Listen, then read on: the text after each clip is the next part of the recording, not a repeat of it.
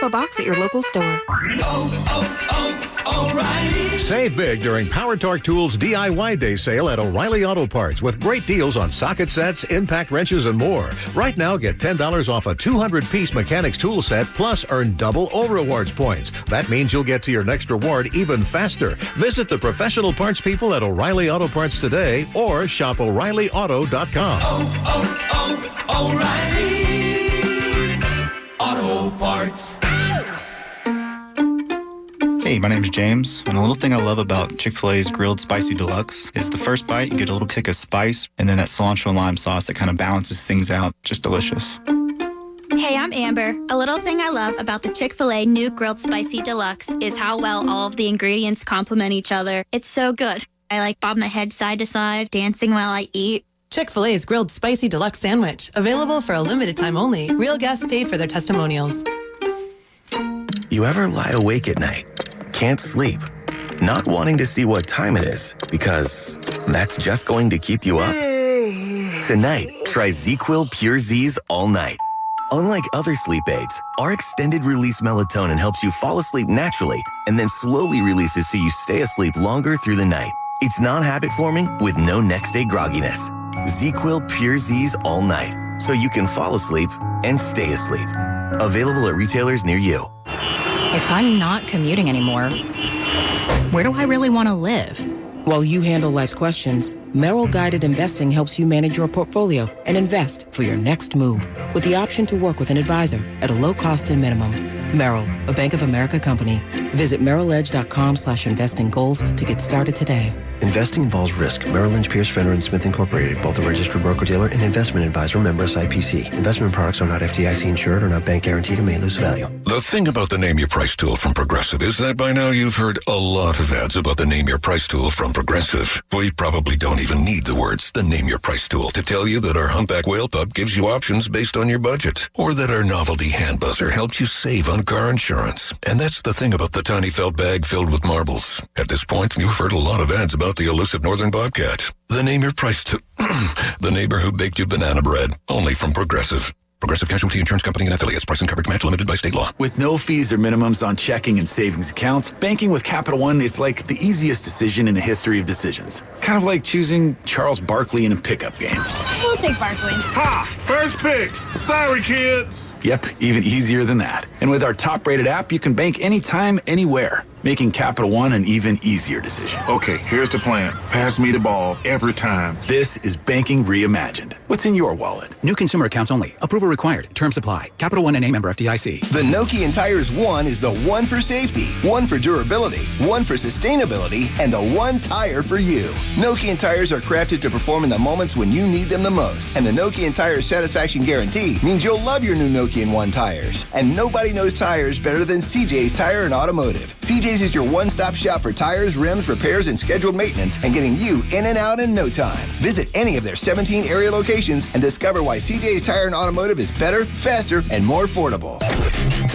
WPEN, Burlington, Philadelphia, a Beasley Media Group station. Home of 76ers basketball. Ben Simmons to Joel, bang, two-hand jam. Flyers hockey. Carter Hart made the save. The bouncing puck still free. Hart's got to make another one. And Anthony Gargano, weekdays from 10 to 2. Oh, man. Plug in. 97.5 The Fanatic, Philadelphia. It's time now for Cuz Radio. What up, Cuz? Deshaun Jackson gets a block. Are you kidding? Talking with the Cuz. Go Cuz. How you doing? Stairs rips one into the night. Stolen by the doctor. Yes, he's got it. Here he comes. Way rock the baby to sleep and slam dunk. Look, Cuz, don't even try it, okay? Now here's Anthony Gargano. Why don't you get the hell out of here, Cuz? And a good Wednesday morning, Philadelphia. I'm Andrew Salchunas, in for the Cuz. Anthony off today. Hope everybody's enjoying a beautiful, beautiful Wednesday morning. 2 straight days of absolute gorgeous weather, and I just can't be more happier. You know, I'm rocking the long sleeves and the shorts, which is one of my favorite go-to looks, even though apparently it's ripped on from people of the morning show, which we'll get to at some point, because Tyler, I know you're getting hate. Tyler Zulli sitting in my seat today. Tyler's getting heat for the long sleeves and the shorts, and I just don't understand it. It's my favorite go-to.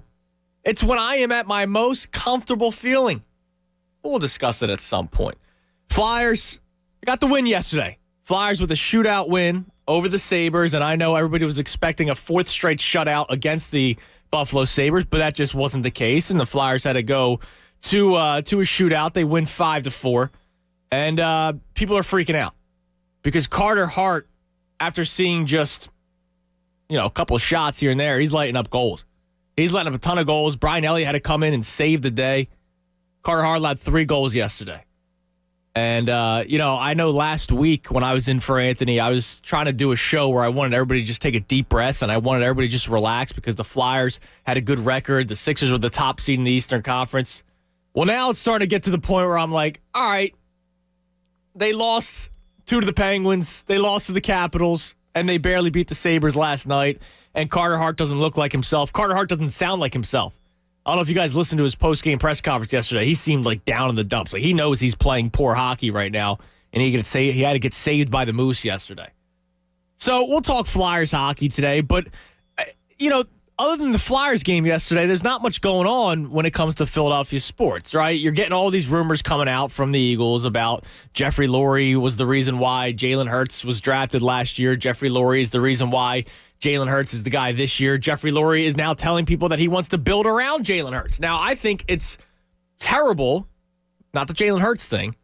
It's terrible that Jeffrey Lurie is all of a sudden becoming Jerry Jones. Like, I think this is terrible. This is not a good sign because Jeffrey Lurie, I don't think, is a smart enough football guy to be able to take over and all of a sudden start calling shots. And yeah, I know they won the Super Bowl a few years ago. I'm not going to say they were lucky for that. I will never say that. I know people do. I will never say that. But they batted 1,000 that year, and now they think, Jeffrey Lurie, Howie Roseman, that they are just football geniuses. And I don't like that Jeffrey Lurie is all of a sudden calling all these shots when it comes to the Philadelphia Eagles. I don't. So aside from Eagles drama, Flyers and their win yesterday, but people being concerned about Carter Hart, I want to have some fun today. Because yesterday, a couple of conversations happened. And one of them was actually discussed this morning with John Kincaid, Bob Cooney, Jamin Lynch, Pat Egan. And it was about rivalries. And we'll get to that in a second. But first, I'll start with something that Tyler Zulli texted me last night. And it actually is funny because we kind of talked about it yesterday. And Tyler brought up the shootout and how much you think it should just be banished from the NHL during the regular season. Listen, I think if you lose in overtime and still get a point, I think that's kind of ridiculous, I'll be honest. But whatever. But it made me think because Anthony was bringing up something about the three-point line in college basketball yesterday. And he was talking about wanting to remove the three-point line. It was kind of hypothetical, but he was talking about how college basketball is losing interest, and it is. Because now the top recruits in the entire nation are one-and-done guys, right? There's a lot of guys coming from overseas, the EuroLeague players that are getting drafted high. Top recruits are one-and-dones. And now, with the developmental league and the G League, a lot of these younger players, a lot of these 17, 18-year-olds are not only committing to the G League, but eliminating their commitment from specific colleges. There were kids going into this collegiate season that canceled their commitment to schools like Duke and North Carolina, top historic basketball programs. Kids were taking themselves out. So Anthony was talking about yesterday how, college basketball is a dying sport, so they need to find a way to make it interesting again. And he brought up getting rid of the three-point line. And then it sort of turned into a generational conversation where, I'm the young guy who loves the three-point shot. He's of the older generation that thinks the three-point shot is kind of junking up the game. And then Tyler texted me last night to get rid of the shootout. And I feel like I am so alone when I'm going to say the following words. I don't want anything to change. I love sports. I love sports the way they are now. Now, I'll say, as a big baseball guy, I hate launch angles. I hate that the ball's not in play as much, yada, yada, yada. I agree with you. But what are you going to do? Make a rule that you can't have the shortstop standing on the other side of second base? You can't have the second baseman standing on the other side of second base when there's a right-handed batter. Are you going to make that rule? No, because now that's too many rules. Like, I kind of want to get rid of rules. Like, I wasn't a big replay guy. I know it's necessary. I'm not a big DH guy in the National League. It's going to happen eventually. I'm just going to have to deal with it. But now all of a sudden, there's people that complain about the ball not being in play enough in baseball, so they want to get rid of the shift, right? Hockey, overtime happens. Shootouts happen. And I think a shootout is actually pretty exciting. I think, now I get it, the Flyers won yesterday in the shootout. If the Flyers weren't so historically bad at the shootout, we might not hate it as much. So, Tyler Zulli, who's sitting in my chair today, you texted me about the shootout, but I'm sure there's more to sports you would like changed. And that's one thing that we'll open up today on the phones at 610-632-0975 is the changes in sports that you would want to make. But I also want to find out if there's other people like me, because, Tyler, I think I'm in the minority that I like the way sports are. Now, maybe it's my personality. I'm kind of like a, hey, whatever happens kind of guy. I just go with the flow. But I look at the way sports are now, and I love it. Basketball, to me, is at an all-time high in my life. Football will never be bad, even though I know a lot of people wish there was more contact and they wish the kick returns were still there. We know about CTE. All right, that's a thing. Baseball, yeah, is it dying? I admit it. I'm a baseball fan. I think it's dying, but I don't want to add more rules. And then hockey. I think hockey's more fun than it was 5 years ago. Oh, there's less hitting. Okay, I see more talent on the ice. So, Tyler, am I in the minority here when I kind of say, I'm not saying it's perfect, but I like where we're at right now? I think as a whole, no. As a whole, like you look at sports in totality, no, I don't think you are. It's when you get into the individual sports that somebody always will have something to change. Like for me, I think that a lot of the rules in place and a lot of like the setup of how leagues are set up is pretty good. When I mentioned the shootout, that's the one that annoys me the most. Okay. Because of the fact, and actually that's not true. That's the one that probably annoys me the second most because I have another issue with the NHL that I'm sure we can get into a little bit later in the show. For the shootout, for me, it's like if the NFL were to play 60 minutes of football and then have a 5-minute overtime period. If no one scores in a 5-minute overtime period, they go to like whose quarterback can throw the ball the farthest. Yeah, you go field goals. Or whose running back runs the fastest 40. You do 20-yard field goal, 30-yard field goal, you keep going back. No other sport ends their games in a skills competition. And that's what a shootout is. Okay. It's one-on-one with a goaltender trying to stop a skilled player. No other sport does that. It just doesn't make any sense for me to end a game where you've just played 65 minutes of really tough hockey, sometimes physical, sometimes really up and down the ice. Yeah. And then you're going to say, all right, skate at the goalie, see what happens. It just doesn't make any sense for me. Yeah, but it's all also just in the regular season. You know what I mean? Like, the game's got to end at some point, and somebody's got to come away with 2 points.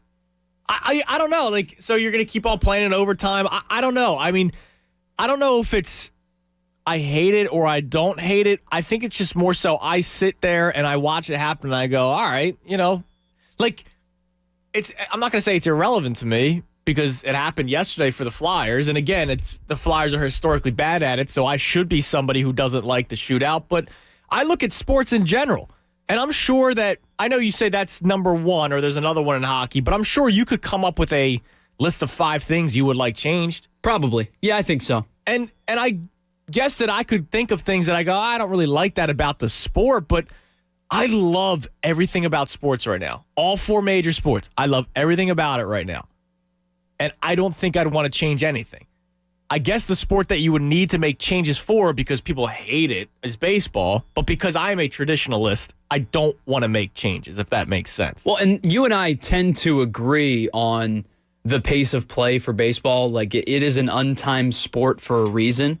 And with that being said, pace of play shouldn't come into play. It shouldn't be a factor.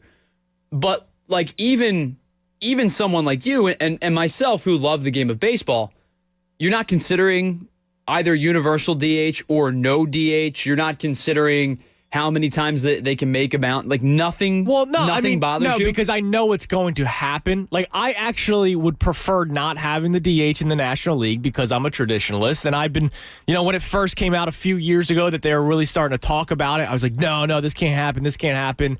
You're screwing up the game of baseball. But I know it's going to happen at some point, right? Like 2 years ago, before even last season, when they had it for the 60-game regular season, I knew that at some point the DH would happen in the National League. Sure. So I was kind of like, I don't like it, but eventually it's going to happen, and I understand it. You want to protect the pitchers. It's like protecting the quarterback, kind of, right? Like, why should a pitcher who is getting paid to use his arm supposed to go out there and maybe mess up somewhere in his lower body? Right? We've seen pitchers, they step out of the box after putting the ball in play, and then they blow out something, waist down. So I go, all right, fine. You're basically protecting the pitcher, because we all know that you don't actually like 10-9 ball games. You don't. People don't like the 10-9 ball game. People like when not 1-0. I get it. People want to see the ball in play, but people want to see two good pitchers go at it, right? That's the marquee matchup. When you talk about it on ESPN, it's, this pitcher against this pitcher. Make sure you watch. So it's not like the pitcher's as important as the quarterback, but they want to protect them. And I get that. That's where I'm at. So, and I understand that too. And when you talk about would you rather see the high-scoring game versus the low-scoring game, from a league standpoint, from like a monetary financial standpoint, I imagine that the league would rather see the high-scoring games. Because here's the thing. If you get low-scoring games, you got to pay the pitchers more. If you get high-scoring games, you got to pay the position players more. So from a financial standpoint, the league is probably looking at it and going, are we going to pay? Either way, we're paying a lot of money to somebody. Yes. I'd rather pay the guy that plays every day versus the guy that starts every fifth. That's true, but also now if every single game's a 9-8 game, every bullpen's taxed, and you have to see position players pitch more and all that kind of stuff. Like I fear that if we go into an era where every single ball game is 10-9, you're going to be complaining that you have to see, I don't know, name 5 pitchers from the Phillies bullpen last year. And we'll get into the Phillies at some point today, but I want to see if I'm alone. The number to get in today is 610-632-0975. Are there things about sports that kind of bother me at times? Yeah, sure. Like, I'll be honest, I miss the traditional kickoff, but I also know what comes with the traditional kickoff and the health issues that come with the traditional kickoff. Basketball, I love the three-point shot. I love that Damian Lillard pulls up right after midcourt and drills a 3 in somebody's face. Same with LeBron. Same with Steph Curry. I love watching Steph Curry. There's the videos. Watch it yourself. Find it on YouTube somewhere. Of Steph Curry without the ball in his hand. And there's times where he's running for literally 10 seconds just to get to an open spot to hit a 3, and then he drills it. And I go, wow, that's incredible athleticism. And then the argument is, well, it was more beautiful when you drove to the rim and then you were able to facilitate. There's guys that can't do that anymore. Steph Curry can facilitate. Ben Simmons can facilitate. Damian Lillard can facilitate. Like, the guy that I don't like watching anymore, even though he was one of my favorite players, it's like Russell Westbrook, right? Because he's just out there trying to pick up stats. But other than that, I love the game of basketball right now. It's amazing that you say that, too. People talking about wanting to see somebody drive the lane and facilitate. Is this city not, like, so caught up on one particular player who drives the lane and facilitates and does not shoot, and all they care about it just doesn't make, like, where does that, I don't understand that thought process of facilitate and drive, and because everybody in this city talks about Ben Simmons doesn't shoot. Now, is basketball different from 10 years ago, 20 years ago? Yeah, and I know there's people that will argue that it was better 20 years ago. All I know is sports right now, I love everything about it. I could probably bitch and complain about a few things, but other than that, I think sports, I won't say perfect. It's never perfect. They're always trying to make changes. But I also don't want to overchange a lot of things. 610-632-0975. The other conversation that stemmed sort of from yesterday that bled into the morning show today with John Kincaid was about rivalries. And I don't think people hear me out sometimes. Like, I think the Dallas Cowboys hate, who I hate too. I understand the history of the Dallas Cowboys. But I always have to remind people that I am 27 years old. All right? 27 going on 28. Tyler, you're 27 as well? Correct. Okay. So maybe you might think differently than I do, but you'll probably understand my feeling. And I had a buddy of mine, Paul, who was texting me this morning saying, hey, you're getting ripped on the morning show, but I agree with you. And I don't think I was getting ripped. But so yesterday, we brought up the Dallas Cowboys and how I do have a legitimate concern that they are going to be very good for a couple of years. Like, I think they're going to be the clear-cut favorite to win the NFC East this year. And I think if they actually have a decent offseason this year, that they could probably win a playoff game because they'll have a home playoff game. Their two-step plan, if I was Jerry Jones, was lock up Dak Prescott and then use every other asset this offseason toward the defense. You're not splitting atoms there because your defense sucked last year. And your offense, you already have Amari Cooper, Michael Gallup, and CeeDee Lamb, and Ezekiel Elliott, and now Dak Prescott for 4 years plus one because they also franchise tagged him this year. So you're all good offensively. So it's not a crazy plan if you're the Dallas Cowboys to focus on the defense in the offseason and also in the NFL draft. But I have a concern that they're going to be very good for probably 2-3 years, and it's going to be even worse because the Eagles are going to suck. The Eagles are not going to be a good football team. If they are a good football team, good is like 7-10 with the extra game in the season. So yesterday I brought up how I'm going to find like a really newfound hate for the Dallas Cowboys, which I have always hated the Dallas Cowboys. But as a kid, the team I hated the most in the NFC East was the New York Giants. And people were like, what do you mean? You have to hate the Dallas Cowboys. You have to be born and bred an Eagles fan. That means you're born and bred a Dallas Cowboys hater. You're right. I do. But as somebody who's been into sports my entire life, I've always hated the team, at least growing up, that was really good. Like, I hated the Lakers growing up. I hated the Miami Heat when LeBron James went there. I hated the New England Patriots, still hate the New England Patriots. But you always hate the team that's really good because you're kind of jealous. Like, I wish my team was in those positions. I wish the Eagles won 2 Super Bowls when I was a kid.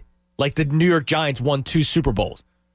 So the New York Giants, even though they weren't the cream of the crop of the NFC East, because the Eagles won more division titles during my childhood than the Giants, Washington football team, the Dallas Cowboys, but the New York Giants were the team that won 2 Super Bowls. So I don't know why it's so crazy for someone like me growing up in an era where the Dallas Cowboys have been irrelevant. They've had, 2 really good seasons in my 27 years, and I think they went 13-3 in both of them, and they've done nothing. Like the times they've made the playoffs, Tony Romo fumbled a field goal snap, right? Like the Dallas Cowboys have been irrelevant to me. When people say America's team, I still don't understand it. Like I don't really understand it because they haven't been good in my 27 years on this planet. But who has been good? Well, the New York Giants won 2 Super Bowls. So I just don't understand. And listen, I hate the Dallas Cowboys. Ezekiel Elliott is the person I dislike the most in the NFL. When I see his face, his stupid spoon feeding, the stupid beard, the belly shirt, the nose ring, everything about him, I hate Ezekiel Elliott. But over my 27 years, the largest span of which has been hating the New York Giants. Cowboys are now number 1 because I've learned more about the history and whatnot. But as a kid, Tyler, who was the squad you hated the most? I'll take it a step further. It wasn't just as a kid. It still is to this day. It's the New York Giants. So you are still to this day the New York Giants? Correct.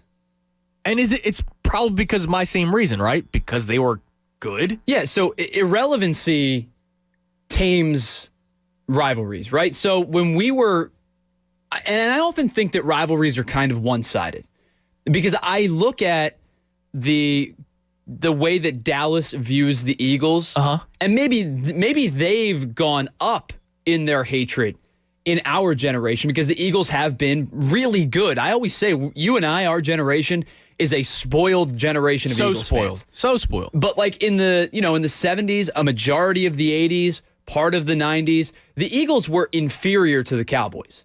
It just, matter of fact, that's the fact. Yeah. And I don't think Cowboys fans hated the Eagles the way they hated the Eagles Washington fans. Right. So for me, it always comes down to relevancy. Mm-hmm. And for us, when you look at the teams that like Drew Bledsoe was the quarterback for and Quincy Carter was the quarterback for, exactly. They weren't good. The Giants were. And that's why for me, and I think for you, the rivalry thing it's with New York. Yeah, I mean, because the Giants have been relevant. Like to me, I've gotten crushed for this. I've been here for 7 years now. I've said in the past, like 3-4 years ago, Flyers-Penguins 3-4 years ago meant nothing to me. Why? Because the Flyers sucked. Now, like this past weekend when they played 2 of 3, like I was edge of my seat watching those games, disappointed that they lost 2 of 3. But when one team is good and one team is not, it means nothing to me. I never understood the notion of, I don't care if the Eagles go 2-14 as long as those 2 wins are against the Cowboys. No, I want the Eagles to go 14-2 and the Cowboys to suck. That's all. That's how I feel. But I want to know how you feel. 610-632-0975. Because it was brought up this morning that it's crazy that I hated the New York Giants as a kid more than the Dallas Cowboys, even though the Cowboys have been irrelevant my entire life, really, for the majority of it. 610-632-0975. We have a lot of other stuff coming up at 11:10. We always do the morning thoughts. Got some stuff on the Phillies later on. Also, the Sixers dealing with the COVID issues. Thursday, we were all excited for the games, but no Ben Simmons, no Joel Embiid. I got to talk about that because there was a lot of outrage. And all I have to say is, isn't the NBA just doing their job? I mean, whatever. I'm Andrew Saltunis filling in for the Cuz right here on 97.5 The Fanatic. Fanatic Sports Update. A shootout win. This Fanatic Sports Update is brought to you by Liberty Mutual Insurance. Nobody should have to pay for one-size-fits-all insurance. Liberty Mutual customizes your insurance so you only pay for what you need. Customize and save with Liberty Mutual Insurance. Well, if you like a shootout or you don't, that's how the Flyers grabbed the extra point last night. They beat the Buffalo Sabres 5-4. They go down 3-1. Brian Elliott replaces Carter Hart after Hart allowed 3 goals on just 8 shots. The Flyers tied things at 4 in the third period to force overtime. Sean Couturier and Nolan Patrick both scored in consecutive rounds of the shootout. Elliott stopped both shots he faced in the shootout win. The Flyers snap a 2-game losing streak and beat the Sabres for the 4th time in 5 tries this season. They're now 1 point back of the Boston Bruins and 2 behind the Penguins in the East Division standings. They get back at it on Thursday for the first of 2 straight with the Washington Capitals. The Delaware Bluecoats are headed to the G League final after a 127-100 victory over Raptors 905 in the semifinals. They'll now take on the Lakeland Magic for a chance at the G League title. That game is tomorrow at 4:30. Keep it locked right here on The Fanatic for all day for all the latest breaking news and updates. I'm Tyler Zulli, and this is 97.5 The Fanatic. It's the Cuz, Anthony Gargano. Weekdays 10 to 2 on 97.5 The Fanatic. The Fanatic's Bracket Challenge is back. A perfect bracket could win you $1 million.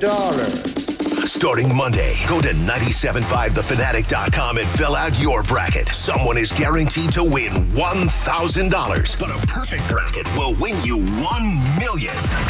97.5 The Fanatic's $1 Million Bracket Challenge is brought to you by the Parx Casino Sportsbook app, the official sportsbook partner of the Real Philly Fan. Must be 21. Gambling problem? Call 1-800-GAMBLER. And 97.5 The Fanatic, Philadelphia. Hey, it's John Kincaid for the Parx Casino Sportsbook app. Live in-game betting. It is amazing. You know, thousands of my listeners have already joined me. We're loving the Parx Sportsbook app. And here's an incredible offer to get you in on the action. New customers, make your first bet risk-free up to $500. Because no one does live in-game betting better than the Parx Sportsbook app. It's the official sportsbook app partner of the Real Philly Sports Fan and the only sportsbook that's based right here in the Delaware Valley. I'm talking college hoops heading into March, pro hoops, hockey, golf. Get in on the action right now. And the in-game betting, it's spectacular. It's like you're living a fantasy sports existence, and you can do it every night from your couch. You'll love all the player props and game prop bets on the Parx Sportsbook app. They've got it all. Live in-game betting, parlays, props, teasers, and more. So bet on individual player performances in hoops and hockey, like points, rebounds, goals, assists.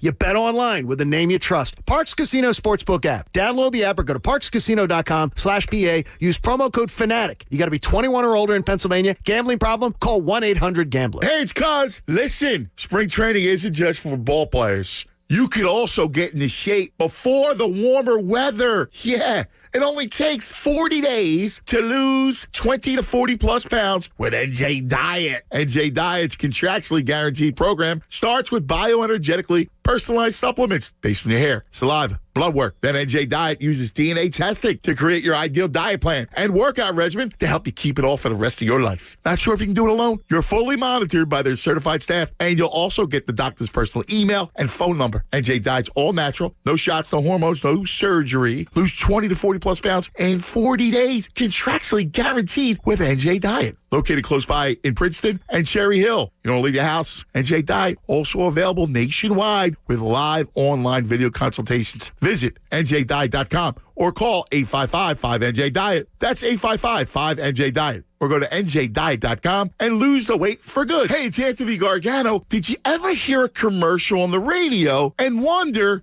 what would it be like if it were my business? What would that sound like on the air? Well, look, 97.5 The Fanatic is offering area business owners the chance to experience how their company would be portrayed in a radio commercial. Produced for you by our experienced creative team. This is amazing, and you're going to love it. All you have to do is go to 975thefanatic.com, click on the free radio commercial banner, and tell us about your company. We'll take the info, we'll tell your story. Let 97.5 The Fanatic demonstrate the fun, flexibility, and the power of radio advertising. Get started right now at 975thefanatic.com. That should do it with your new Anderson 400 series windows. So stylish and easy to install. I have these exact ones in my own home. Honestly, John, we couldn't be happier. They're perfect. They last a long time. Don't think you'll be needing me again. So this is probably goodbye. Alex, Julie, we'll see ya. I hate goodbyes. Alex, John was our contractor. Anderson 400 series are the windows contractors trust most. Learn more at andersonwindows.com. 2020 Anderson brand survey of U.S. contractors. Visit andersonwindows.com for warranty details. Liberty Mutual Insurance Company customizes your home insurance so you only pay for what you need. Well, as the world's blandest man, the idea of insurance made for me is almost riveting. Big fan of beige? I find other neutrals too unpredictable. That's cool. Liberty Mutual's just here to protect your home with customized insurance. And here we've got my doorstop collection. Only pay for what you need at libertymutual.com. Liberty, liberty, liberty, liberty. The second half of the Sixers season is here, and Corona is back with cool custom Corona Sixers jackets to give away. Win one by entering the Are You a Baller contest on 975thefanatic.com. Show us that you're a baller by uploading a picture of you in your Sixers bests, and that's it. The winner will be chosen randomly. Don't have Sixers gear? No sweat. Just vote for your favorite picture, and you'll qualify to win too. Enjoy the Sixers games and live La Vida Más Fina with an ice-cold Corona Light, Corona Extra, or Corona Premier. Corona is an official partner of the Philadelphia 76ers. Please enjoy responsibly. Sometimes in business, the unexpected comes calling. But even in, I'm going to say it, unprecedented times, don't bounce back. Bounce forward with Comcast Business. Bounce forward fast with internet speeds up to a gig, with the flexibility to update your bandwidth in just a few clicks, and with security solutions that help keep your connected devices protected. Be fast, be flexible, be ready for what's next, and bounce forward. Call 1-800-501-6000 or go to comcastbusiness.com to learn more. It's Mattress Firm's semi-annual sale, where you can save up to $300 on our top-rated brands like Sealy and Sleepy's. Plus, get a free adjustable base when you spend $6.99 on Sealy. Or buy Tempur-Pedic and get a $300 instant gift good towards sleep accessories. Shop Tempur-Pedic, Stearns & Foster, and more with our sleep experts today to find your best sleep. Only at Mattress Firm. Offer valid with qualifying purchase. Restrictions apply. Valid at participating locations only. For offer details, visit mattressfirm.com/sale. Place your legal sports bets at BetRivers.com, your new home for sports betting. Millions of betting options a year on the sports you love. We offer live in-game betting on major sporting events worldwide. Tons of bets available during games, from money lines, prop bets, and many more. And when you win, we offer fast and reliable withdrawals. Sign up now, and we'll match your first deposit up to $250. More bets, better odds, more action. Place your sports bets at BetRivers.com. Presented by Rivers Casino Pittsburgh. Must be 21 or over to play. Gambling problem? Call 1-800-GAMBLER. Ready for cash back? Get 1.5% unlimited cash back with the Citadel Cash Rewards MasterCard. And for a limited time, enjoy a 0% intro annual percentage rate for 9 months. Visit citadelbanking.com/intro. Terms and conditions apply. Schedule National Lawn's full-service program, and you'll get free seeding every year and is safer for your family and pets. Call 800-FREE-SEED. That's 800-FREE-SEED. Greener grass, fewer weeds, guaranteed. More of the Anthony Gargano Show now on 97.5 The Fanatic.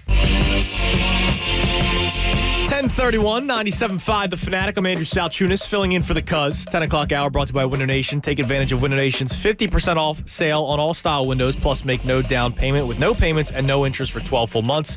Call 866-90-NATION or visit windownation.com. We currently have 2 open lines. You can grab them at 610-632-0975. What we have on the table so far early on, we have a lot to get to today, but so far early on, the rule changes or additions or eliminations from sports that you would want. Because I'll be honest, do I think sports are perfect? No, they're never going to be perfect. But I don't think I want to make any changes. And it stems off of the conversation I had with Anthony yesterday when he wanted to try to think of a way to make college basketball more interesting again because they're losing top recruits. People are just going to go right to the G League. There's top draft picks coming from overseas in the European leagues. So college basketball is losing interest. It's not the same as it once was. The NBA is becoming such a bigger powerhouse that you'd rather watch Kings Hawks on a Tuesday night than whatever big college basketball game there is that night. Come tournament time, we're all going to be in on the tournament. But other than that, a lot of people are only in on the NBA at this point. And I'm one of them, right? I'll watch the tournament come tournament time, but on a given night, I'm probably watching the NBA. But I don't want to junk up a sport to try to make it more interesting. I don't want to get rid of the shootout. I guess I kind of find the shootout interesting. I think when it happens to us as Flyers fans, we don't like it, especially because they're historically bad at it. But if they were better, I'm sure a lot of people will be in on it more. The one thing I'll agree with is, and Tyler and I were talking about during the break, I mentioned it in the first segment, is a team losing in overtime shouldn't get a point, right? You should not get a point for losing. And that's kind of dumb. But what is that going to make or break hockey for me if they get rid of that rule? No.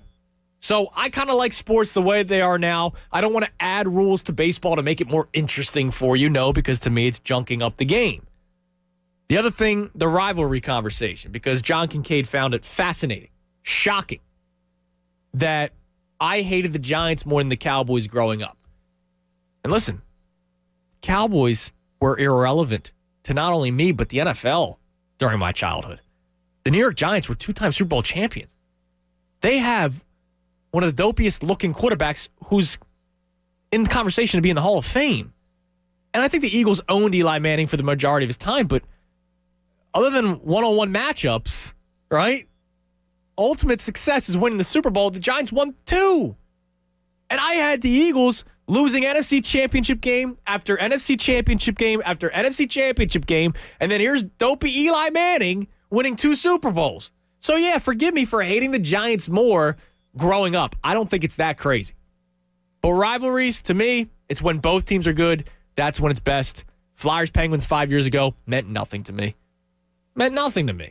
Now it does. Phillies-Braves, Phillies-Mets this year will be more interesting. Phillies-Braves, Phillies-Mets in 2016. What was that? Phillies sucked.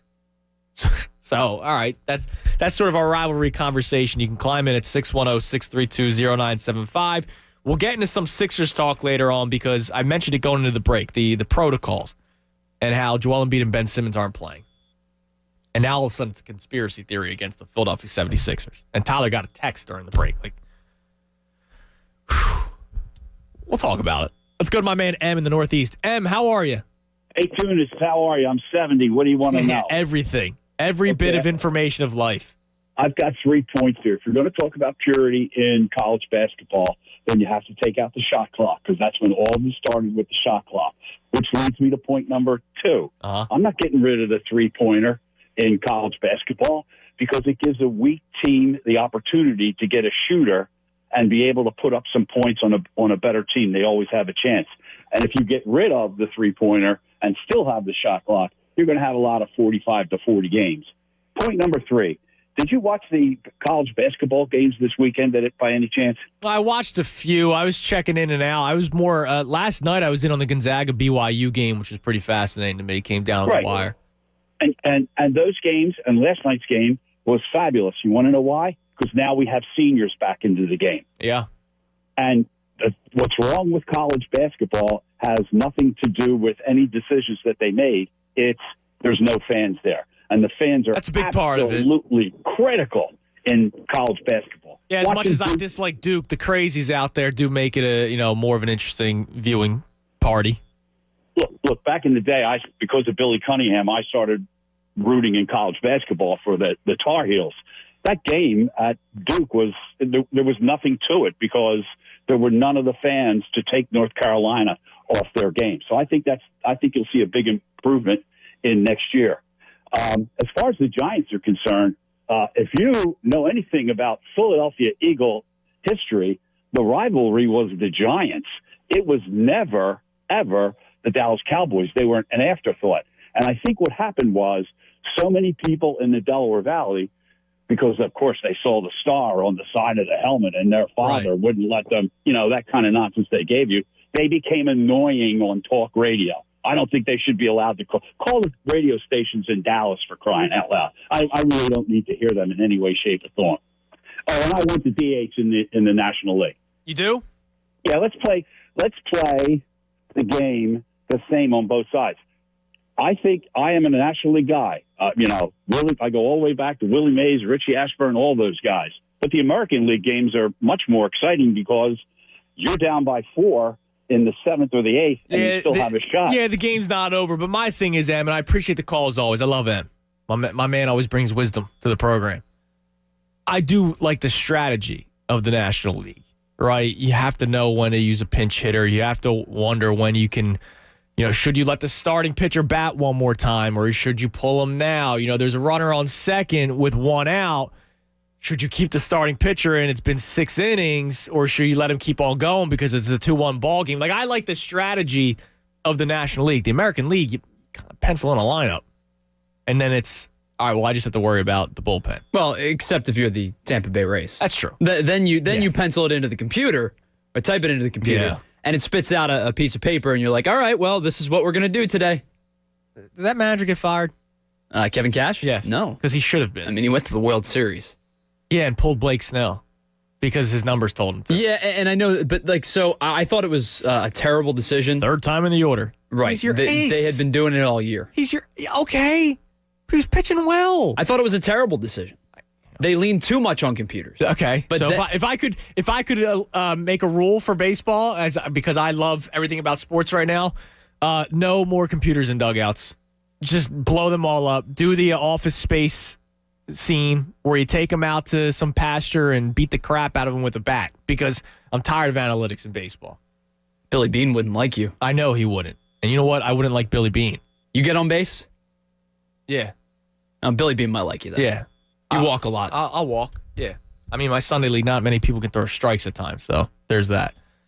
Here's a rule that somebody tweeted in, and we're not doing a traditional poll with the percentages and all that. We're doing a write-in poll today, and the poll of the day is brought to you by Marvin E. Cans Heating and Air Conditioning. Marvin E. Cans Heating and Air Conditioning is open and able to assist you with any emergency service and replacement needs, including installation of air scrubbers and other air quality products. Visit marvinecans.com. This is from Ryan. The fumble back of the end zone that is considered a turnover. I'm guessing he means when the guy's diving for the pylon, it gets knocked out of his hand, and it goes out of bounds in the end zone, and it's now a touchback, and the other team gets the ball. I like that rule. And I remember it happened in the playoffs, right? I think it was the Kansas City Chiefs and the Cleveland Browns game it happened. And somebody dove for the end zone, and he got clocked. And the ball fell out of his hand, and it rolled out of bounds in the end zone. Well, what should the rule be then? Like, because you can't call it a touchdown. The guy didn't cross the line. What are you just going to put it back at the 20-yard? You're going to put it at the 1-yard line? Like, what would the new rule be? So that's the biggest problem, because if let's say you and I are playing, right? Your defense, I'm on offense. I fumble the ball out of bounds at the 30. I get the ball at the 30. Yeah. I can't get the ball in the end zone. Like, obviously, that's not a thing. To me, it would be you have to make one of two decisions. There either has to be that touchback line, right? So you get it wherever the play started from, you're moving back to the 20.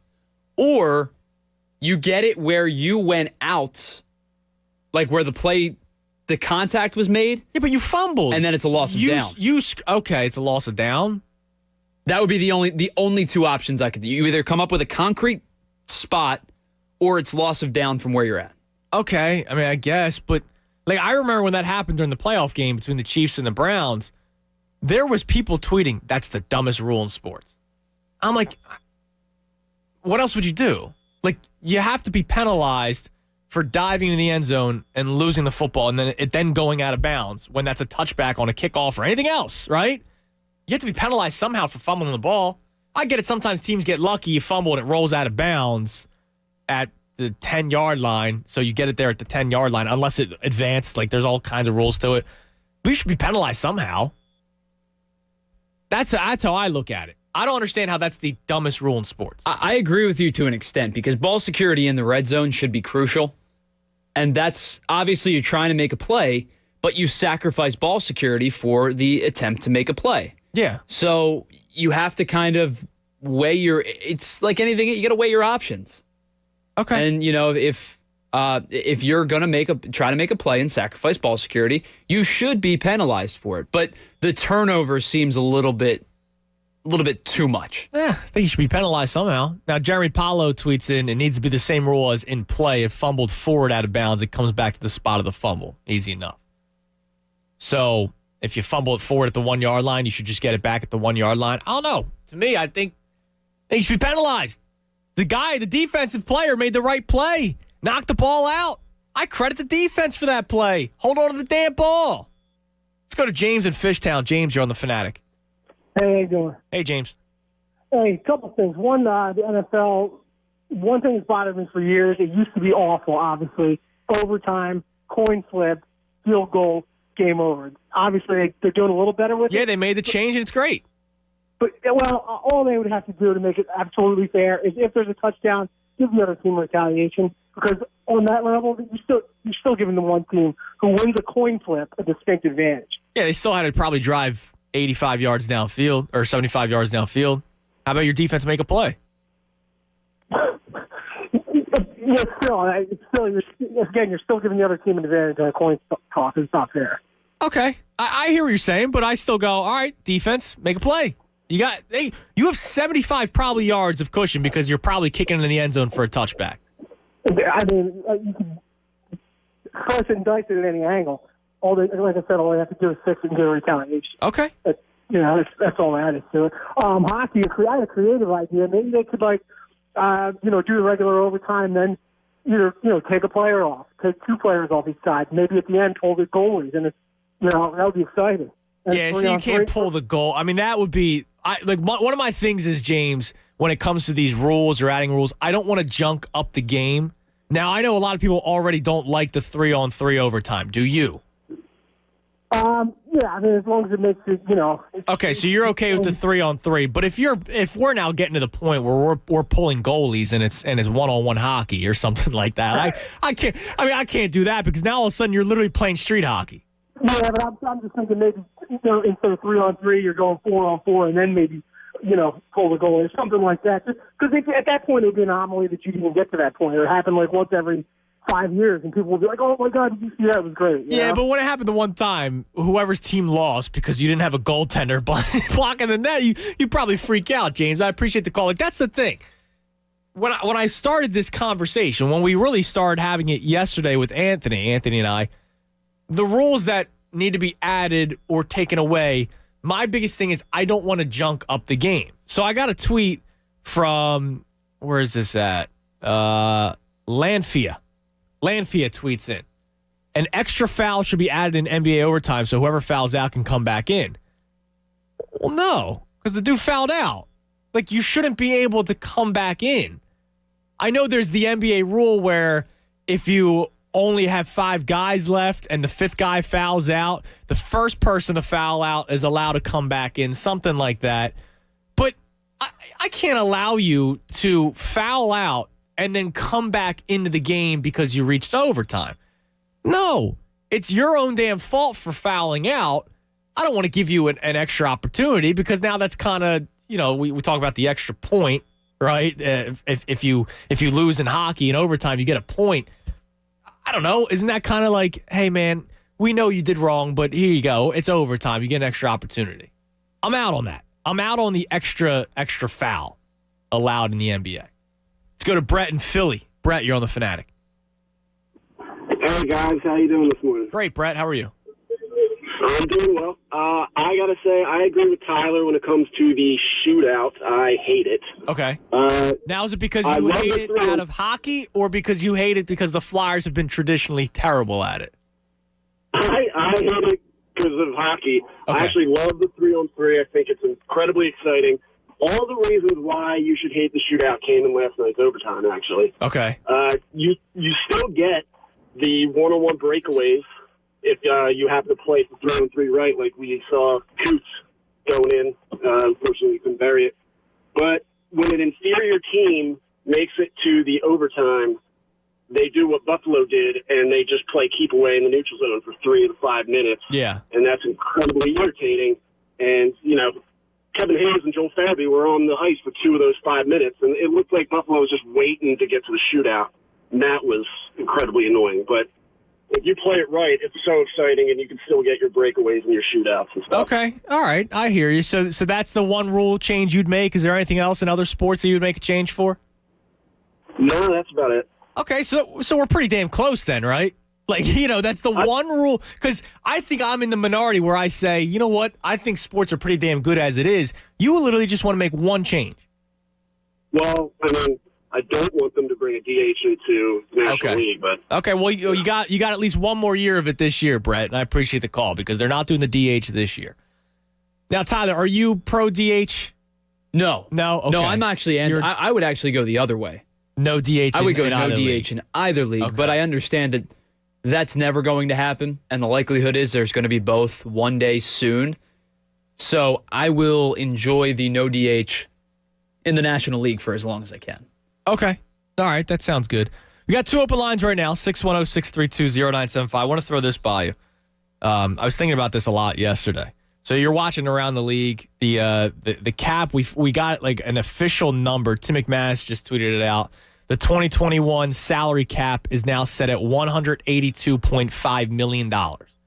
According to ESPN's roster management system, they estimate that the Eagles are currently $28 million over the cap. So obviously the Eagles aren't going to make any free agent signings, nor should they, because they should have another bad year so they can get good draft capital next season. But I'll throw this by you, Tyler. Does part of you see all these Adam Schefter reports of guys getting released or not franchise tagged, and you go, damn, I wish the Eagles were contenders? Because there's a lot of players out there that are heading to free agency. Like Aaron, the only reason why I thought about it was Aaron Jones' picture just popped up. The betting favorite for Aaron Jones is to go to the Miami Dolphins, and the Dolphins could be stacked. Like, Aaron Jones is a hell of a player. Yeah, I mean, you look at some of the names that have come that are not going to get either tendered or they're not getting franchise tagged. Kenny Galladay, Christian Jones. Wouldn't you love to have Kenny Galladay? There are a ton of names out there. So, yeah, obviously I would prefer the Eagles to be a contender. I said on Monday night, I was asked, looking back, are you happy that that this thing kind of collapsed as quickly as it did? And I said, looking back, it probably saves us an extra year or two of assuming the Eagles could be contenders when they're clearly not, and the rebuild can start. But when you look at the totality of the last 5 years, they should not be a rebuilding team right now. No, they should still be especially with how bad the division is, they should still be a contending team. Yeah, but the front office completely screwed it up. Right. So I guess to answer your question, yeah, obviously I would love for them to be a contender. I'm not saying do you wish they were a contender? That's a no duh. It's like, I guess when I say don't you wish, like, you see the players that are out there. So, like, this offseason This offseason, you look at those names and you go, damn, I wish the Eagles were actually in play to get some of these guys. This is something that we heard was going to happen from the beginning with the fact that the salary cap's gone down almost $20 million. It was going to be a nightmare for guys that were higher paid players that teams may not be able to afford it. And you're seeing it. I mean, these are guys like Kyle Van Noy signed that 4-year, $50 million deal last season. Yeah. He got cut last week. Yeah, which is incredible. By a team who you just mentioned could be really good. Yeah. Tim McManus following up, by the way, that the Eagles is the third highest number above the cap. Saints. That's improvement because they were second a couple weeks ago. Saints $57 million and the Rams $31 million. I love how Malcolm Jenkins restructured his deal by like a few pennies, and I was like, what is that going to do for New Orleans? Every dollar counts. Yeah, I guess. 610-632-0975. We got those 2 open lines. Morning Thoughts coming your way at 11:10. And in the Morning Thoughts, I'm going to have something about the Sixers that I want to also discuss. So it's going to be one of my morning thoughts, but it's also going to be something that we talk about the rest of the show because, I don't know. Listen, protocols are protocols. I'll leave it at that. 610-632-0975. I'm Andrew Salchunas, filling in for the Cuz right here on 97.5 The Fanatic. And listen, I know some of you have never bet on golf before, but that's why I want to tell you about the under par bonus on FanDuel Sportsbook in partnership with Valley Forge Casino. FanDuel is hooking you up all weekend long during the Players' Championship, and best of all, new and existing users can cash in whether your golfer wins or loses. And here's how it works. You'll get up to $5 in site credit for each stroke your golfer finishes the tournament under par. You spin the under par wheel to determine your bonus. So if you land on $5, your golfer loses, but they shoot 10 under, you got $50 in site credit right there. All you have to do is bet $50 or more on the outright winner. Just be sure to get your bet in before the Players' Championship tees off on Thursday tomorrow to be eligible. The guy I've been talking about all week, he went viral this weekend with a monster tee shot, Bryson DeChambeau, but it's not just about the tee shot. Last big tournament we remember seeing was the Masters, where everybody's in because it's the players in the Masters, what we always talk about. He had an awful Masters, finishing, I believe, 2 under. So I think this is a nice little bounce back for DeChambeau. FanDuel Sportsbook is the official betting operator of the PGA Tour. That means there are even more ways for you to win all tournament long. Just do me one favor. When you sign up, use promo code FANATIC so they know that I sent you. That's FanDuel Sportsbook, promo code FANATIC. Must be 21 plus and present in New Jersey or PA. Bonus issued as non-withdrawable site credit that expires in 7 days. Max bonus $50. Terms apply. Gambling problem? Call 1-800-GAMBLER.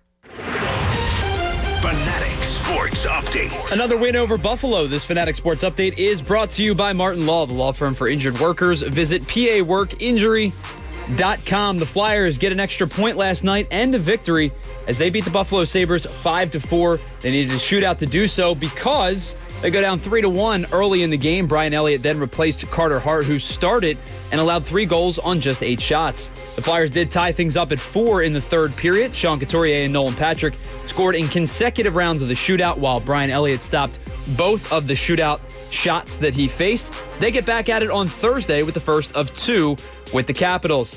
The Drexel Dragons are your CAA champs. They'll be heading to the NCAA tournament for the first time in 25 years with a 63-56 win over Elon. The Dragons were the 6th seed heading into the conference tournament. They beat 3-seeded College of Charleston and the 2-seed Northeastern on their way to the victory against Elon. The Delaware Bluecoats are heading to the G League Finals after they beat Raptors 905 in the semifinals 127-100. They'll take on the Lakeland Magic for a chance to win the G League title tomorrow at 4:30. Nobody should have to pay for one-size-fits-all insurance. Liberty Mutual customizes your insurance so you only pay for what you need. Customize and save with Liberty Mutual Insurance. Keep it locked right here on The Fanatic all day long for breaking news and updates. I'm Tyler Zulli, and this is 97.5 The Fanatic. Gargano, weekdays 10 to 2 on 97.5 The Fanatic. Do you have 3 ex-wives and your current trophy wife wants a life insurance policy 3 times the size of the policies you had to purchase for your previous mistakes? If so, you need to call Big Lou at Term Provider, 800-333-1750. Big Lou is intimately familiar with your problems, and if you're 50 or 60 years old and in reasonably good health, a $1 million policy should only cost about $100 to $200 per month. Big Lou may have a solution for your previous policies as well. You may even save enough money to lighten the load on your new $1 million policy. Remember, call Big Lou. He's like you, except he's only on number 2. Call Term Provider at 800-333-1750. That's 800-333-1750 for $1 million in term life insurance that you can live with. Call Big Lou at 800-333-1750. 800-333-1750. Hey, it's Anthony Gargano. Did you ever hear a commercial on the radio and wonder what would it be like if it were my business? What would that sound like on the air? Well, look, 97.5 The Fanatic is offering area business owners the chance to experience how their company would be portrayed in a radio commercial. Produced for you by our experienced creative team. This is amazing, and you're going to love it. All you have to do is go to 975thefanatic.com, click on the free radio commercial banner, and tell us about your company. We'll take the info, we'll tell your story. Let 97.5 The Fanatic demonstrate the fun, flexibility, and the power of radio advertising. Get started right now at 975thefanatic.com. Hey, it's John Kincaid from my friends at Window Nation. That recent blast of winter, well, it's not being well received. Not in your cold, drafty house. This is the time that you need to be taking advantage of the virtual home show extravaganza that's going on right now with Window Nation. You get 2 free windows with every 2 that you buy, and there's absolutely no limit. Plus, you're making no down payment. There's no payments, and there's no interest for 24 months. So imagine warmth, security, cuddliness in your home during 2021, and you're not paying for it till 2023. Over 1 million windows installed with an A-plus Better Business Bureau rating and over 10,000 online positive reviews. If that's not enough for you, just think about your wife and kids feeling a little more comfy and cozy in your own home and not paying for it for 2 years. So beat the spring rush. Call today, 866-90NATION, or visit windownation.com. That's 866-90NATION, or do your window shopping online at windownation.com. Tell them Kincaid sent you. What is TV's biggest night of guessing games? There's only one answer. Fox Wednesday. Yeah! First, The Masked Singer returns with a new season that will totally change the game. How many people are in this costume? 2? 12? Then, can you guess someone's talent before you see them perform? Scorpion Wrangler. Fire thrower. Lock it in. It's the spectacular premiere of Game of Talents, hosted by Wayne Brady. Show us your talent. Right after The Masked Singer season premiere. Fox tonight. Here's the good news. Even with high unemployment, there's still a need for hundreds of thousands of cybersecurity professionals in the U.S. right now. And My Computer Career is training people to help meet the demand. No IT experience? No problem. Take the free career evaluation today at mycomputercareer.edu. Start your new life as an IT pro in as little as 4 months. Grants covering up to 53% of the cost are available to those who qualify. It's not rocket science. It's mycomputercareer.edu. Dell's semi-annual sale is the perfect time to power up productivity and gaming victories. Now you can save what Dell employees save on high-performance tech. Save 17% on the latest XPS and Alienware computers with Intel Core processors. Plus, check out exclusive savings on Dell monitors, headsets, and accessories for greater immersion in all you do. Upgrade today by calling 800-BY-DELL. Again, that's 800-BY-DELL, or you can visit Dell.com/semi-annual sale. You decided to upgrade your outdoor deck.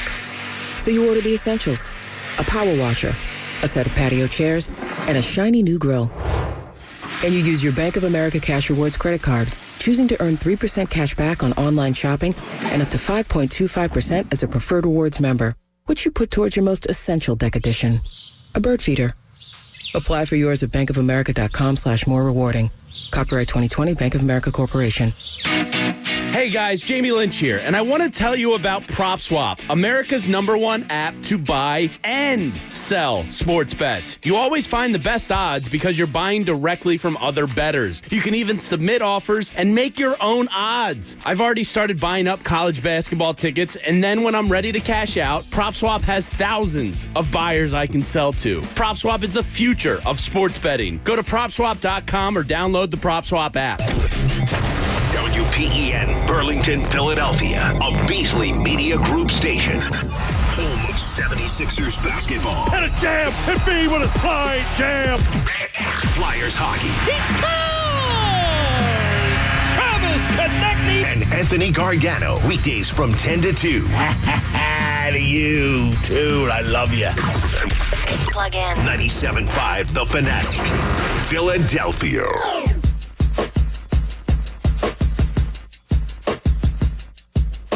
$11 o'clock, 97.5 The Fanatic. I'm Andrew Salchunas, filling in for the Cuz. Anthony will be back. Tyler Zulli sitting in my chair today. So thank you for coming in today. I appreciate it. Morning Thoughts coming your way in 10 minutes. And I mentioned that one of the things that we will discuss, actually 2 things that I would like to get into the remainder of the show, will come from Morning Thoughts.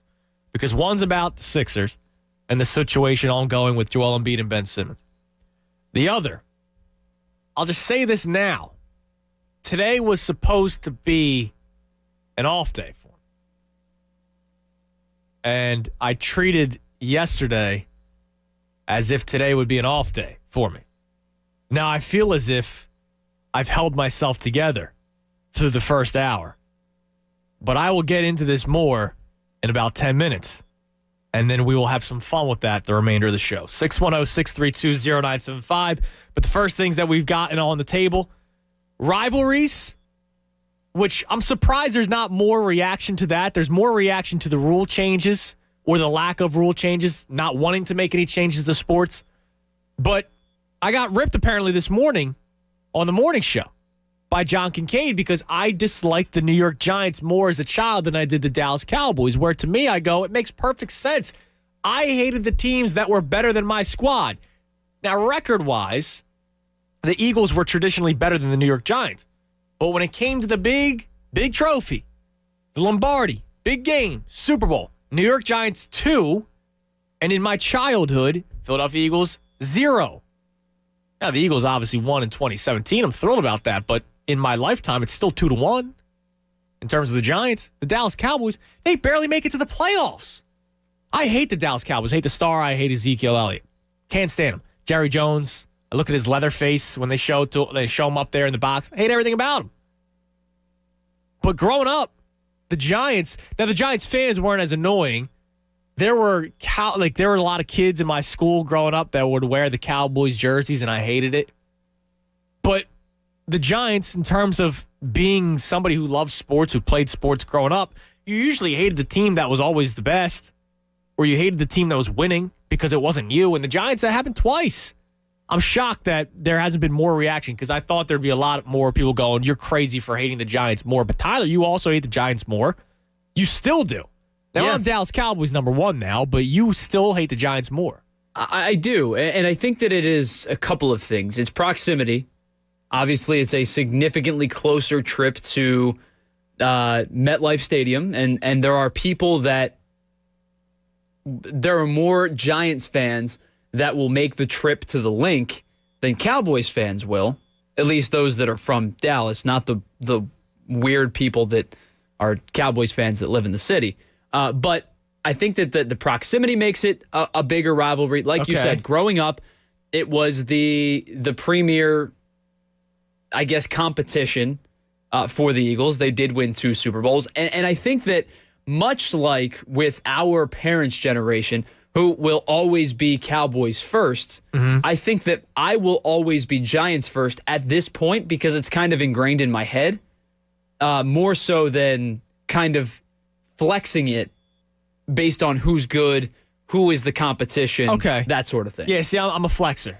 I'm a flexer when it comes to that kind of stuff because I hate all 3 teams, Dallas, New York, and Washington. I mean, the Washington football team's kind of irrelevant, always have been, but I hate the 3 teams because they are the Eagles' rivals, and I'll hate the one that's that's playing better than the others. That'll always happen. That'll never change. But I look at it and I go, all right, well, the Giants growing up. Oh, look at that! What do we got here, Coach? What's this? That looks delicious. I'm trying not to eat the carbs. Thanks, Coach. The great Coach Camille bringing me something. I see. Take the bread off. I see. Look at the sandwich, man. It looks good. Look how good it is. Did he bring you something? Yeah. Oh, you got one too? Yeah, I got one too. Oh, nice. Dude, that looks fantastic. All right. You know, I've been doing a lot. It's a filet mignon sandwich, man. Oh, is it really? Yeah. It's fantastic. You know, I've been doing a lot already, and it's March 10th. Now, I know there's going to be people, I do it all the time. But I'm more of like a warmer weather guy. I've been firing up the grill like every night. I've been trying to find things to grill. You know who you got to get in contact to get the best, right? Oh, I've already sent him photos. Oh, you have? One of the greatest accomplishments of my life. I'm guessing you're talking about Derek Gunn. Correct. I sent D. Gunn a photo of barbecue chicken that I grilled. And he responded saying, that looked good. Or that looks good. That's a huge compliment. And he said, you're doing very well, because I was 26 at the time. He said, the fact that you're doing that at 26. So that was probably one of the top accomplishments of my life. There you go. Is Derek Gunn, my man D. Gunn, complimenting the way my food looked grilled. Because he's the master. So, proud of myself. Morning thoughts in a couple of minutes. Let's go to Steve in Havertown. Steve, you're on The Fanatic. Hey, what's happening, guys? How's it going? Steve. Enjoying the program so far. Thanks, man. Just want to chime in on a couple things. One, so I'm 37 right now, and I'm with you on the majority of my life, it was more Giants than Cowboys. I agree with everything you said in terms of points. The one thing I want to add is I don't really remember a lot of big Eagles-Cowboys games over the last 20 years. I mean, I know there's been a couple where playoff lines are on the line, but yeah, I mean, just 2019, right? The final game of the season was Eagles-Cowboys, or second to last game was Eagles-Cowboys. That was when they had that 4-game win streak with Carson Wentz, and then everybody hated him. Right. The other thing to point in, not only the games, but iconic moments as well. I don't really remember any iconic moments. Really? Eagles-Dallas as much as Miracle at the Meadowlands. Oh my God! Okay. I still remember exactly so where I mean, was I can when that give happened. you, the Brian Dawkins hit on Marion Barber.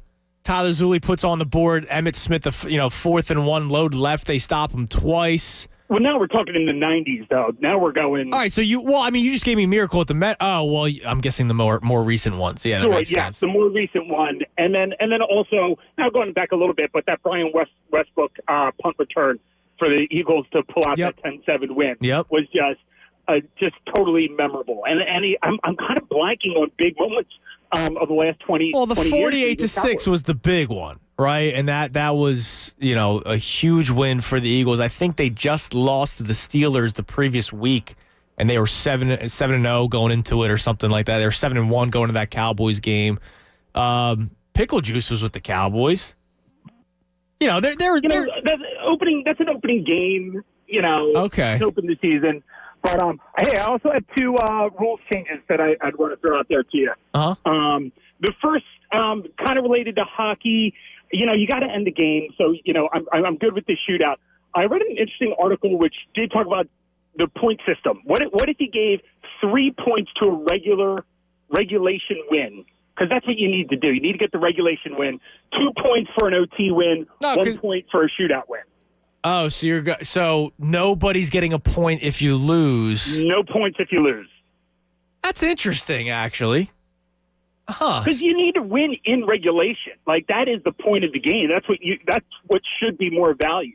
I thought that was a very interesting take, and I didn't disagree with it.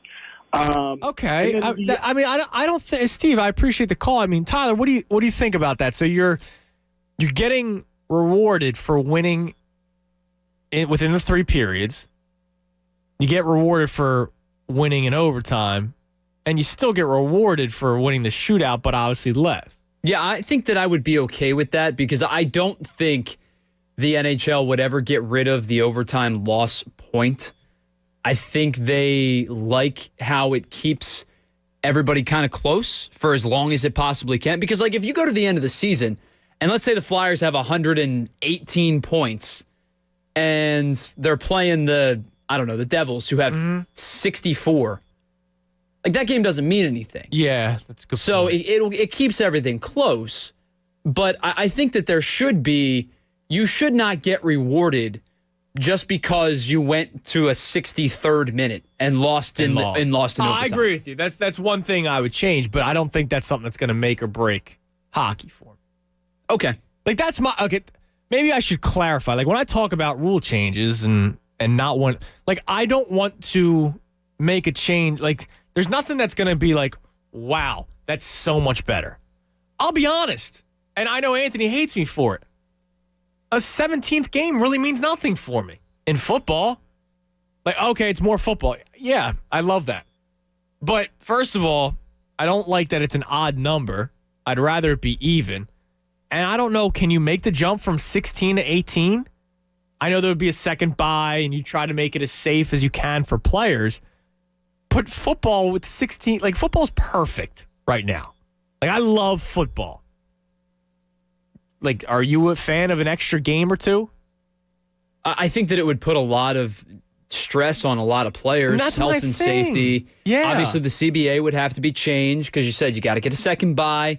They're probably going to require every player to sit one game. Yeah, and I'm going to hate that. And that's going to be miserable. I'm going to hate that. Oh, well, Jalen Hurts is the quarterback now. This week, Jalen Hurts isn't going to play. It's Nate Sudfeld. Well, and that's the thing is that's where you would almost have to start to think about, like as a franchise, right? Let's say the Eagles, with Jalen Hurts as the quarterback, they feel that they could win a certain amount of games. Yeah. And week 1 comes up, and it's probably going to be Washington, like it seems to always be. But what if week 1 rolls around and they're like Kansas City, right? You start the season with Kansas City. Yeah. You're just going to say, all right, we don't think we can win this game anyway. Just week 1, go ahead. We'll take that. We'll just get rid of that now. Or if you're Kansas City, you start the backup because you go, we can beat this team. We can beat this team with the back. There's a lot of thinking. I just think that it's a bad idea. Yeah, I don't like the extra game. I really don't. Personally, do I like that football is going to go on for a longer period of time and, there's more weekends of football? Yeah, that's going to be cool and all. But I think of it also from a player standpoint. These guys get banged up in 16, man. I couldn't imagine 1 or 2 more regular season games plus playoffs. For the first time really all show, we got a couple of open lines, 610-632-0975. You want to grab them. Greg and Charlie, you guys hang tight because we're going to open up something 2 more things that I want to open up that I want to talk about the rest of the show. We're going to do it during Morning Thoughts. Wake up, Philadelphia! No! God, please, no! No! Time now for Morning Thoughts. Hey, lady! Shut up! Will you just shut your trap? Shut up! Please go away. Let me sleep for the love of God. Yo, cuz, what were you thinking about this morning? So, for reasons I don't really need to get into, I was not supposed to be working today. Things worked out where I was able to maneuver some things, and it worked out perfectly. So I'm happy that everything worked out, and I'm happy that I'm here. But I did not figure that out until much later last night. So yesterday was, did it peak at 64 degrees, I believe? 64 sound about right? It was beautiful. So get done the show here at 2. Anthony and I meet with the boss, Chuck. We left around 2:30. I'm right down the road. I'll just add 10 minutes to the drive, 2:40. I did a lot of yard work yesterday. I have that tarp down that goes over top so the weeds don't grow up. But, the mulch from last year went through the winter. It looks kind of ugly. So I just rolled it all up. I'm going to start fresh again this year, start from scratch. So that probably took me about 30 to 45 minutes. It's patches in Manioc, right? It's not like I have this big yard. So let's say around 3:15 was when I started imbibing. And I sat outside all day. I grilled, right? So I was only inside. I went inside to use the restroom, to get another drink, and to then eventually get the food to bring out to the grill. So I was outside, and my wife didn't get home till 8:30, 9 o'clock yesterday, later day yesterday at the hospital. So from about 3:15 to 9 o'clock, I was listening to all kinds of different Spotify playlists. Country, I went 70s rock for about 3 hours, just 3 hours straight, didn't touch it, and just was hanging out and imbibing. And then I found out I was coming into work today. Yeah, enjoying your first spring day a little bit. Yes. So I feel like I've held myself together because there have been times. Now listen, 10 o'clock, it's not too bad. There have been times where when I used to do Saturday mornings at 8 a.m.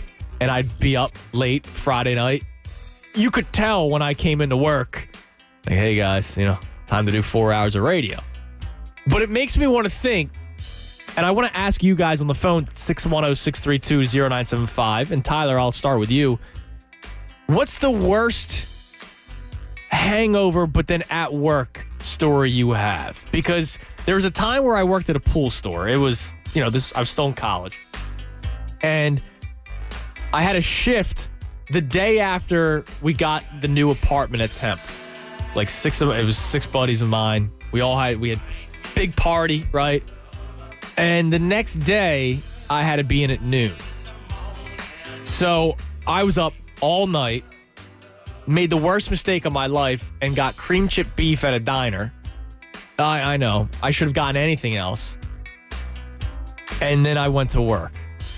And oh no, things happened at the pool store that shall be renamed nameless. I can't say the words, but you know what I'm saying. So that was the worst one. And it was an 8-hour shift. and I was the guy that carried the salt and the sand to the cars, and it was like 95 degrees out, and I was like dying. So that's my worst one. That's brutal. Yours. So I think mine actually wasn't technically a paid job, but it was student radio at Penn State. And for those of you that are either Penn State alums or know of this weekend, you probably know where I might be going with this. The infamous weekend that is known as State Patties weekend at Penn State is just a nightmare-fueled weekend. And the biggest issue with State Patties is a lot of people come from outside of State College. Yes. Go crazy for 72 hours and then leave. Yeah. And then it would be up to us to fix the town. Yeah. But anyway, it was I think it actually was my senior year. We had, the big State Patties party. We were all apartment hopping, bar hopping, all that good stuff. It goes till, whenever hours of the night. We had a basketball game at 11 a.m. the next day. Oh, God. I was on the call. Oh, you're doing a play-by-play. So the way it worked was it was two broadcasters. One would do play-by-play for the first half. The other would do play-by-play for the second half. Okay. So it was myself and another broadcaster and our on-site producer engineer. And all three of us had been out the night before together. We were all really good friends. We were all out together. And so 11 a.m. tip means 10 a.m. pregame show. Oh. We hit the air at 10 o'clock in the morning. Which means like 9 o'clock prep time, probably. I think we showed up 8:45, 9 o'clock. Oh. It was... And you didn't go to bed probably at 8 p.m. We're talking... Yeah, we're talking... We got maybe in bed at 3:30 in the morning, 4 o'clock. God. And we got the game got off the ground, and it was there.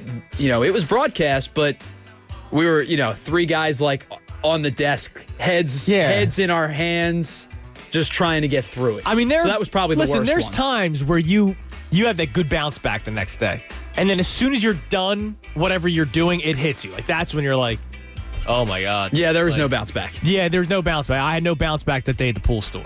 So I want people to chime in at 610-632-0975 with your worst hangover, like at work story, or if you had to go somewhere the next day, right? Whether it was a wedding, which, oh boy, there were people hungover at my wedding, like the day of the wedding. So the night before, we had a lot of partying that we did, and then at the wedding, people were hungover. So the worst hangover story, not just, you sat on the couch all day and you felt sick, but you actually had to go to work, or you had to actually be productive the next day. The second thing that I want to get into, Tyler, and I thought about this a lot this morning because I saw so many tweets yesterday.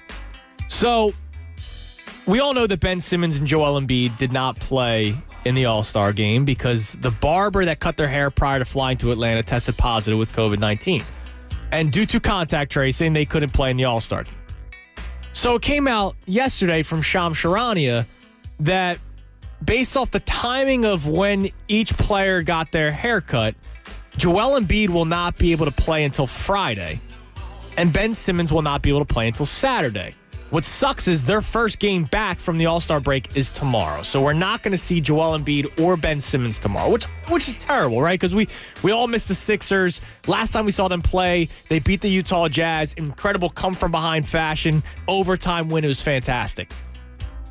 But the outrage I saw yesterday, oh my God, Adam Silver is out to get the Sixers. Tyler, you got a text. What was the text? How did it read exactly? So let me find it. Let me see if I can so I can give it to you word for word. Okay. Because I don't want to paraphrase. Let me find this here. Okay. Because of course now I'm not going to find it. Well, of course not. All right, so I will paraphrase it. Basically saying that Adam Silver is making Joel Embiid and Ben Simmons be in COVID protocol in order for the Nets to jump the Sixers in the standings. Okay, so Adam Silver is forcing Embiid and Simmons to miss games so that the Nets can be in first place. These are conference. The Nets are currently half a game behind the Sixers. That's not the first time I saw somebody say that, or in this case, heard somebody say that. It's out there. Like, people think Adam Silver is out against the Sixers, right? The protocol, just look it up. Do yourself a favor and just look it up real quick. It's 1 week after contact, okay? I am just as upset as you are that I will not be able to watch Joel Embiid and Ben Simmons play tomorrow night. Just as upset as you are. But the rule is 7 days after contact. So Joel Embiid cannot play tomorrow. Ben Simmons cannot play tomorrow due to contact tracing. It is the league rule. Now, we would all agree that I'm pretty sure the NBA has been the best league when it comes to dealing with COVID. They're the first one to get the bubble idea. They got to the bubble. It was fantastic. This year, it's been pretty smooth except for a few hiccups. The Sixers had a few missed games. The Miami Heat had a few missed games. Jimmy Butler missed a ton of time. But the rules are the rules. So why do you think all of a sudden Adam Silver's out to get the Sixers? Come on. We all got to kind of relax a little bit. Take a deep breath. Enough with the conspiracy theories, right? Embiid and Simmons will be back. There's nothing to do with the Brooklyn Nets being a half game behind the Sixers. None of that. Just relax. But I need to hear from you at 610-632-0975 if you actually think that there's something going on here where the league is just trying to punish the Sixers because they tanked a few years ago. Enough of that. So the two things we added from Morning Thoughts, that ridiculous notion that the NBA is out to get the Sixers, and also the worst hangover story at work the following day. Need to get those stories. 610-632-0975. I'm Andrew Salchunas filling in for the Cuz right here on 97.5 The Fanatic. Fanatic Sports Update. A shootout victory. This Fanatic Sports Update is brought to you by Natural Lawn of America. Natural Lawn of America is safer for your lawn, kids, and pets. Schedule their full-service program and get free seeding every year. Call 800-FREE-SEED. Natural Lawn of America. Greener grass, fewer weeds, guaranteed. Rule change, no rule change. Well, for last night, it didn't matter. The Flyers get that extra point as they beat the Buffalo Sabres in the shootout. They win 5-4. After going down 3-1, Brian Elliott replaced Carter Hart after Hart allowed 3 goals on just 8 shots. Sean Couturier and Nolan Patrick each scored in the shootout. Brian Elliott stopped both of the Buffalo shots in the shootout win. This snaps a 2-game losing streak for the Flyers as they beat the Sabres for the 4th time in 5 tries this season. They're now 1 point back of the Boston Bruins and 2 behind the Penguins in the divisional standings. They get back at it on Thursday for the first of 2 with the Capitals. The Delaware Bluecoats are headed to the G League Finals after a 127-100 victory over Raptors 905 in the semifinals. They'll now take on the Lakeland Magic for a chance at the G League title tomorrow at 4:30. Speeding puts you, your passengers, and others on the road at risk. Slow down, save a life. Be Safe PA. More at penndot.gov/safety. Paid for with Pennsylvania taxpayer dollars. Keep it locked right here on The Fanatic all day long for breaking news and updates. I'm Tyler Zulli, and this is 97.5 The Fanatic. It's the Anthony Gargano Show on 97.5 The Fanatic. Hey guys, Bob Cooney here, and I know some of you have never bet on golf before, and that's why I want to tell you about the Under Par bonus on FanDuel Sportsbook in partnership with Valley Forge Casino. FanDuel is hooking you up all weekend long during the Players' Championship. And best of all, new and existing users can cash in whether your golfer wins or loses. Here's how it works. You'll get up to $5 inside credit for each stroke your golfer finishes the tournament under par. Spin the under par wheel to determine your bonus. All you have to do is bet $50 or more on the outright winner. Just be sure to get your bet in before the Players' Championship tees off on Thursday to be eligible. Who do you like? DeChambeau? Maybe a little Rory McIlroy? Whoever you might like, that's who you can bet. FanDuel Sportsbook is the official betting operator of the PGA Tour. That means there are even more ways for you to win all tournament long. Just do me one favor. Sign up with promo code Bob so they know I sent you. That's FanDuel Sportsbook, promo code Bob. Must be 21 plus and present in NJ or PA. Bonus issued as non-withdrawable site credit that expires in 7 days. Max bonus $50. Terms apply. Gambling problem? Call 1-800-GAMBLER. Hey sports fans, before there was the step over, the strip sack, the long fly ball, or the Philly special, Colonial Hyundai was providing a faster, easier, better way to buy a new vehicle. Hi, it's John Asher, the Car Czar from Colonial Hyundai of Downingtown. This month at Colonial, we're celebrating over 2 decades of serving our community during our 20th anniversary sales event. All month long, we're celebrating by offering the best prices of the year. During this event, save up to 30% off any new Hyundai in stock. Plus, every new Hyundai comes with Hyundai Assurance and America's Best Warranty, a 10-year, 100,000-mile powertrain, which only Colonial will double during this event to 20 years, 200,000 miles. Save big with with exclusive offers from Colonial Hyundai of Downtown, like a new 2021 Elantra SE for just $99 per month. Don't miss this event, the Colonial Hyundai of Downtown 20th Anniversary Sales Event. Plan your visit at colonialhyundai.com. Colonial Hyundai of Downtown, the faster, easier, better way to buy a Hyundai. Hyundai Elantra SE based on 36-month lease through HMF. Stock number H200121. Lease cash down $2,299 plus tax and tag. Financing through HMF. Offers cannot be combined. See dealer for full details. There is a place outside of Philadelphia where the aroma of freshly baked bread brings you back to more traditional times. The era when families joined together to enjoy an authentic old world taste with traditional recipes and fresh ingredients. That time and place still exists at Corpolese Italian Bakery and Deli since 1924. Now 4 generations and 4 locations. The Corpolese family has been bringing you back to a more nostalgic time by sharing their favorite recipes and consistently adding new flavors for new traditions. While Corpolese Italian Bakery and Deli is well known for their famous tomato pie, voted best in Philadelphia, nothing compares to their fresh baked bread and strombolis, handmade pastries, cookies, pies, and a wide range of custom cakes. For a list of locations and all your party needs, explore more at CorpolesBakery.com. What is TV's biggest night of guessing games? There's only one answer. Fox Wednesday. Yeah! First, The Masked Singer returns with a new season that will totally change the game. How many people are in this costume? 2? 12? Then, can you guess someone's talent before you see them perform? Scorpion Wrangler! Fire thrower! Lock it in. It's the spectacular premiere of Game of Talents, hosted by Wayne Brady. Show us your talent! Right after The Masked Singer season premiere. Fox tonight. Liberty Mutual Insurance Company presents. And Doug. Okay, class, let's bump it up to 9. Come on, Limu, keep pedaling. We got to build our endurance to let more people know that Liberty Mutual customizes your car insurance, so you only pay for what you need. Pick up the pace, bird legs. Hey, don't talk to Limu like that. I'm not, I'm talking to you. Liberty, liberty, liberty, liberty. Get a customized quote at libertymutual.com. Well, the install of your new Anderson 400 series windows is done. They look great. Piece of cake to install. I have them in my own home. We love them, John. Beautiful. They really last, so you won't be needing me to fix anything either. This is probably goodbye. Take care. That was a tough goodbye. Worse than when the kids went to college. I love our windows, but John was our contractor. Anderson 400 series are the windows contractors trust most. Learn more at andersonwindows.com. 2020 Anderson brand survey of U.S. contractors. Visit andersonwindows.com for warranty details. Get in the zone, AutoZone. Welcome to AutoZone. What are you working on today? Of course, we have everything you need to take on that oil change. It's easier than you think. Right now, you can get 5 quarts of Mobil 1 synthetic high-mileage motor oil and an STP extended life oil filter for just $32.99. And you can get it all fast, your way. Just order online with our free same-day store pickup or next-day delivery. Getting your job done just got easier. Restrictions apply. Get in the zone, AutoZone. 2 chocolate chip muffins coming in. Thank you. Indeed knows unexpected growth can stretch your business thin. Hey, can someone get that? Like at Claire's Cafe. To satisfy demand for takeout, she needs to get started hiring right away. I need Indeed. Indeed you do.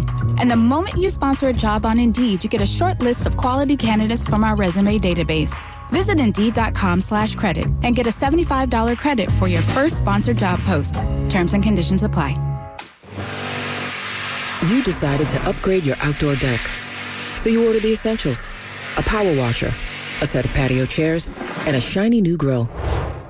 And you use your Bank of America Cash Rewards credit card, choosing to earn 3% cash back on online shopping and up to 5.25% as a Preferred Rewards member, which you put towards your most essential deck addition, a bird feeder. Apply for yours at bankofamerica.com/more rewarding. Copyright 2020 Bank of America Corporation. Hey, Philly, Jamie Lynch here. If you bet on sports like I do, then you need PropSwap, America's #1 app to buy and sell sports bets. We're all using it to cash in this basketball season. Just head to your nearest casino, pick your favorite teams to win it all, and sell those tickets on PropSwap. They have thousands of buyers across the country that you can sell to. And listing your ticket is always free. This is your newest side hustle. The average seller on PropSwap makes $500 every month. If you aren't selling on PropSwap, then you're missing out. Go to PropSwap.com today and click the sell button to learn more. What's for dinner, you ask? At Wawa, we've got the answer, no matter what you're craving. Because Wawa now has dinner. Every day starting at 4 p.m., you'll find crave-worthy dinner options that will make everyone happy. Like fettuccine Alfredo, kids' meals, delicious Angus burgers, French fries, and more. Choose in-store, curbside, or delivery. Wawa dinner. Sounds good. Come in from the cold for something hot and comforting from Wawa. Savor the handcrafted salty sweetness of a toasted caramel crunch latte, topped with a caramel drizzle and crunchy caramelized sugar. Or cozy up to the warm, inviting vanilla sugar and spice aromas of our new cinnamon bun coffee, bursting with a delicious fresh baked flavor. Treat yourself and try them both this winter to create your very own getaway to deliciousness. Gotta have a Wawa. Hello? We just made your listening experience easier. 97.5 The Fanatic is now on radio.com. Radio.com. Check it out now. More of the Anthony Gargano Show now. On 97.5 The Fanatic. 11:30, 97.5 The Fanatic. I'm Andrew Salchunas, filling in for the Cuz. We got one open line currently, and you can grab it at 610-632-0975. 11 o'clock hour brought to you by Golden Nugget Jewelers, where Philly gets engaged. So we started the show with a rivalry conversation as well as rule changes and how I think sports are actually pretty damn good as it is now. So I don't really want to make many changes. Like, there's get rid of the three-point line in college basketball to make it more entertaining.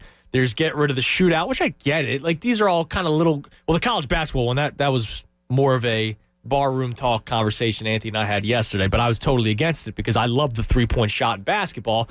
But then that led to a generational discussion of, oh, my God, you only love basketball because the three-point line. You'd probably think that no shooting would mean boring basketball. That's not true. I've always loved basketball. We got into it yesterday. So, Tyler, when did you really, I'll ask you because Anthony asked me this question. When was it that you really got, we've always loved sports, right? Like, I've always loved basketball. Allen Iverson was my hero growing up. But in terms of, really diving into it, really getting to know the sport, it's one thing when you play it as a kid, but then it's the next thing of, actually really knowing the sport. So, for me, it was 2012, my freshman year of college, when I was a part of the Revolutionaries, and I was going to the Sixers games for free because I could watch the Clippers when they were really good back then, Miami Heat with LeBron James. That was the reason why I went, not to cheer on Arnett Moultrie. It was to watch what really good basketball looked like.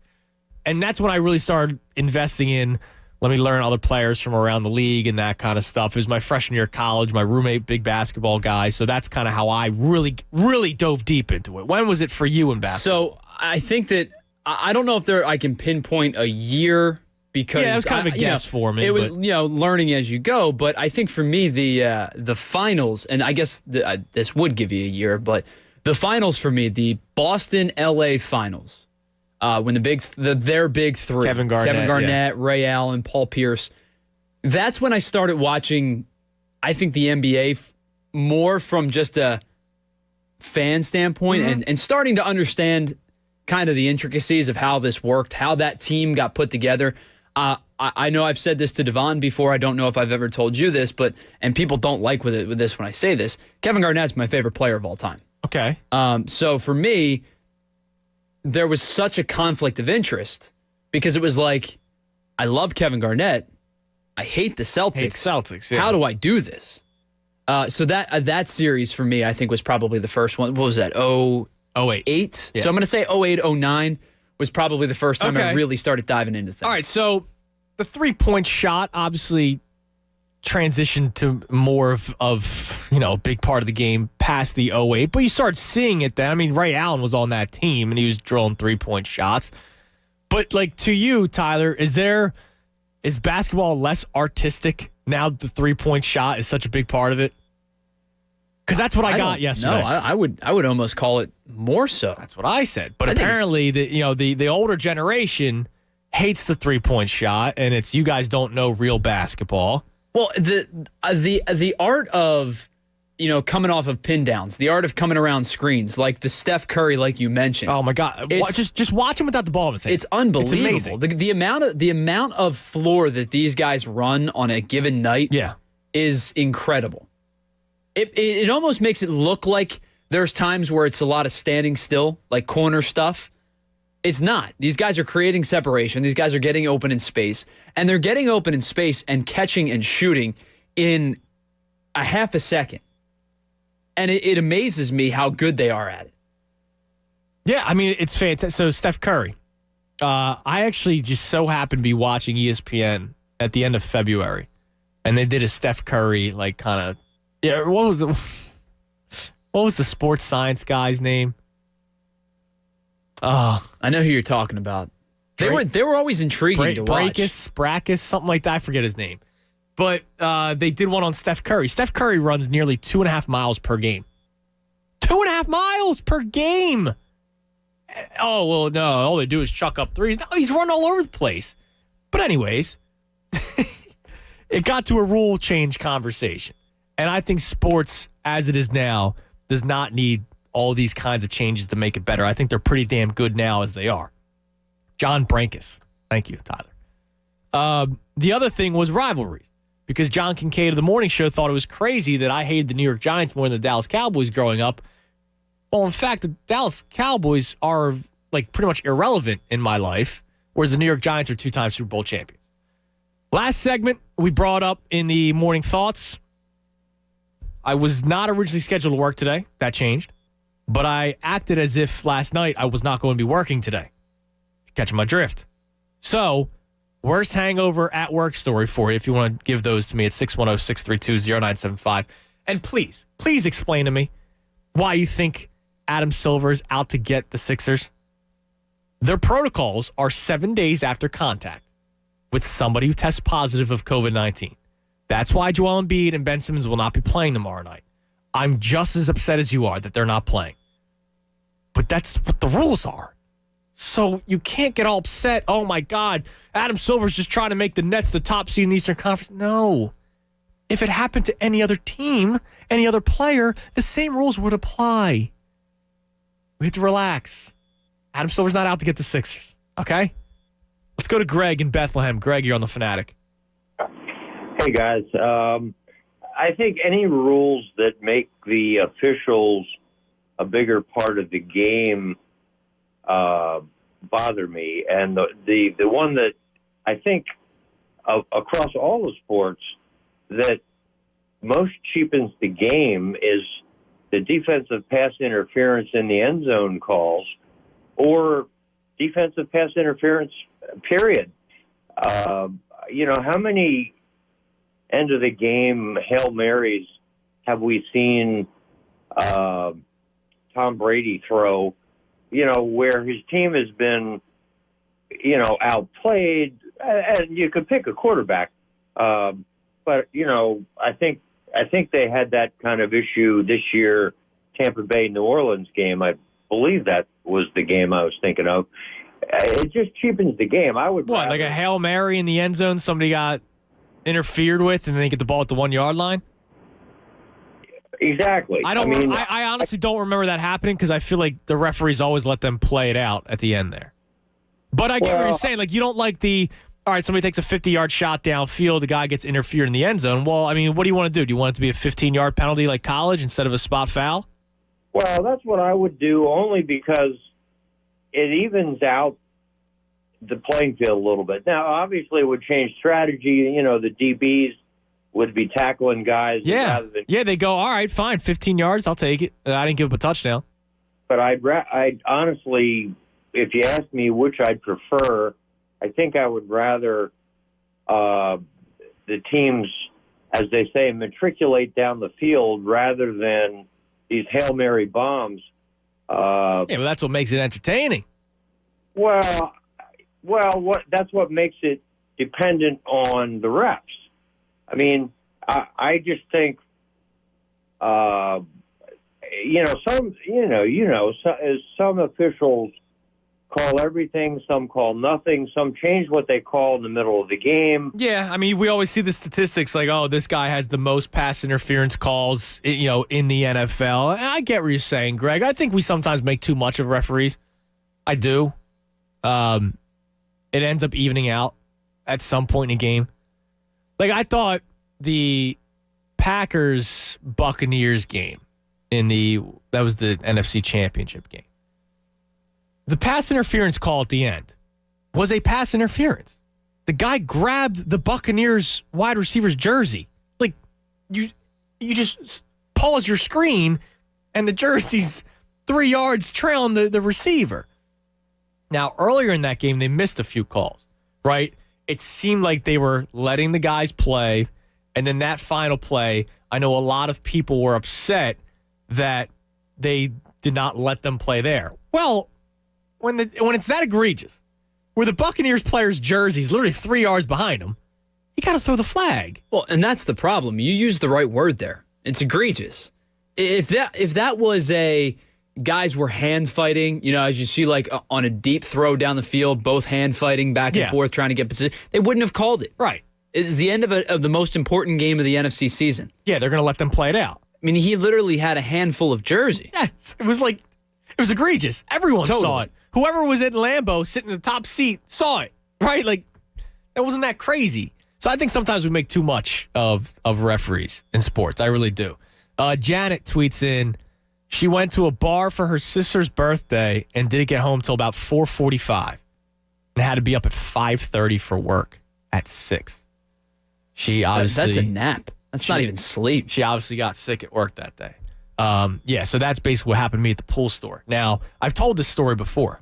The worst part about that pool store hangover, I had a skeevy salesman that worked there, and he used to steal people food from the fridge.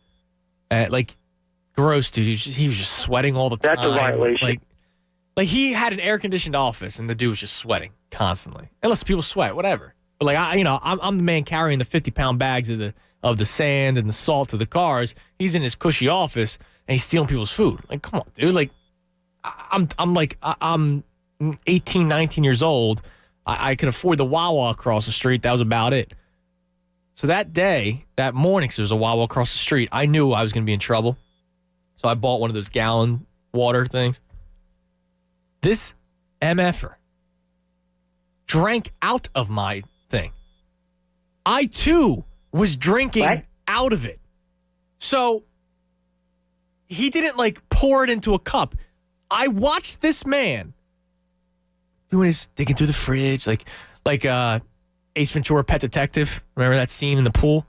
Oh, look at this gallon of water. And put his lips on it and drank out of it. Now, I had enough of this guy, so I went up to him and I yo-hossed him. And I was like, yo-hoss, you do know, that's mine, right? I didn't realize. Okay? Even if it wasn't mine, you know for a fact that it's not yours. And then I made sure to inform him that I'd been puking all day. And then he was grossed out by me for leaving it in the fridge. So it was my fault. There's so many things wrong. Yes. And here's the thing.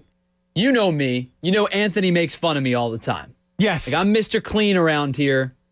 Nothing wrong with that. No, but if I brought a gallon of water in, regardless if I had drunk from it or not, why would you, as a work employee, because best case scenario is somebody brought that in for everybody and you would dump it into cups, right? Why would you as a work employee just go, you know what? This looks good. Let me just drink straight from this. Yeah. Because best case scenario is for everybody. Worst case scenario is exactly what happened to you. Yeah, and it was my fault that I left it in the company fridge when I had been sick all day. What do you want to do? Put a sticker on it that says Andrew? Yeah. I've been puking since 4 a.m. Don't drink out of this. That's a total violation on that guy's I part. agree. Adam's got a hangover story. What's up, Adam? Good morning, gentlemen. How are you? Great. How are you? Very well. Well, I wanted to ask a question really quick with the Eagles, even though they cap space and all, and then I want to bring up my my hangover story. Yeah, go for it. So even though I know that we have really bad cap space, and there's a bunch of wide receivers that are out there that if we could get one, I want to bring up a couple names. Yeah. And if we could get one of these guys, which one would you want? So one of the names I saw was T.Y. Hilton, and since he was with the Colts last year, do you think he might fit? Couple injury-prone guys with Watkins, Fuller, and Galladay. Possibly getting one of those guys. Or here's the only thing, Adam, and I'll just stop you right there. And I love Kenny Galladay. I think he's a hell of a talent.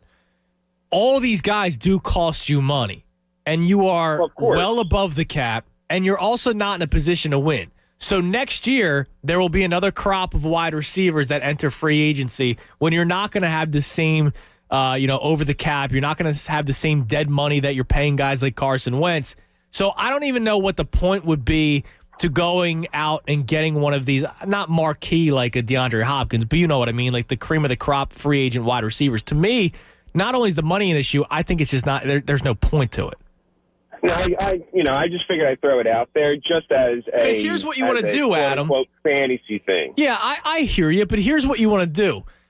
You also want to find out who of the young players you have now belong in the NFL. That's why I hated Jason Peters coming back after missing 3 weeks, and Mailata played well. You then put Jason Peters back out there. You know Jason Peters is not a part of your future plans.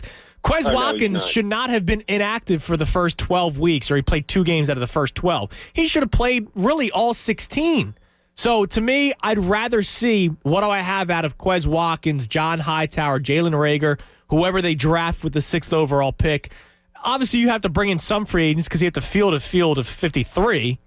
But, right now I'm not bringing in anybody that's going to cost you much. All right. Well, I still hate the Reagor pickup. I really think that we should have gotten Jefferson. Yeah, but that's you're not alone. Point fight with my hangover story. My 21st birthday was on a Friday. Okay. Drank until 3 o'clock in the morning. Drank Jim Beam and Miller Lite. Nice. I had to work a 16-hour shift the very next day. I was so hungover, worked in a kitchen, so you can imagine how hot it was. Yeah. It was no fun, but the only somewhat good part is that my chefs actually allowed me to drink on the job. So as I was starting to feel sick, I was taking shots of vodka for the rest of the day. So, the hangover was bad, but, they always say when you have a hangover, drink more. Yeah, it could have been worse. Well, but, I wouldn't give that to everybody because that could lead people down a dark path. But I want to ask you this. How long have you been working at that kitchen? I was there for about 2 years at that point. So you could not have taken off that day? I know, listen, 16 hours at the age of 21, you're trying to make some money. I get that. But you couldn't have taken off that day? No, since it was a catering place, we had about 3 or 4 weddings and a couple bar and bat mitzvahs, and it's all hands on deck. And, okay, all right, that makes sense. Yeah, getting off on weekend, was a slim to none chance. Oh, well, that sounds terrible, Adam. I appreciate the call. I appreciate the story. Now, I do have another bad one, another bad hangover experience, and it involves 97.5 The Fanatic.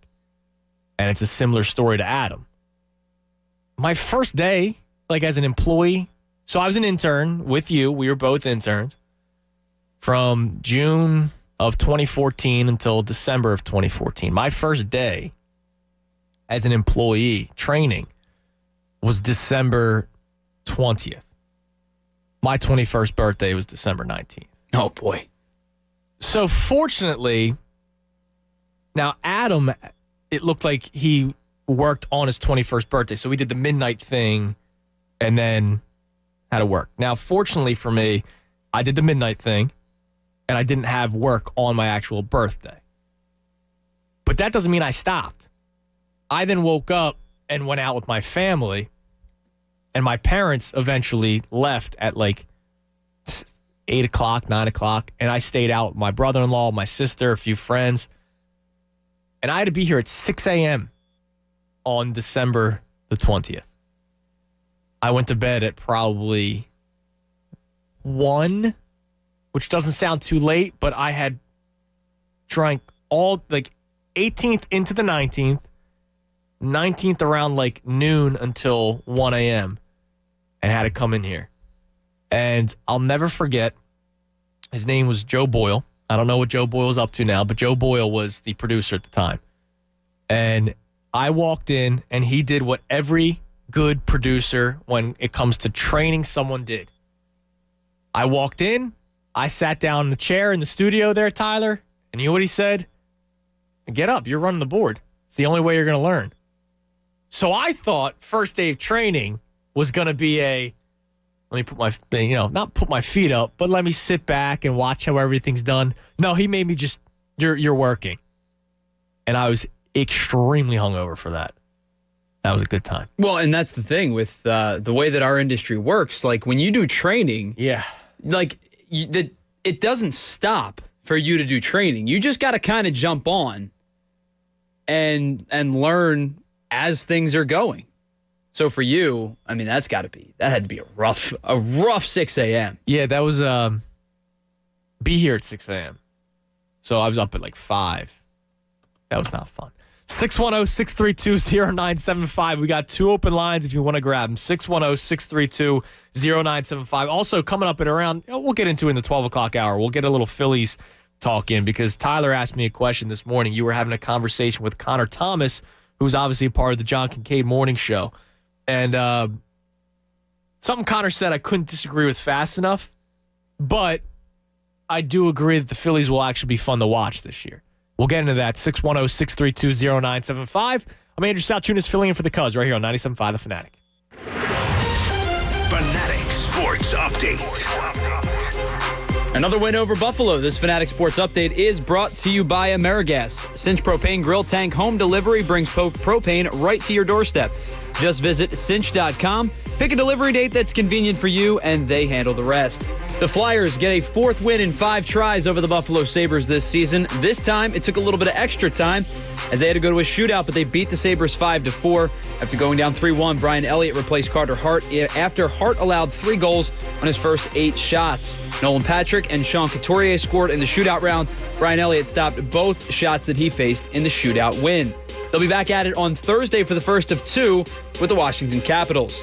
The Drexel Dragons are the Colonial Athletic Conference champions, and they'll be heading to the NCAA tournament for the first time in 25 years as they defeat Elon 63-56 last night. The Dragons were the 6th seed heading into the conference tournament. They beat 3-seeded College of Charleston and the 2-seed Northeastern to get to the championship game. 11 teams have now clinched their spot in the NCAA tournament. More teams will clinch throughout as conference play continues this week.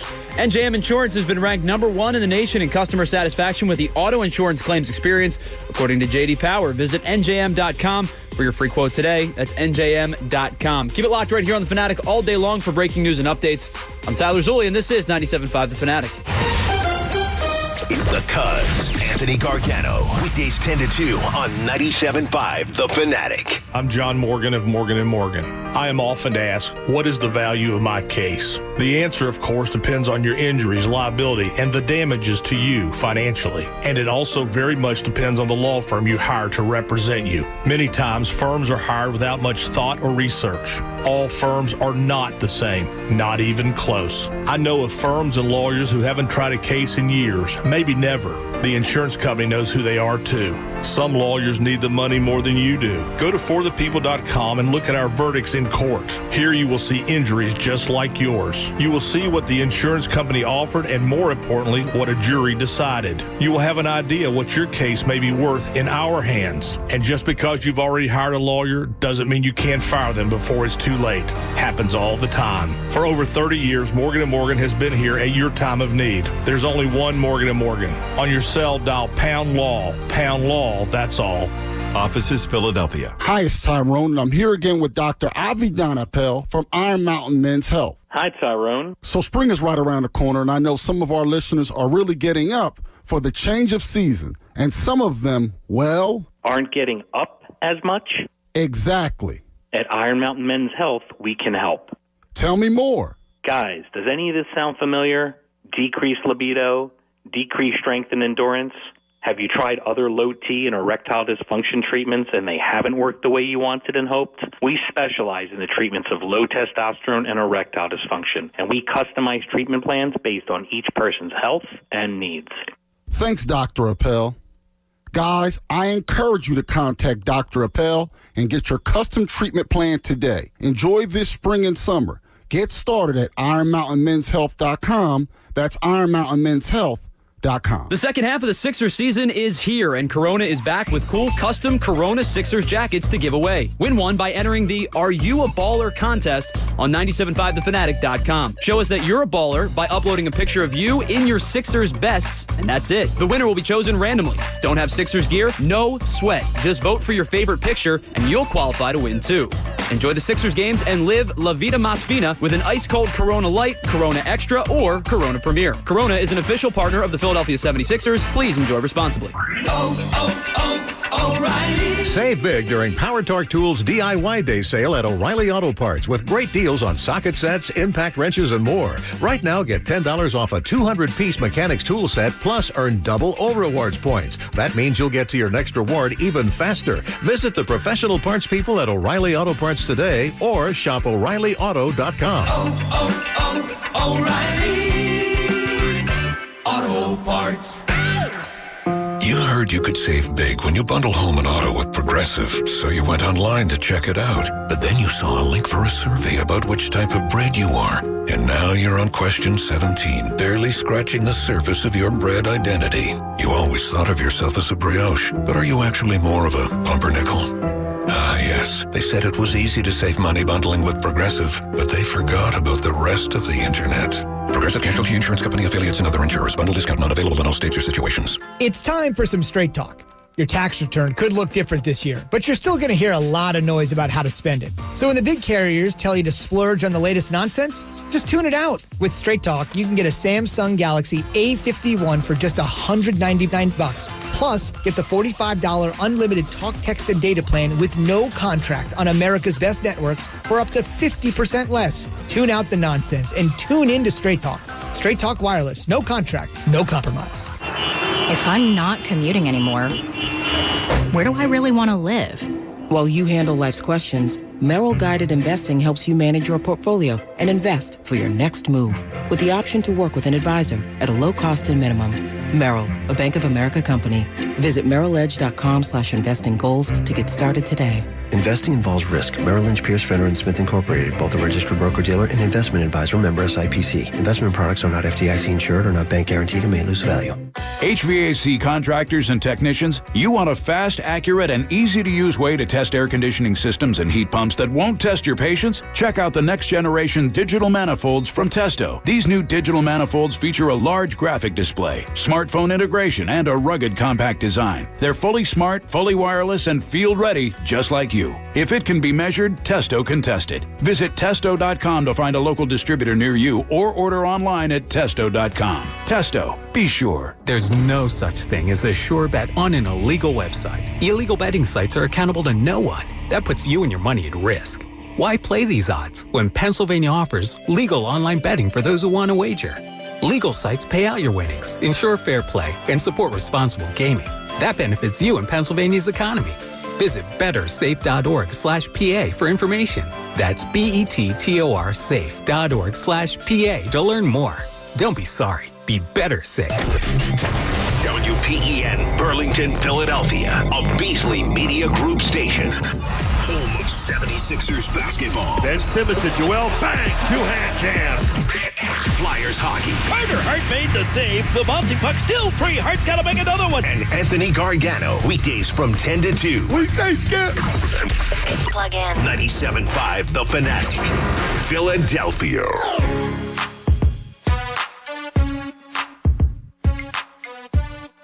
$12, 97.5 The Fanatic. I'm Andrew Salchunas, filling in for the Cuz right here on 97.5 The Fanatic. By the way, got to let you know that the 97.5 The Fanatic's $1 Million Bracket Challenge is back. Where perfection, it pays off. A perfect bracket could win you $1 million starting this coming Monday. Go to 97.5thefanatic.com and fill out your bracket. Someone is guaranteed to win $1,000, but a perfect bracket will win you $1 million. 97.5 The Fanatic's $1 Million Bracket Challenge is brought to you by the Parks Casino Sportsbook app, the official sportsbook partner of the Real Philly Fan. Must be 21. Gambling problem, call 1-800-GAMBLER. Always love the bracket challenge. I always love doing one when I don't really know who's all that great and who's not, and then you actually do well. You're like, oh, I'm a genius. And then there's years where you do really bad, and you go, oh, yeah, that's right, because I didn't really watch all that much college basketball during the year. Karate Mark tweets in a story, hangover story. Back in 2001, his boss took him to a martial arts convention in Tampa, and he said he got lit up on night one. He knew he was in bad shape. The boss knew that Karate Mark was in bad shape. Drove him to the convention, roof down. The sun was boiling on him. And then he told him he looked inappropriate, and he had to walk back to the hotel. Now, I wonder, does that mean inappropriate as in how he was dressed, or inappropriate as in, like, you look hungover, get out of here? And this is 2001. You're not Ubering. I guess you could have gotten a cab. That sounds terrible. You're walking in the hot sun the day after you're hungover. I got to know, too, how long the walk back was. Yeah. Like, because if it's like 5 blocks, you could do it. If it's like 4 miles, that's tough. Yeah, KM, we need you to send us a follow-up to that story because that's crazy.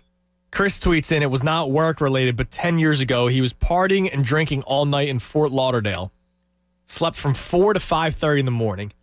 His friend drove him to the airport, flew home to Philadelphia at 7:30. Oh, hangover on the plane is terrible. And he played hungover in his championship contact flag football game. I don't know what contact flag football is. I guess you can run into somebody and still rip off the flag. Like rough touch flag football? I guess. And his game was at noon. First of all. So he basically hopped off the plane and played. Yeah, I'm not doing that. Not against championships, but come on, man, flag football. Like, I wouldn't go to my Sunday league game in baseball. Like, I would, hey, listen, I'm down in Florida. Just so happened that it was the same weekend of the championship. My bad, I can't make it because I'm, like, hungover. You can't do it. Hangover on the plane's awful. Now, did you ever have one? On a plane? On a plane? No. So I got really sick on a trip once. Oh, that sounds terrible. So, like, without going into, like, too much detail, we were coming home from Disney World one time. I was younger. And I got, like, an infection from something. And it, like, basically the side of my face swelled up to the point where it looked like I had, like, a baseball in my face. Really? Yeah. So you look like Will Smith in Hitch. Yes. Okay. And it was a miserable flight. Okay. That sounds terrible. I didn't do that. When I was 16, we did one of the Lithuanian events, and I thought I was cool. So I was drinking, and it was in Boston, and it was a 6-hour drive home, and it was 3 days worth of just continuous drinking. Because I was 16, hanging out with all my other fellow Lithuanians. And that trip home, 6 hours in a car, where my dad purposely swerved a few times just to make me feel it. That was a good time. Let's go to Charlie in Trenton. Charlie, you're on The Fanatic. Hello? Hello. Hello? Hello. Yeah, you still there? Yeah, I'm still here. Are you still there? Oh, okay. All right, yeah. All right. Rule changes in football, okay? The rule for scoring a touchdown. I feel like in order to score a touchdown, a ball carrier should have to touch the ground while in possession of the ball in the end zone, in the actual end zone. None of this break the plane of the end zone. Really? Yeah. Why don't you like it? Why? I think it bails the offense out. So you want them to complete the touchdown? Exactly. Touch the ground in the end zone while you're in possession of the ball. Or the ball can touch the ground in the end zone while you're in possession of it. None of this reach over and break. So you don't like when the guy's diving for the pylon and he reaches the ball over, but then he gets knocked out of bounds, so he never really touched the end zone, but the ball crossed the plane. You don't like that? No, it's called pay dirt, right? Yeah, but I think that's kind of, it adds to the excitement of the sport. You basically want a rugby touchdown where you have to slide inside the end zone and touch the ball on the ground. Yeah, touch the ground in the end zone, man. Huh. How long have you been wanting that rule changed? Oh, man, it's been eating at me a couple of years now. Is that right? Yeah. See, I never would have even thought about that. How long's it been like that? Has that always been the rule? I mean, that listen. you can break the plane in the end zone? That's a good Get a question. touchdown? All right. Let's see. I'll try one to more. find it out. One more. Uh-huh. Ball carriers. Ball carriers should be penalized for stiff-arming people in the head or the face. They call hands to the face on offense and defensive linemen. They ought to call it on running backs, too. Stiff-arm in the shoulders or the torso, something like that, but not in the head and the face. Okay. I mean, Derrick Henry obviously is the king at doing that, but I don't know. That doesn't really bother me. Does that bother you? When the running back or the ball carrier can stiff arm in the helmet? Like, obviously, you can't grab the face mask. You can't lock the fingers. Yeah, I think that it does because at this point, and especially since they've taken away the incidental face mask where the 5, you would differentiate between the 5 and the 15. Now everything's just 15 for a defender. Mm-hmm. You can't grab you can't even touch face mask on defense without getting a penalty. Right. The pinky touches the quarterback's helmet. But Derrick Henry is allowed to, at like 250 pounds, push Malcolm Butler down by the face. Yeah. And that's okay. It just seems like it shouldn't go that way. Okay. That makes I mean I guess that one makes sense. I do. Like, I'll give him that. That's not I mean if that was a rule that was implemented, I'd go, all right, that's not going to make or break my enjoyment for the NFL. So there's one. We found one today, Tyler. That's a good one. Through the first 2 hours and 6 minutes of the show, every rule change that's been brought to my attention, I've kind of been out on because I like the way sports are now. As a quick reset of the show, I opened up the show talking about how I don't think sports are perfect, but I love them. All 4 majors, I love the way sports are. I love all the rules. Like, I think everything's perfect. I don't want to add rules. I don't want to eliminate rules because there's a lot of rules that you would add or eliminate that would junk up the sport. I don't want to ban the shift in baseball because that is a strategic element of baseball. Do I dislike that there's less balls in play? Yeah. Do I wish guys hit the ball the other way? Yeah, I do. But that's just not the case. So maybe in a few years, because the shift is now so prominent from a defensive strategy, guys coming up from the minors will start being ready to hit the ball the other way again. And that's the way baseball will constantly change. I don't know. We'll see. It'll be interesting. Like in baseball, you always knew that the waist pitch was the high fastball. But the high fastball in baseball has now become more and more prominent, right? We've seen that. That was that one idiot Phillies pitching coach, Chris Young? Chris Young, yeah. His brilliant strategy was just throw the fastball up. Well, yeah, that's good if you have guys that can actually locate a pitch. Or that throw 100 miles an hour. That's true, too.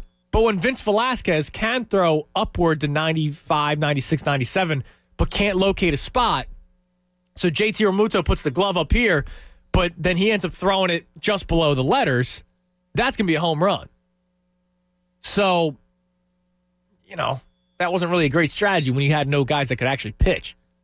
Let's go to Mike in Sicklerville. Mike, you're on the Fanatic. Hey, what's going on? Hey, Mike.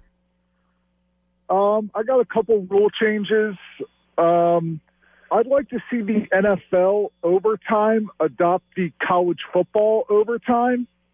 I don't like the fact that basically a coin flip can determine who wins the game. Yeah, I had somebody bring that up earlier, but I'll ask you this.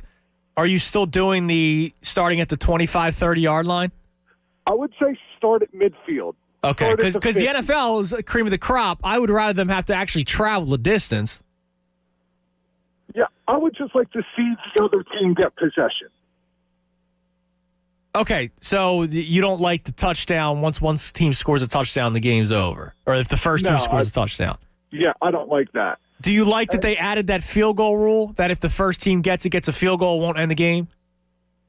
I mean, I don't. Because it used to be if you just got a field goal, game was over. Yeah, I mean, I don't mind a field goal. A team gets an opportunity to score. With hockey, I want to get rid of the shootout.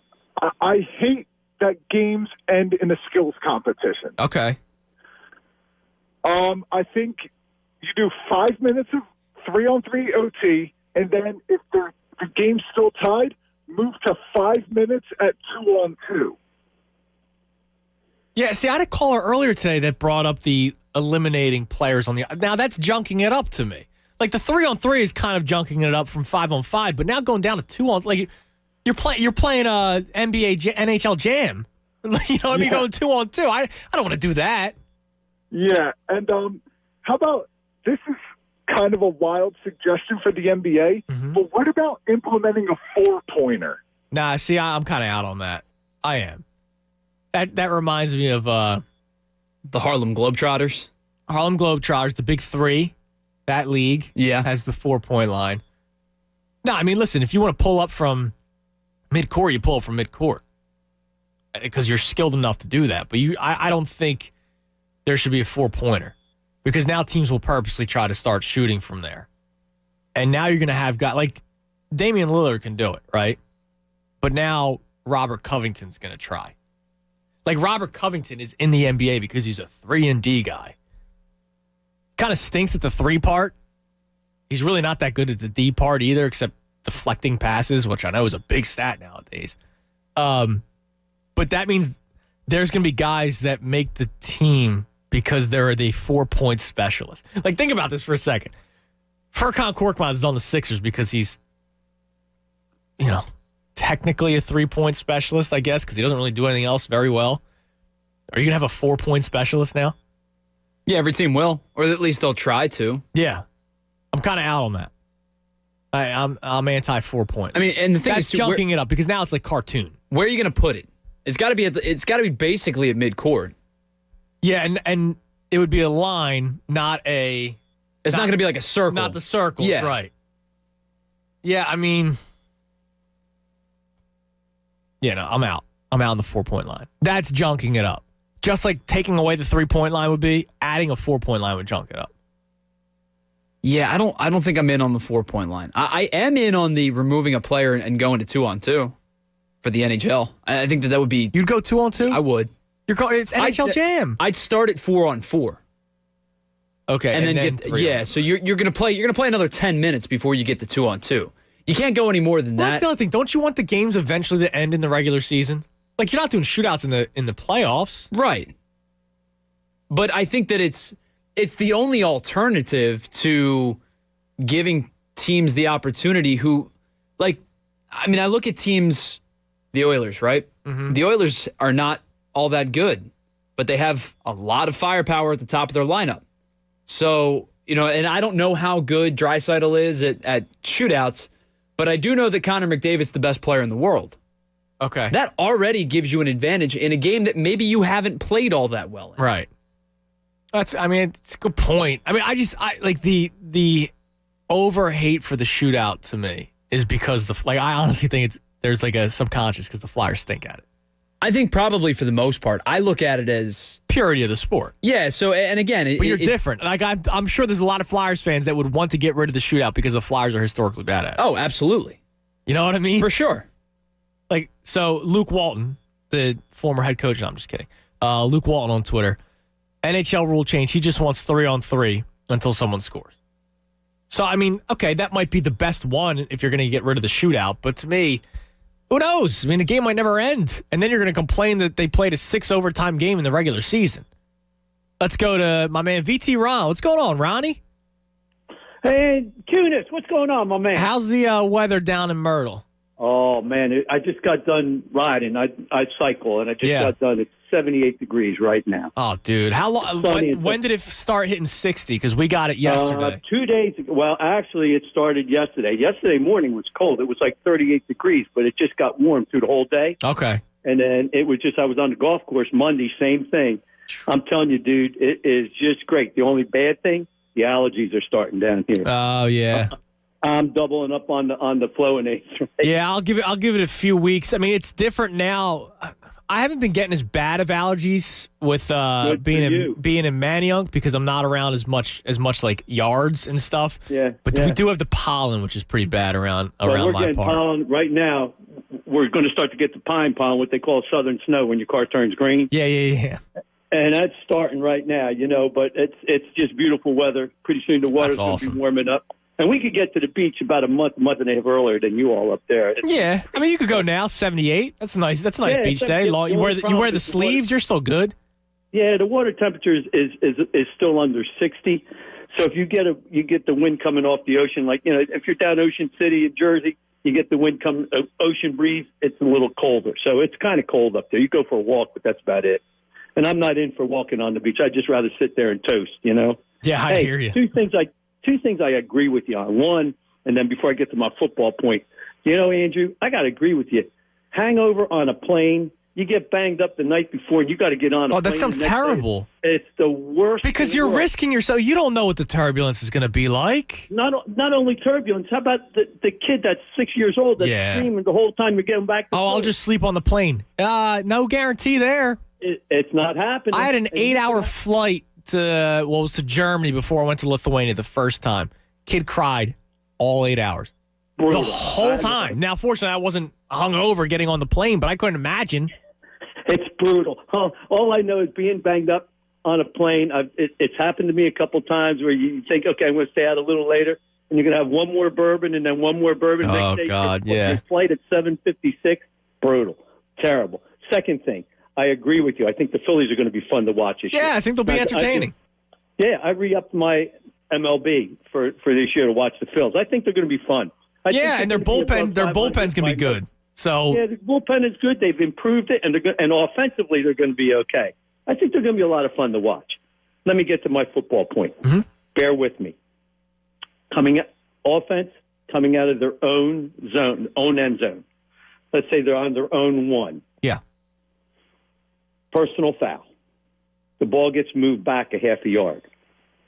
For the life of me, I don't understand why you can't take the yard to gain stick, move it so they still have to go 15 yards to enforce the penalty. That's interesting. Do you follow what I'm saying? Yeah, so you're just adding, because you're not really moving the ball back. Like, let's be real. You're not moving the ball so back. You're moving the yard to gain 5 more yards. Yeah, I mean, you get a personal foul, you're going to. That's actually, I've never thought about that before. That's fascinating, actually.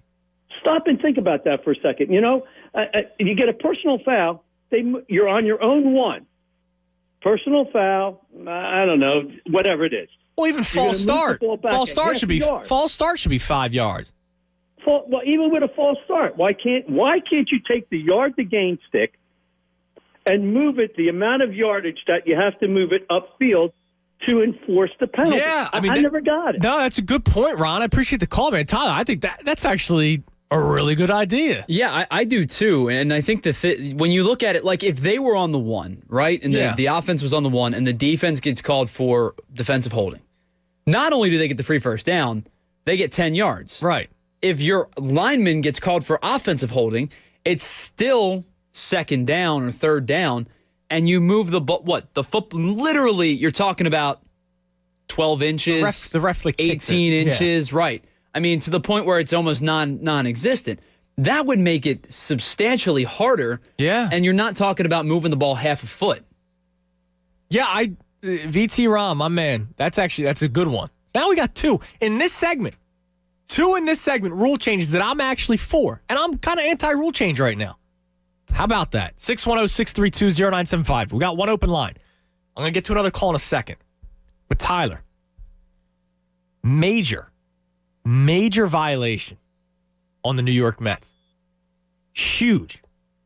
Losers is what I'll call them, as Alex Trebek once said. Okay. I'll tell you why at 12:30. All right? But this is embarrassing. What a tease. This is embarrassing. These guys are losers. I hope your season is terrible. I hate the Mets. Mets are my number one hate out of all the sports. Really? Yes. I don't even know if I hate the Mets the most in the National League. I hate the New York Mets. Mets, Cowboys, then Giants. But it used to be Giants, Cowboys. That's kind of what we also started with today. And then like Celtics, Nets. Actually, I hate the Braves more than the Celtics. So let me ask you this, too, with this rivalry thing. Mm-hmm. Obviously, everybody in Philly has different levels of college fandom. Yes. Do college rivalries count in this conversation? Yeah, sure. Okay. depending on your squad. Okay. So because that changes mine. You're what? Pittsburgh? No, Ohio State. Ohio State. Yeah. Oh, sorry, I'm an idiot. Now Pitt doesn't buy. You know the old saying, like, lions don't worry about the opinion of sheep? Yes. Yeah, so like Pitt for Penn State is that. Much like Penn State for Ohio. Like Ohio State fans don't care about us. Okay. Because despite the fact that Penn State's been a little bit better than Michigan, Ohio State concerns itself with Michigan. Okay, that makes sense. Like whereas we Just as like, Penn State fans. I hate you, but you don't. Correct. You don't care about like so. You don't care about the Owls. Yes, exactly. All right. Let's quickly get to a call. Let's go to Dennis in Warminster. He's got a hangover story. What's up, Dennis? Hey, how's it going, fellas? What's up? Nothing. So my first job, I guess I was 13. I got a paper route, and my parents' neighborhood was broken up into 3. I had the one where our house was. You fast forward to I was 17 or 18. At this point, I have the entire neighborhood, all 3 of those, and then 3 paper routes on the other side. And if you remember what a Sunday paper looked like one of them used to weigh like 5 pounds, right? Mm-hmm. So my mom would help me. They have a detached garage with a 2nd floor. I built a little hangout apartment up there in high school. So we were up there. I think we got banged up until, I don't know, maybe 4 o'clock in the morning. I wake up at 6:45 to my mom banging on the door telling me to get up to drive me around on this paper route. Oh, God. I am so hungover, sweating, the taste in my mouth, all of it. And now, normally if you throw up, you're immediately going to feel better. I can't do that because right away my mom asked me, "Were you drinking?" And are you crazy? Of course not. Right. I'm 17. So I'm holding it in. She's looking at me like I'm nuts. And I have an attitude like, I don't know why you think I drank. Every person I saw in the paper route stared at me like I had 3 heads. And I have no idea why. I deliver this whole route for like an hour and a half. And then I get home, I go in the house and go to the bathroom. As I'm washing my hands, I look up in the mirror, and the girls that have been over, my entire face and neck has Sharpie tattoos from forehead to where you could see from my collar. Oh, my God. And I walked around the You entire... had no idea. No idea. And I must have seen 80 to 100 people on the paper route that I have to go and collect money from for their payment once every 2 weeks. And no one said anything? No. Everyone just looked at me like I was a complete lunatic. Oh, my God. That ain't But right. it explained why my mom was looking at me like, Yeah, she knew. Yeah, she knew. Oh, my God. That's an amazing story, Dennis. I appreciate the call, man. We got one open line. That's crazy. 610-632-0975. I've never gotten the Sharpie. Nobody's ever done the Sharpie to me. I'm not the pass out guy. I've never been like the guy that passed out the party. So I've never been the Sharpie victim. You got to get the Motrin or Advil the night before, and just a huge glass of water. Yeah, well, I'm a Gatorade man when it comes, like when I know it's going to be bad. 610-632-0975. Tyler Zulli coming your way with the update right here on 97.5 The Fanatic. Fanatic Sports Update. A shootout victory. This Fanatic Sports Update is brought to you by Pets Plus Natural, locally owned and operated for over 30 years. Join their free rewards program, Paw Points, and earn points on every purchase that you can spend like cash. Visit petsplusnatural.com. Now, Andrew's been talking about it all afternoon. Whether you like the shootout or dislike the shootout, this one went the Flyers' way. They beat the Buffalo Sabres yesterday 5-4. Thanks to a 2-0 shootout victory, the Flyers went down 3-1, and Carter Hart was pulled. Brian Elliott replaces him. Carter Hart only stopped 5 of the 8 shots that he saw. Everything was tied up at 4 heading into the overtime period. Sean Couturier and Nolan Patrick each scored in consecutive rounds of the shootout. Brian Elliott stopped both shots that he faced in the shootout win. The Flyers now snap a 2-game losing streak and beat the Sabres for the 4th time in 5 tries this season.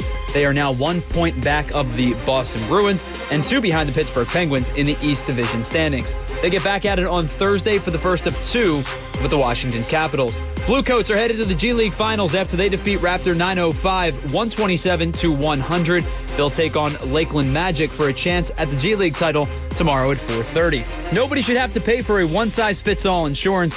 Liberty Mutual customizes your insurance so you only pay for what you need. Customize and save with Liberty Mutual Insurance. Keep it locked all day right here on 97.5 The Fanatic for all your latest breaking news and updates. I'm Tyler Zulli, and this is 97.5 The Fanatic. Gargano. Weekdays 10 to 2 on 97.5 The Fanatic. This is Brent Musburger's action update for 97.5 The Fanatic. Simple Green is perfect for making your auto, RV, cycling, boating, and other sporting equipment look like new. SimpleGreen.com. Philadelphia 76ers will be without Ben Simmons for games at the Chicago Bulls Thursday and at the Wizards on Friday due to COVID-19 protocols. He could return Sunday against the Spurs. Simmons averaging better than 16 points, 7 rebounds, 7 assists a game. 76ers 14-1 to win the NBA title. The Big East tournament gets underway today. Madison Square Garden. Marquette laying 2.5 against Georgetown. The winner gets top-seeded Villanova in the quarterfinal round. Penn State a 6.5-point favorite over Nebraska in the first round of the Big Ten tournament. 146.5 the total. DraftKings Sportsbook is America's top-rated sportsbook app. I'm Mike Sennett, 97.5 The Fanatic. Conference tournaments are tipping off. Bubble teams are making their final push. Top seeds are preparing for what they hope is a long run. I'm Adam Schefter, and DraftKings Sportsbook, America's top-rated sportsbook app, is putting new customers in the center of the action. Bet $4 on an underdog. Win $256 if they win. It's that simple. That's bet $4 on an underdog in select college basketball games, and if they win, you collect $256. The bank is open. Download the top-rated DraftKings Sportsbook app and use code FANATIC when you sign up to turn $4 into $256 if the underdog of your choosing pulls off the upset. That's code FANATIC for a limited time only at DraftKings Sportsbook. Must be 21 or older, Pennsylvania only, new customers only, restrictions apply.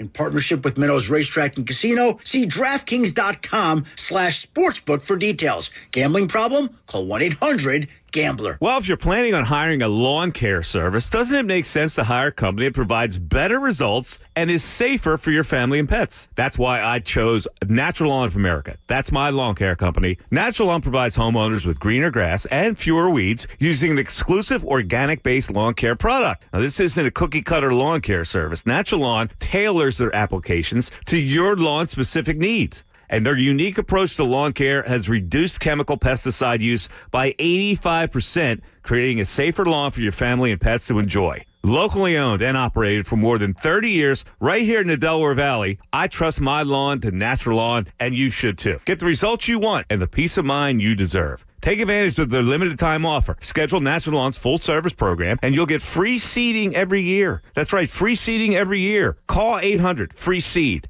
That's 800-FREESEED for my lawn care company, Natural Lawn of America. Greener grass, fewer weeds, guaranteed. If you need a kidney transplant, life may feel like it's moving in slow motion, on hold, in limbo. What you wouldn't give to get the transplant sooner and return to your life faster. The Penn Medicine Transplant Institute offers the most advanced options, including paired kidney exchange, which may shorten your wait time and get you to transplant faster and healthier. Leading the way for over 50 years, Penn Medicine Transplant Institute performs more kidney transplants than anyone else in the region, delivers outcomes that consistently exceed national averages, and with a specialized, dedicated team supporting you in every way, is completely transforming the kidney transplant experience. It's another reason why your life is worth Penn Medicine. Learn more at pennmedicine.org/kidney transplant or call 800-789-PENN. That should do it with your new Anderson 400 series windows. So stylish and easy to install. I have these exact ones in my own home. Honestly, John, we couldn't be happier. They're perfect. They last a long time. Don't think you'll be needing me again. So this is probably goodbye. Alex, Julie, we'll see ya. I hate goodbyes. Alex, John was our contractor. Anderson 400 series are the windows contractors trust most. Learn more at andersonwindows.com. 2020 Anderson brand survey of U.S. contractors. Visit andersonwindows.com for warranty details.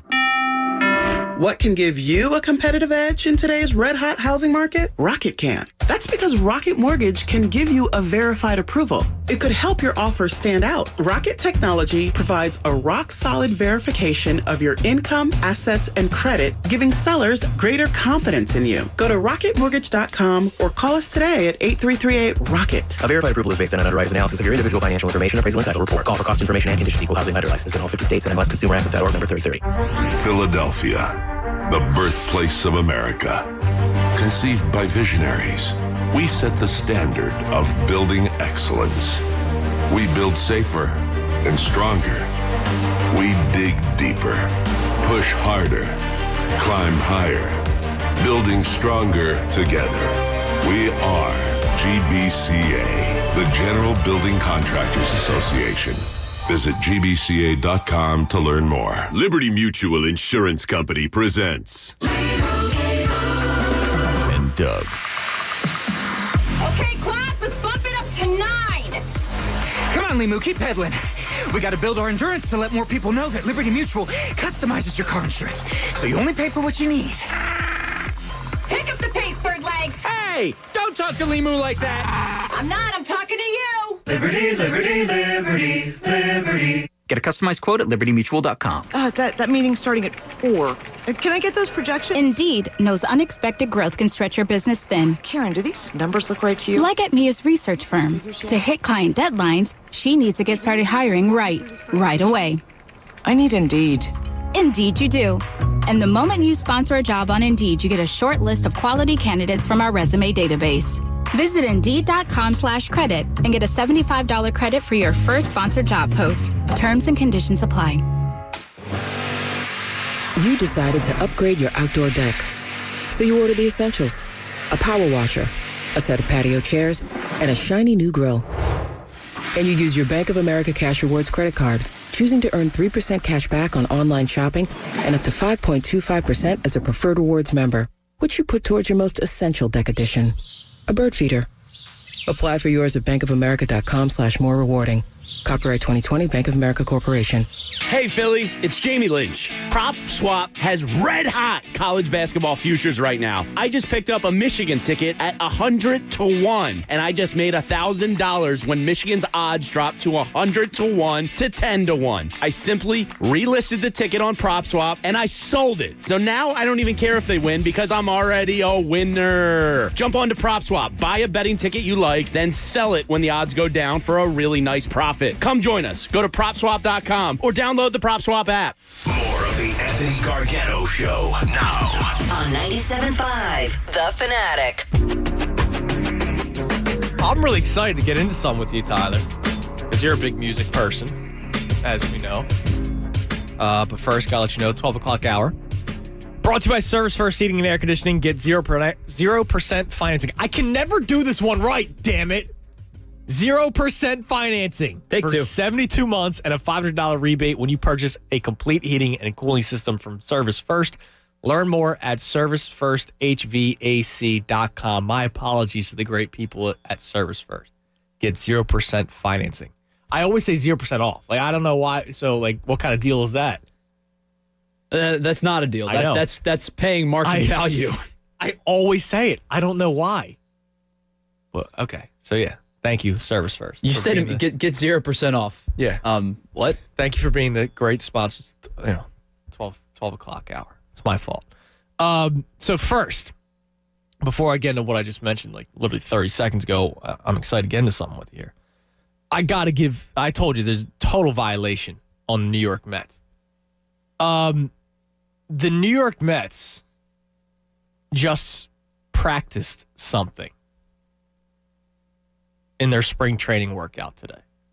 Like a bunt drill or something? Talking about covering first? A ball was hit to the outfield, so I guess you could say infield, outfield. Okay. If the Phillies did this, I would rip them to shreds because I think it's dumb. Because you're not children. Are they practicing robbing home runs?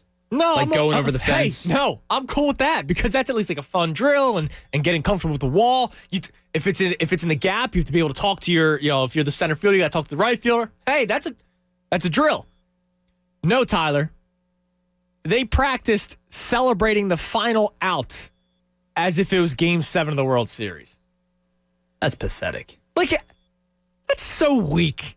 You're losers. They're all losers. Isn't like a championship celebration like a culmination, like a release you don't of practice. Yeah, it's not something you like you're not in the outfield like, what am I gonna do? No. When we get this final out. They're all throwing the gloves up in the air, Right. and they're doing the whole jump on top of each other. Am I gonna sprint to the mound? Like, come on. Now, I get it. Listen, something that I love that the Eagles do, the way they end practice at times, they'll have, well, I don't know if Cam Johnson's the punter anymore, but they'll have the punter punt it to somebody. So, like, Jason Peters might be receiving the punt, or another lineman, or a quarterback or something. And I think that's a cool way to end a practice. The Temple Owls, I forget if it was under Matt Rule or Coach Collins. I forget which one. But before every game, you know how you're doing your warm-up drills? They would end it the same way, with a punt. And every single... How many people are on a college football sideline? Players, like... It's usually like 80 or 90. Yeah. They had one guy returning, the punter, and then 88 teammates lined up next to the punter, and they all sprinted at the same time toward the return. It was a cool way to start, like right before a game would start. But they weren't celebrating as if they won. The New York Mets are practicing their Game 7 celebrations. You guys are losers. I can't. You know what? I've always hated the Mets. They've always been my number one hate. I hope the Marlins do better than them this year. I hope the Mets come in last place in the NL East. For this reason alone. Don't you hate that? Don't you want that every year, though? Yeah. But for this reason alone, I want them to lose. All right? Fair enough. One open line, 610-632-0975. Real quick. Sorry, really quickly. Mm-hmm. Between that and the T1 Walker situation with the number. Yeah. It's our mascot's number. Uh-huh. What? Yeah. I'm out on the Mets. I'm going to run this by you real quick. Now, forgive me. All right. I'm not a big music guy. I'm not a big movie guy. I'm not a big... Like, I know songs. I don't know the artist. I can sing words from a song and not know the band, right? Like, it happens. Okay. That's so, what... a lot of people are like that. Yeah, that's what the great Shazam app is for. Yes, there you go. So the Rock and Roll Hall of Fame currently has fan voting going on. And fan voting goes until April 30th. We have an update on the current votes, Tyler. Okay. And as a big music man, sure. I want to run them by you. Now, some of these names I might mispronounce, and you're going to have to tell me if I mispronounce them, and you're also going to have to tell me who the hell they are. So I don't know who Fela Kuti is, Q-U-T-I. No. You don't know who that is? All right, well then let me... Okay, Fela Kuti is a Nigerian multi-instrumentalist. Band leader, composer. Okay. In the 70s. So my apologies. I don't know who that is. People are going to freak out. But again, I don't know music. But he is currently in first place with 265,000 votes. Okay. Tina Turner coming in second as of right now with 255. Deserving. Okay. One of the few bands that I know and love, the Foo Fighters, currently third. Also probably deserving. Now, I also don't know if it's... Oh, the top five. Okay, so the top five get in, it looks like. So right now, Fela Kuti. I am shocked. One name in particular you have not said yet. Okay. Fela Kuti, Tina Turner, Foo Fighters. Those are your top three. Okay. Iron Maiden, number 4, under 80. Excited that they're going to be in there. Surprised that they're in there because they are heavier, more metal. So that's a wheelhouse of yours. Yeah, but so it does cut down on how many or what, the taste in, different people's taste in music. Mm-hmm. It cuts down on how many fans that they may have. So I'm happy that they're there, but surprised. Okay. The Go-Go's are currently fifth at 175,000 votes. So the name that I thought it was surprised that it wasn't already on there is still not on there. Okay. Is it Carole King? No, but I think Carole King probably should get in eventually. Is it Todd Rundgren? No. Who's Todd Rundgren? I don't want to work. Trust Tree. I just want to bang on the drum all day. Oh, okay. I know that song. Yeah. And I would be able to sing it, like majority of that song. But I don't know who Todd Rundgren is. Devo or Davo? Nope. 112,000.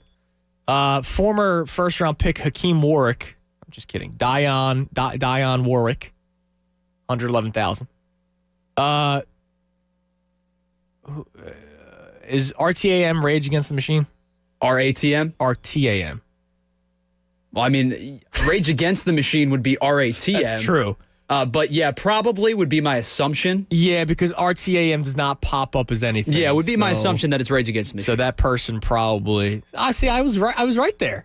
All right. You're doing better than you thought. Yeah, well, no, I'm not. Shaka Khan, 105,000. And then Kate Bush with just under 80,000 votes. My question is, because I had been under the assumption that this was the case, was Jay-Z not a part of this list? Because I thought that he was. Let me see. So I have all the people. Yeah, Jay-Z's on here. And he's not in the top 10? Nope. So that's awful. Everybody that I mentioned, and then add New York Dolls, Mary J. Blige, LL Cool J. I said Kate Bush, right? Yes. It is Rage Against the Machine, by the way. And Jay-Z, yeah, those are the four. How? That's a good that's question. One of the best rappers Jay-Z and has the producers least amount of votes of all time.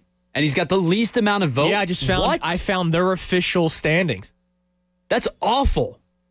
Yeah, that can't be. Unless they think he's too early. Like, I don't know how first ballot type thing. I don't know how this works. You know That's what I mean? Terrible. But you would think Jay-Z's first ballot Hall of Fame. You would think so.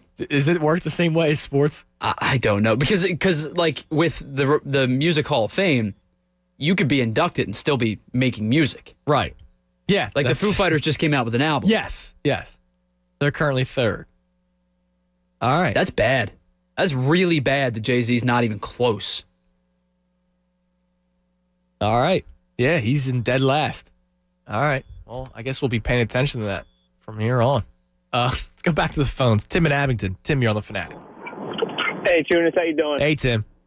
Hey, I got a little rule change / baseball modification I want to pick your brain on. All right. Sounds good. A cool part about baseball and all the different parks is all the fences are different sizes. You got the green monster. You know, Veterans Stadium had the lovely bullpens with the black tarps. Mm-hmm. I want to get rid of the home run fences. You want to Here's my thinking. Hear me out. That's Wait, crazy. you want to get rid of home runs? Not get rid of home runs. Because I put the fences at an equal distance, say 600 feet out. Because I think the most exciting play in baseball is just a relay throw. When the guy's rounding second, rounding third, rounding home. I think that would be so much more exciting. And then watching the ball fly out of the park. Nah, I know it sounds stupid, but come on, man. Oh, man, chicks dig the long ball. Chicks dig the long ball, but the long ball wouldn't go away. You still hit the long ball, and then you have to be an athlete and run around the base. No, come on, man. Come on. Imagine Pete Incaviglia smacking a home run and having him run around the bases. Would he be able to do it? So, hold on a second now. Here's one of your problems. A, I don't like it to begin with. But B, you have to tear down every stadium. And that's a fact. That's a fact. And you have to push him out 300 feet. I think it will just be awesome. But I think the most exciting play and something that's lacking in baseball and kids growing up, if you ask kids growing up, you know, the best part about baseball when you're a little kid is doing those relay throws. The outfielder throws it to the second baseman, who throws it to the first baseman, who's in the middle of the diamond, who hits the catcher, bang, bang, play. I mean, granted, you have that Buster Posey rule, so that might come into play. Yeah, but that's a rule I would get rid of, but I also understand the health and safety of the catcher, but that is a rule I would get rid of. The collisions, yeah. I think maybe not even the collision. There's a confusion of blocking the plate and all like. Listen, do I need Pete Rose barreling over a catcher in an all-star game and breaking his arm? No, not really. But it's also there's this confusion about whether or not somebody's blocking the plate, and that's a play from the very beginning of time. It is. What about then, for men's league softballs, where there's two first bases, where the defender or the fielder has his and the runner can have his? What about something like that for home plate, where They kept it as is. No, I'm out on that. I'm out on the first base thing, too. The first base thing, I guess, would be more so for safety, but I'm out on the 2 home plates. See, now we're junking it up. Like, Tyler, as a big baseball man that you are, when you hear Tim bring up implementing 600-foot fences, come on now. Now I know, there's the old baseball parks where it went polo grounds where center field's like 1,000 feet. Yeah, but come on, man. The polo grounds are weird though, because center field was far away, but wasn't left and right. The poles were close, very close. Left field was 279 feet. Right field, now imagine this, with the way left-handed batters have popped, 258 feet. I mean, we're talking about, so like, I'm left-handed. Yes. With no power at all. Correct. I would hit home runs there. Yes, you would.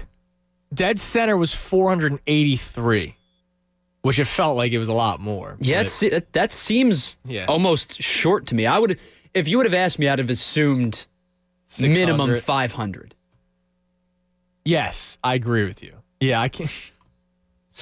No, we're not doing 600-foot fences. That's not happening. So Fangraphs, which is a great MLB, if you're an analytics nerd person. I actually like Fangraphs. They do a great job. They just put out their top 10 rotations, Tyler. Now, we've been talking about bringing up the Phillies in the conversation, and we'll get to that. I see Chris in Jenkintown who's on hold. He wants to talk some Phillies. We'll really dive in probably in the 1 o'clock hour just because we had some other stuff pop up. But here are their top 10 pitching rotations. Now, I'll tell you, the Phillies are in it. Really? Can you guess where? Probably back end, like 8 or 9, I would say. 8. So they go Padres 1, which they're going to be pretty damn Agree. Good. Dodgers 2. Also fair. Mets 3.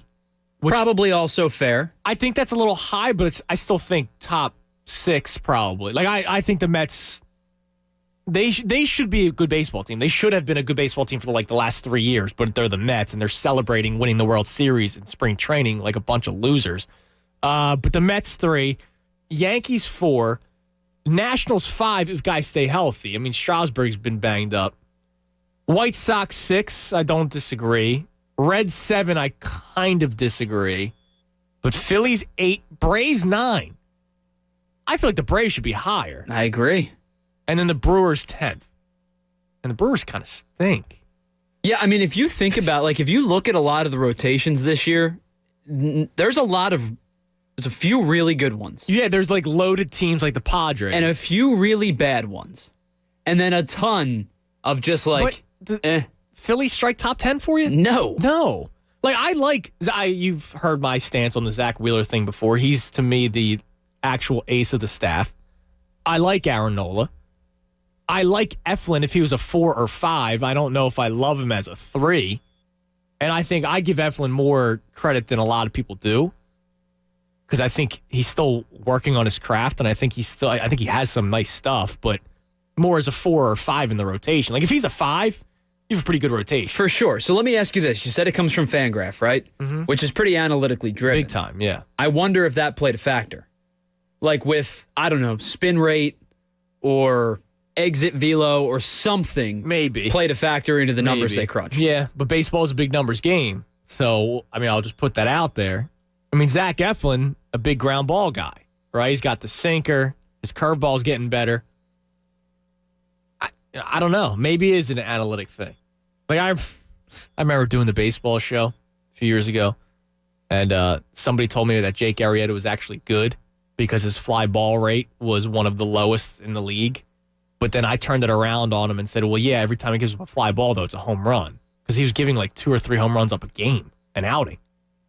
So, yeah, the analytics, take it with a grain of salt. But, hey, top 10 for the Phillies rotation. Okay. Let's go to Scott in the cell. Scott, you're on the Fanatic. Hey, what's up, Judith? Hey, Scott. How's it going? Great, man. A quick rule change for you in baseball. I know there's probably a ton just because it's one of those games that has a lot of things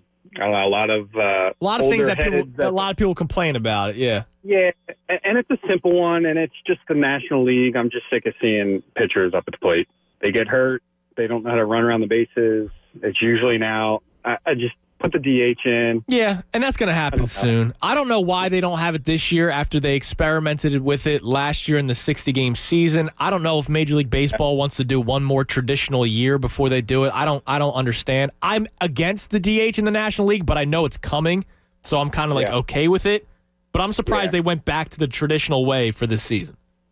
Yeah, do I need to see, Jake Arrieta hit a home run? Okay, cool. You'll celebrate it, but you won't celebrate the 9 strikeouts he has after that.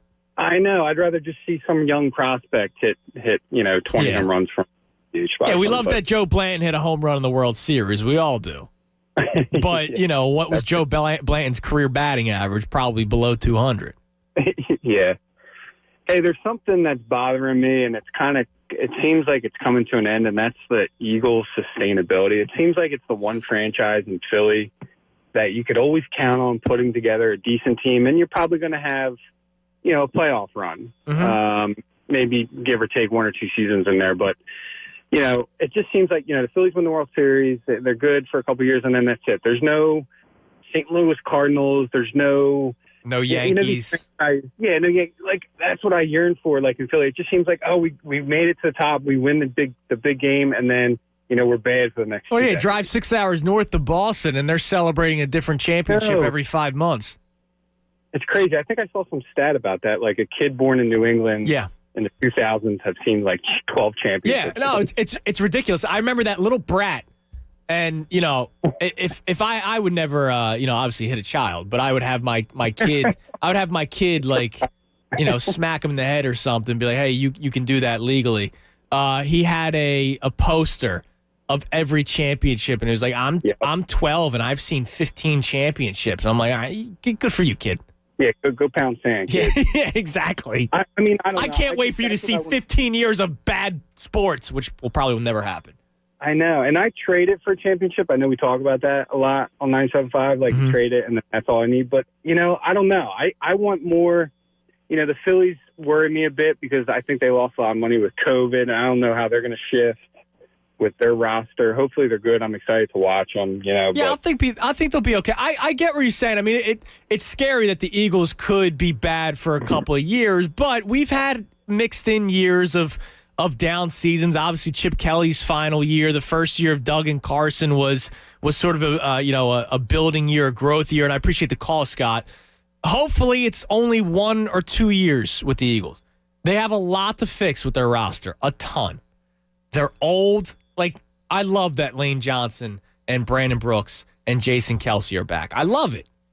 And I think it puts Jalen Hurts in the best position to actually show whether or not he can be a starting quarterback in this league for a full season.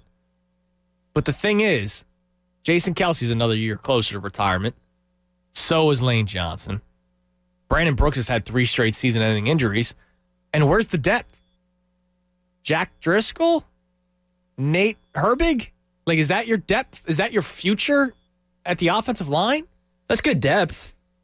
But you don't want them to be the replacements. No. And as of now. And you're getting close to replacement time with a lot of these guys, especially on the defensive front. I know guys play a little bit longer in their careers nowadays, but when you pass 30 in the NFL, it's still terrifying. And the only way for the Eagles to do it right now is to have a successful draft, and they've not done that. And they haven't done that. And that's why Scott's concerned, and so am I. 610-632-0975. Matt Cicciarelli puts in a great point. Perspective on how short those dimensions were in the Polo Grounds. It's only 200 feet in Little League. Right, that's your standard field in Little League is 200 and then 230 to center. Yeah, 258 was the right field foul. And that's with 60-foot bases. Incredible. 610-632-0975. 1 o'clock coming up. I'm Andrew Salchunas, filling in for the Cubs right here on 97.5 The Fanatic. Fanatic Sports Update. A shootout win. This Fanatic Sports Update is brought to you by Martin Law, the law firm for injured workers. Visit paworkinjury.com. Flyers beat the Sabres last night 5-4 in a shootout. Nolan Patrick had the game winner. Carter Hart pulled for the 3rd time this season. They'll play the Capitals tomorrow night. Sixers return to action tomorrow against the Bulls as long as each continues to test negative. Joel Embiid will be available to play on Friday at Washington. Ben Simmons will be clear to return on Saturday. The Delaware Blue Coats, the G League affiliate of the Sixers, defeated the Raptors The Raptors 905, 127-100 to advance to the NBA G League Finals for the first time in franchise history. The Drexel Dragons have made the NCAA tournament for the first time in 25 years. If you're driving less, you could be saving more on car insurance. Save money with pay-per-mile insurance from Allstate. Call a local Allstate agent and get a quote. Stick with The Fanatic all day long. For breaking news and updates, I'm Natalie Eganoff for 97.5 The Fanatic. It's the Anthony Gargano Show on 97.5 The Fanatic. What's for dinner, you ask? At Wawa, we've got the answer, no matter what you're craving. Because Wawa now has dinner. Every day starting at 4 p.m., you'll find crave-worthy dinner options that will make everyone happy. Like fettuccine Alfredo, kids' meals, delicious Angus burgers, French fries, and more. Choose in-store, curbside, or delivery. Wawa dinner. Sounds good. Come in from the cold for something hot and comforting from Wawa. Savor the handcrafted salty sweetness of a toasted caramel crunch latte. Topped with a caramel drizzle and crunchy caramelized sugar. Or cozy up to the warm, inviting vanilla sugar and spice aromas of our new cinnamon bun coffee, bursting with a delicious fresh baked flavor. Treat yourself and try them both this winter to create your very own getaway to deliciousness. Gotta have a Wawa. Kincaid for my friends at Window Nation. That recent blast of winter, well, it's not being well received. Not in your cold, drafty house. This is the time that you need to be taking advantage of the virtual home show extravaganza that's going on right now with Window Nation. You get 2 free windows with every 2 that you buy, and there's absolutely no limit. Plus, you're making no down payment. There's no payments, and there's no interest for 24 months. So imagine warmth, security, cuddliness in your home during 2021, and you're not paying for it till 2023. Over 1 million windows installed with an A-plus Better Business Bureau rating and over 10,000 online positive reviews. If that's not enough for you, just think about your wife and kids feeling a little more comfy and cozy in your own home and not paying for it for 2 years. So beat the spring rush. Call today, 866-90NATION, or visit windownation.com. That's 866-90NATION, or do your window shopping online at windownation.com. Tell them Kincaid sent you. Hey, it's Anthony Gargano. Did you ever hear a commercial on the radio and wonder what would it be like if it were my business?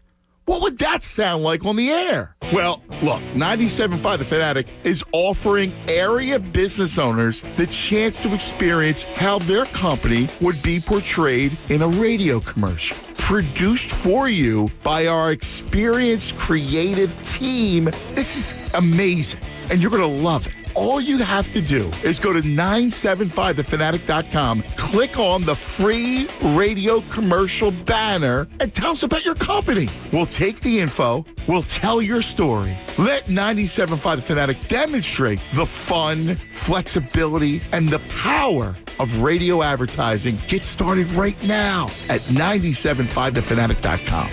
The second half of the Sixers season is here, and Corona is back with cool custom Corona Sixers jackets to give away. Win one by entering the Are You a Baller contest on 975thefanatic.com. Show us that you're a baller by uploading a picture of you in your Sixers bests, and that's it. The winner will be chosen randomly. Don't have Sixers gear? No sweat. Just vote for your favorite picture, and you'll qualify to win too. Enjoy the Sixers games and live La Vida Mas Fina with an ice-cold Corona Light, Corona Extra, or Corona Premier. Corona is an official partner of the Philadelphia 76ers. Please enjoy responsibly. What is TV's biggest night of guessing games? There's only one answer: Fox Wednesday. Yeah! First, The Masked Singer returns with a new season that will totally change the game. How many people are in this costume? 2? 12? Then, can you guess someone's talent before you see them perform? Scorpion Wrangler. Fire thrower. Lock it in. It's the spectacular premiere of Game of Talents, hosted by Wayne Brady. Show us your talent. Right after The Masked Singer season premiere. Fox tonight. You decided to upgrade your outdoor deck. So you ordered the essentials. A power washer, a set of patio chairs, and a shiny new grill. And you use your Bank of America Cash Rewards credit card, choosing to earn 3% cash back on online shopping and up to 5.25% as a preferred rewards member, which you put towards your most essential deck addition, a bird feeder. Apply for yours at bankofamerica.com/more rewarding. Copyright 2020 Bank of America Corporation. Hold on. You want me to tell them about Twisted Tea Hard Iced Tea in just 30 seconds? This is impossible. Hey, I'm Billy from Twisted Tea. How can I explain that first sip of cold, smooth, real brewed tea? So good. And the extra kick you get from just the right amount of alcohol? The twist of lemon, Wait, what? We're almost out of time? Oh, shit. Twisted Tea Hard Iced Tea. Look for the bright yellow cans wherever you buy beer. Twisted Tea Brewing Company, Cincinnati, Ohio. Please drink responsibly. Making popcorn for movie night? Whoa, who are you? This is your wake-up call from TracFone Wireless. What if every time you tried a new streaming service, you had to buy a new TV? That'd be ridiculous. Yeah, some wireless companies do that when you switch. Make you buy a new phone. Right. But TracFone Wireless lets you keep your phone and your number and your network and gives you unlimited talk and text starting at $20 a month. Seriously, who are you? This is your wake-up call, people. TracFone Wireless. Now you're in control. Oh, you're burning it. Oh, no. See terms and conditions at TracFone.com. Don't you just love rainy days? Only when I'm home on the couch. And I love rainy roads. Ever since I bought my all-season Nokian tires, they provide me peace of mind in all conditions. That's what I want for my car, but I bet they're expensive. Not if you compare Nokian tires with other premium brands. Where's the best place to buy Nokian tires? I trust CJ's Tire and Automotive. Great selection, good prices, and they'll get you in and out in no time. CJTire.com. Easy enough. Wow, their prices are good. Told you, CJ's Tire and Automotive really is better, faster, and more affordable. There's no such thing as a sure bet on an illegal website. Illegal betting sites are accountable to no one. That puts you and your money at risk. Why play these odds when Pennsylvania offers legal online betting for those who want to wager? Legal sites pay out your winnings, ensure fair play, and support responsible gaming. That benefits you and Pennsylvania's economy. Visit bettersafe.org/PA for information. That's BETTOR safe.org/PA to learn more. Don't be sorry. Be better safe. WPEN, Burlington, Philadelphia, a Beasley Media Group station. Home of 76ers basketball. Ben Simmons to Joel, bang, two-hand jam. Flyers hockey. Carter Hart made the save. The bouncing puck still free. Hart's got to make another one. And Anthony Gargano, weekdays from 10 to 2. Oh, man. Plug in. 97.5 The Fanatic, Philadelphia. 1 o'clock, 97.5 The Fanatic. I'm Andrew Salchunas, filling in for the Cuz, taking you until 2 o'clock. When, of course, you'll get Mike Missinelli, Tyrone Johnson, and Natalie Eganoff. Tyler Zulli sitting in my seat today. I wanted to bring something up before we get back to the phones, and you can jump in. We got 2 open lines at 610-632-0975. Something that I've been having a ton of fun with. And it's funny because you brought up something earlier this morning before we got on the show, Tyler. You brought up the random college athletes Twitter account. And they're literally just posting photos of random, like 98% chance you don't know who they're posting about. Now, every once in a while, you brought up that they're posting like a celebrity or something. But for the most part, it's literally they're looking at a depth chart for Rowan University, and they're picking the long snapper named Paul Rucci, right? Like they're doing something like that. And I may know who that is. I doubt you know who the long snapper of Rowan University was from like 2016 to, or no, sorry, when was he in college? 2013 to 2017. Right. I doubt you. I do not. Right? So that's kind of cool. But there's one that started, it looks like in February. Yeah, joined February 2021. That I've been having an absolute blast with. And it's random Philly athletes. But they're not just posting a photo.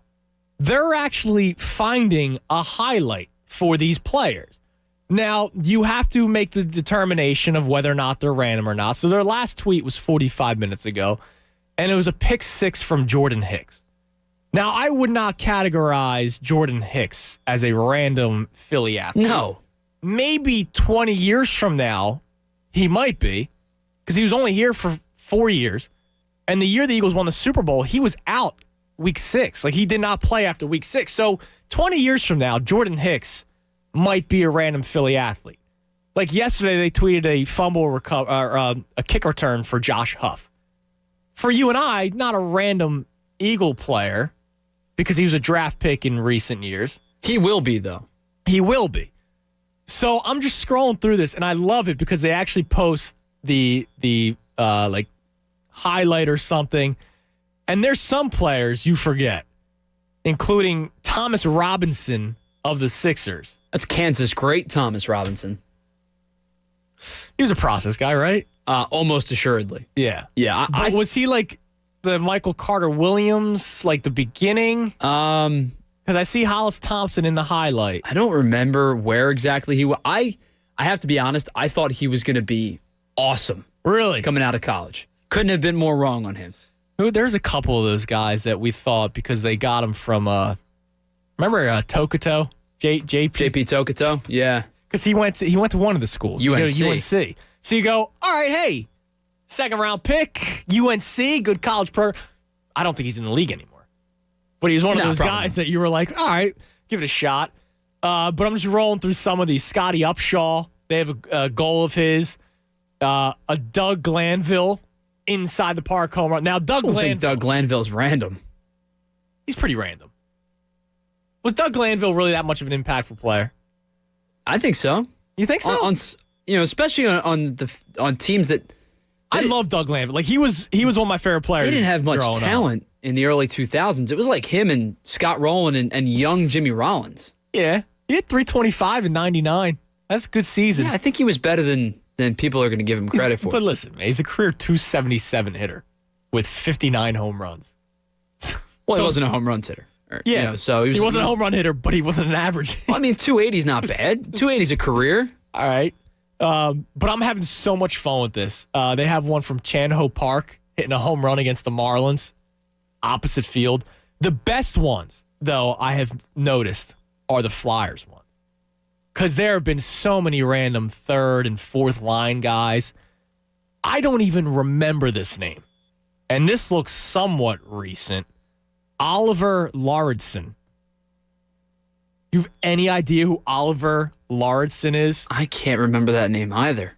Oliver Lauridsen currently plays for the Malmo Redhawks of the Swedish Hockey League. Okay. Let's see. In the NHL, he played a total of 16 games for the Flyers, 15 of which was in the 2012-13 season, and he scored 2 goals. But I'm having a lot of fun with this. So I suggest people to follow him, the random Philly athlete. So if you had to go with what's the one that you would go with that would give you that, wow, I don't remember that guy at all? Because I immediately have mine. Like well then how would I know if I don't remember? No. So what I'm saying is, if you were to go, hey, do you remember this player? Oh, okay. So for me, I would say, the one that I immediately go to, do you remember Uday Brito? No. He's a pitcher for the Phillies. A baseball player. He was a pitcher for the Phillies. Okay. Yeah, but that's like the most random one that I can think of. That's a good one. When did he play? Mid-2000s, like 05, 06, I think. Yeah, I guess those squads would be the good ones. Yeah, I mean, that's a good... I don't know. I've never... I, for some reason, know that Primo Brijac wore the number 7 for the Sixers, and he actually popped up on this Twitter account, which is kind of cool. But, I bet you I could say you don't remember, you do, but people don't remember that JaVale McGee actually played in games for the Sixers. Right. He actually played minutes for the Sixers because a lot of those guys never played, right? Andre Kirilenko refused to play. Gerald Wallace refused to play. I don't think Andrew Bogut played a minute when the Sixers made one of those trades, but he actually played. Carl Landry is another random. You'll go, oh my God, yeah, and he was in the Kings trade and actually played. But yeah, you said a name that nothing. The one, okay. You might know. AJ Hinch. Yeah, he was. He played 6 games for the Phillies. And I only know that because I had a baseball card of his. And then he ended up being the manager. He played 4 games for the Phillies in 2004. And then he ended up being the manager of the Astros before that whole scandal came out. Not to be confused, by the way, with A.J. Ellis, who also caught games for the Phillies. Yes, he did. I knew A.J. Ellis. A.J. Ellis was a catcher? Yes. I'm thinking of who was Mark Ellis, maybe? There was a Mark something for the Phillies. But yeah. Mark Ellis, yeah. No, sorry, never played for the Phillies. Mark Ellis was a second baseman for the Athletics. That's what I knew. Yeah. All right. That's fun. It's a fun Twitter account to follow. Let's go back to the phones. Tasty Cake Dom. What's up, Dommy? Andrew, Tyler, great show. I'm proud of you guys. You're doing a great show. Thanks, man. I appreciate it. I was jonesing for baseball, so I'm glad you guys. And I'm also, Andrew, because you know you influence my opinion, I'm glad you're anti-DH because I hate the DH. Yeah, I'm not a fan of it, but I also have to, I'm coming to grips that I know it's going to happen. I've come to grips for a few years now.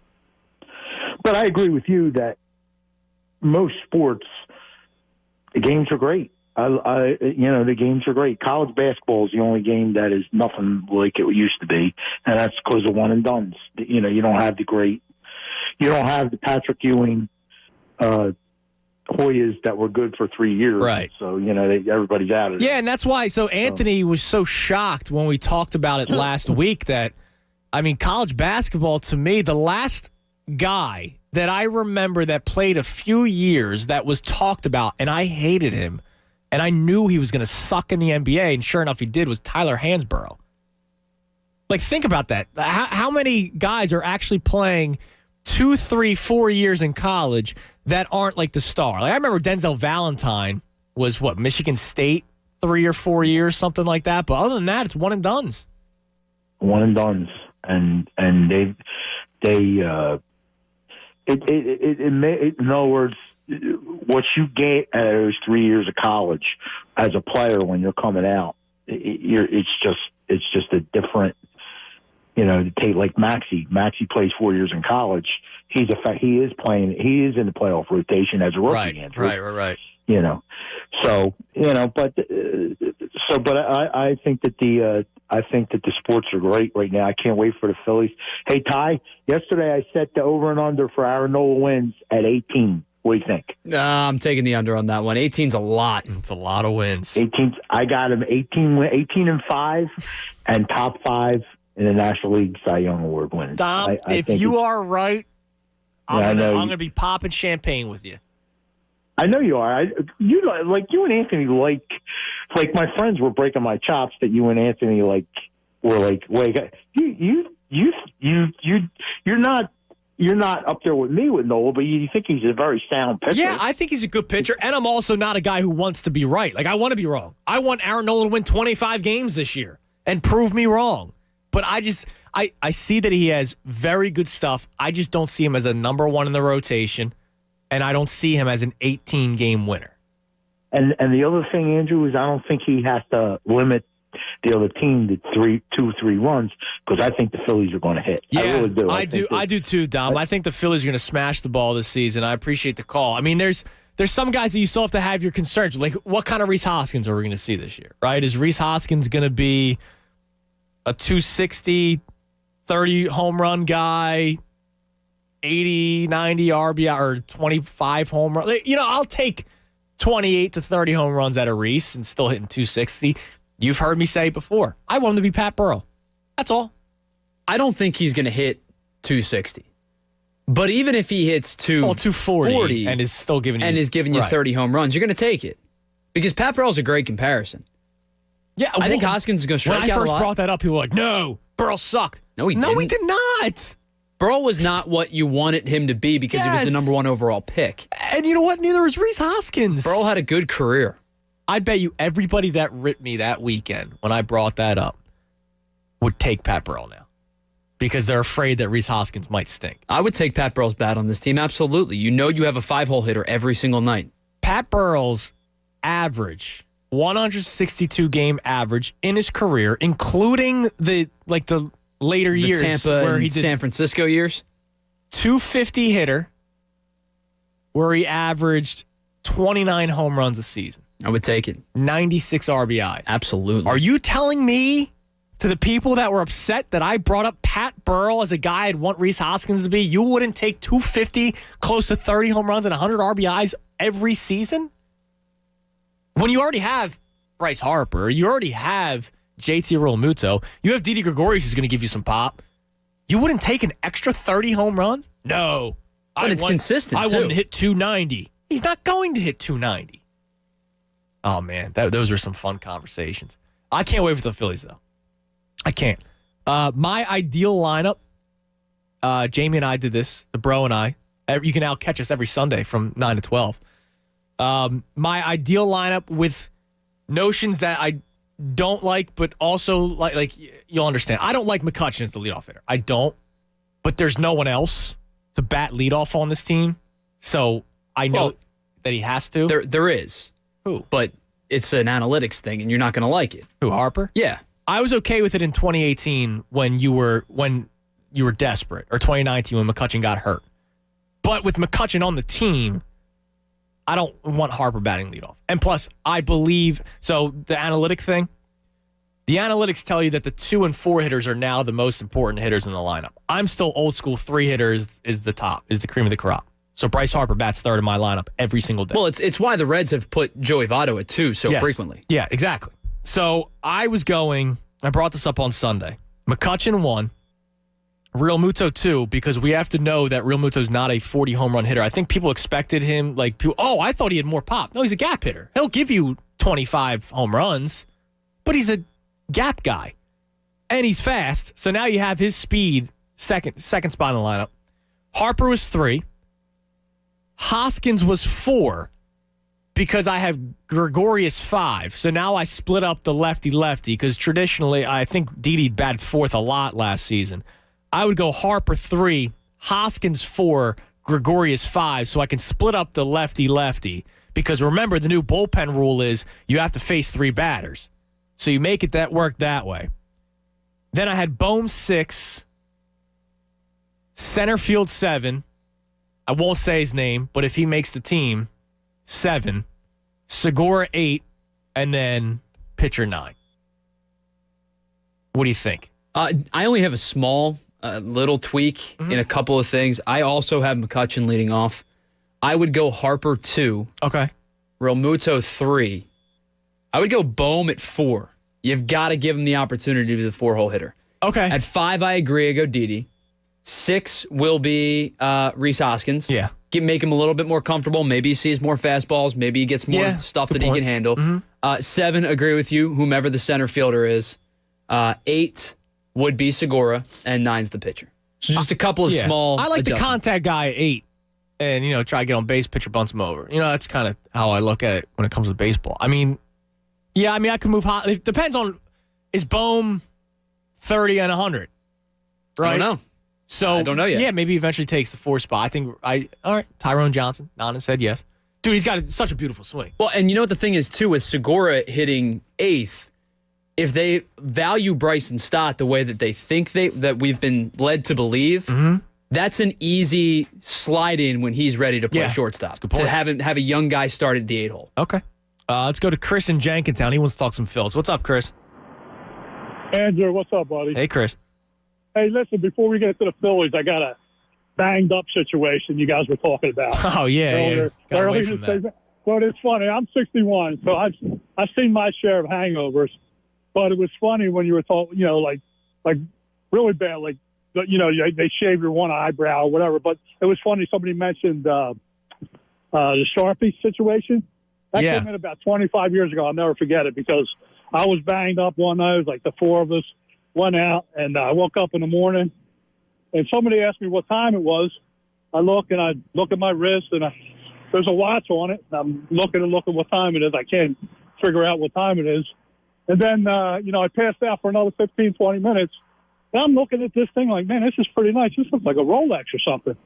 Somebody had drawn in detail like a watch on my wrist. Oh, really? It took me like 4 hours before they finally told me it wasn't real. I'm looking at it, trying to tell the time. Well, how messed up were you? Left me hanging, dude.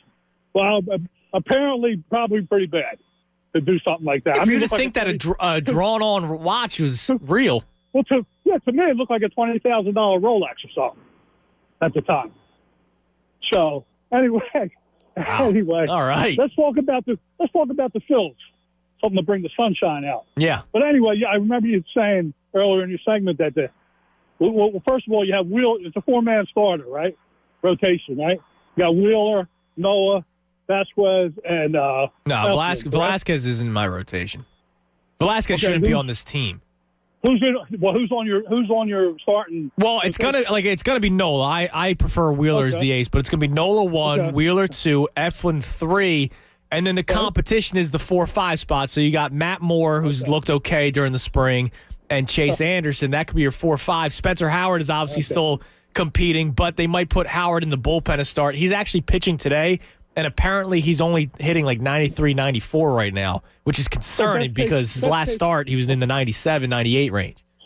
So best case scenario on your starting staff is probably out of 10, like probably a 7, 6.5, 7 maybe, tops.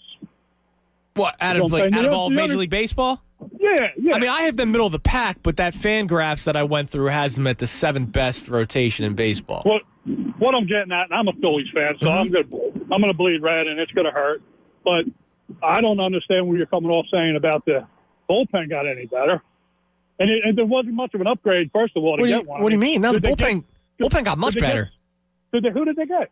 They got Archie Bradley, who is an all-star. They got guys who, like Kinsler, who pitched for the Marlins. I almost said Dolphins. Marlins last year, who had an ERA of like 2.4, 2.3, something like that. They have guys whose ERAs last season were below 3, as opposed to a Matt Klentak signing where they had ERAs above 6. Their bullpens, they're not elite, but they're going to be far better than where they were last year. Oh wow! Well, let's hope so. But who's your stopper? Archie Bradley's going to be the closer of the team. Okay, no more Neris? No, Neris is still going to be in the bullpen, but he'll probably be like a 7th or 8th inning guy at times. Yeah. And I like that. I'm okay with Neris being in the 7th, 8th spot. Get me in an out or two. Yeah, I just don't think he had it to be a closer. Bases on balls and stuff. No, listen, man. Do yourself a favor. Just sort of look up the names that are going to be in the bullpen because it's going to be far better this year. Well, I will ask you this: where do you think they end up this year in the East? Well, in the East, that's an interesting question because I think the Braves are still number 1. I appreciate the call, Chris. I don't think the Marlins are going to be as good as they were last year. I think the 60-game season was kind of weird, and they had all kinds of weird stuff going on. But I do think the Mets are going to be good. I've been saying that for a few years now, and I've been wrong for a few years now because they've sucked. But I think the Mets, even though they're celebrating winning the World Series in practice today, which is ridiculous, they'll probably be up there. The Nationals are such a crapshoot because remember the year they won the World Series, they had the worst record in baseball through 60 games. Them, the Detroit Tigers, and they ended up winning the World Series. Whereas last year through 60 games, they didn't make the playoffs. I still think they're a good baseball team. They have a lot of young talent. They have good pitching.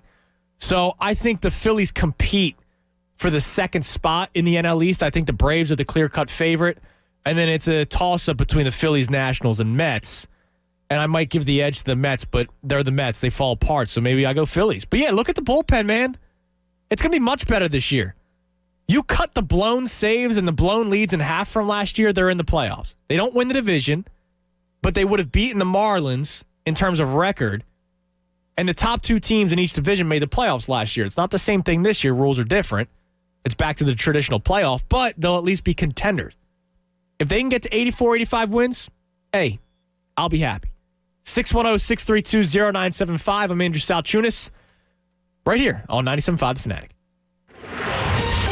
Fanatic Sports Update. A shootout W. This Fanatic Sports Update is brought to you by Martin Law, the law firm for injured workers. Visit PAWorkInjury.com. Flyers beat the Sabres last night 5-4 in a shootout. Nolan Patrick had the game winner. Carter Hart pulled for the 3rd time this season. They'll play the Capitals tomorrow night. Sixers return to action tomorrow night against the Bulls. As long as each player continues to test negative, Joel Embiid will be available to play on Friday at Washington. Ben Simmons will be cleared to return on Saturday.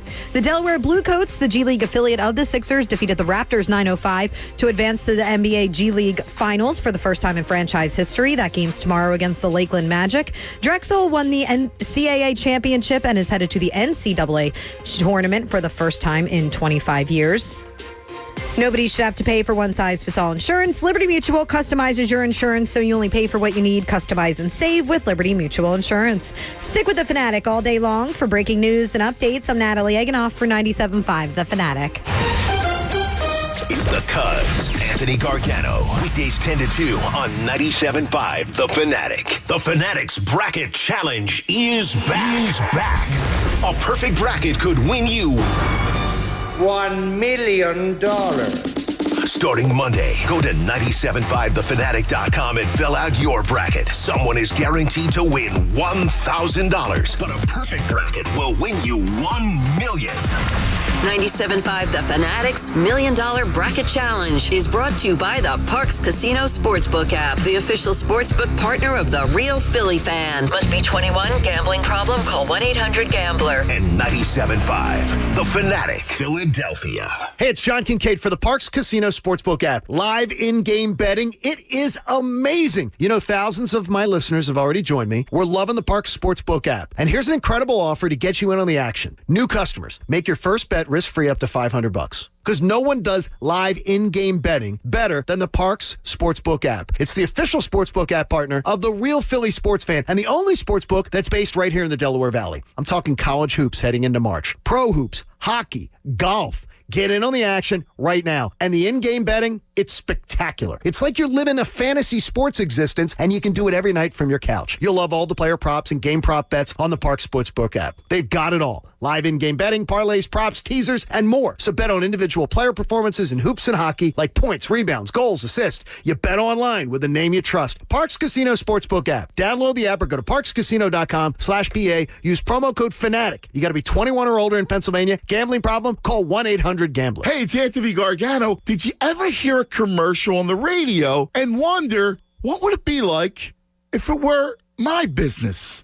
What would that sound like on the air? Well, look, 97.5 The Fanatic is offering area business owners the chance to experience how their company would be portrayed in a radio commercial. Produced for you by our experienced creative team.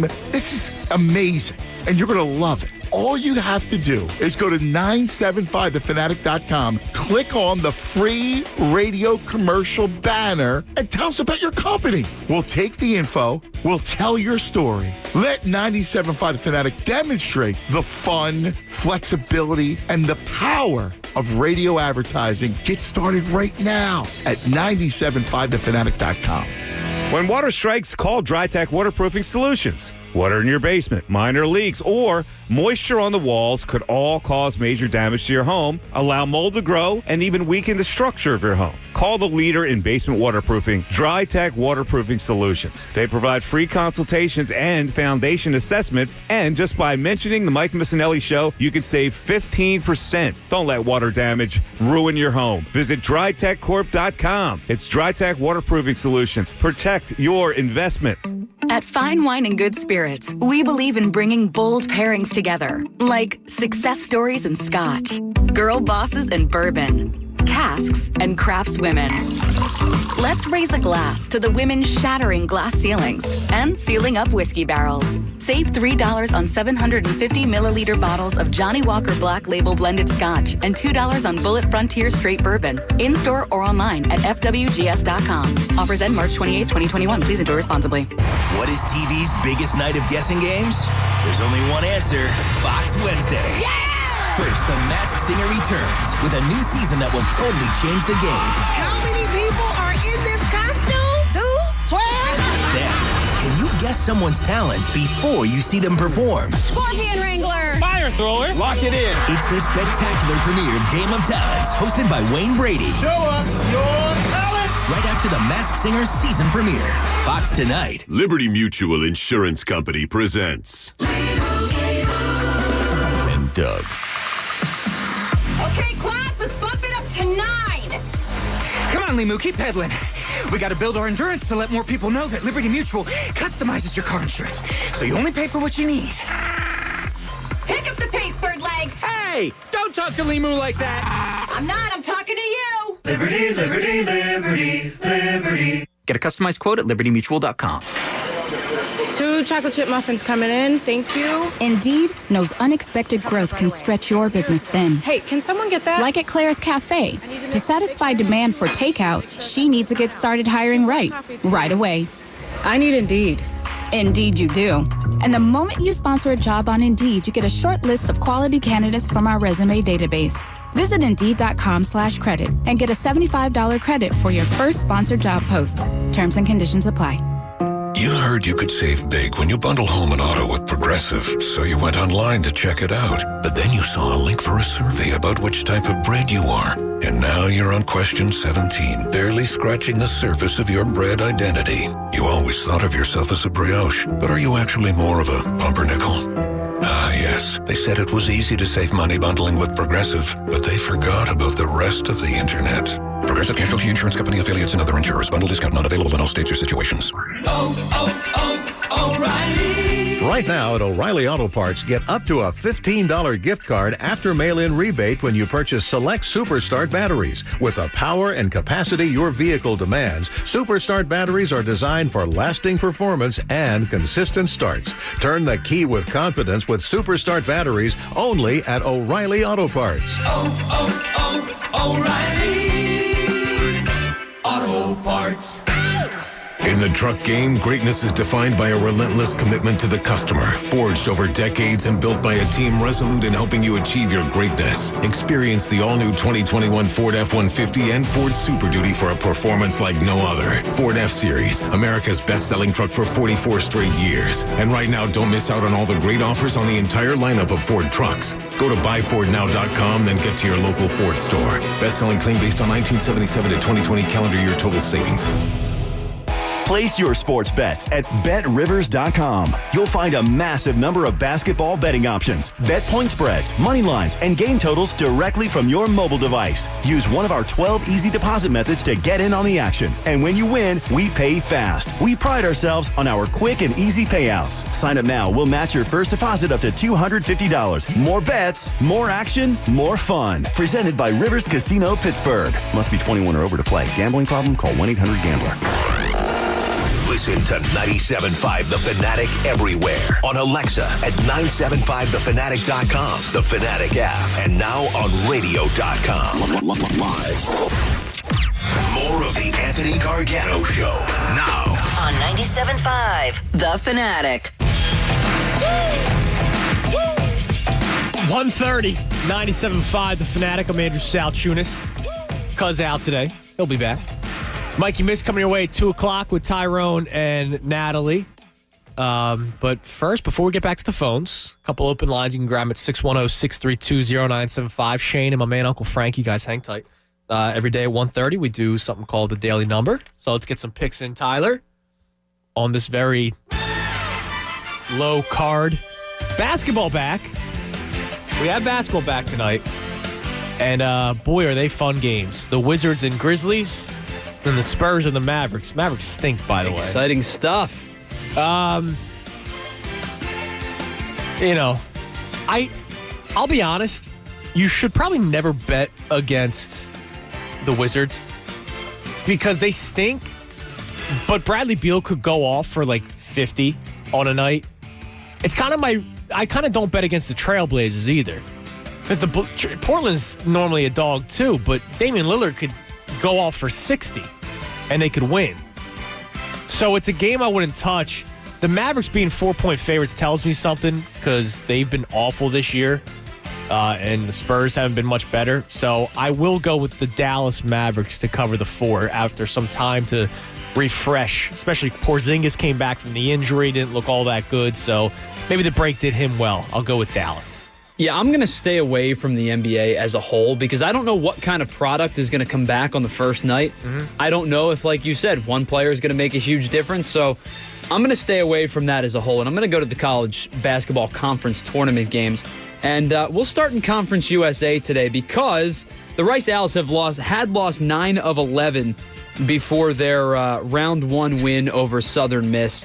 They are not a good basketball team by any means. Marshall, on the other hand, is 15-6. They come into this one as nearly double-digit favorites. I think, based on all of my extensive research on Conference USA basketball, that the Thundering Herd roll in this one. Give me Marshall, double-digit win. I'll take the Herd -9.5. All right. That's good. I like that. I love that you're going Marshall Thundering Herd as a pick. I'll give you one in college basketball. The Montana Grizzlies. The Grizz are 13.5-point favorites against the Idaho Vandals. Do you know what the Idaho Vandals record was this year, Probably Tyler? not good. 1-20. Yeah, that's not good. The Montana Grizzlies, not like they're a great team, 13-12. But a lot of the times those college basketball lines, those big lines, you lay it.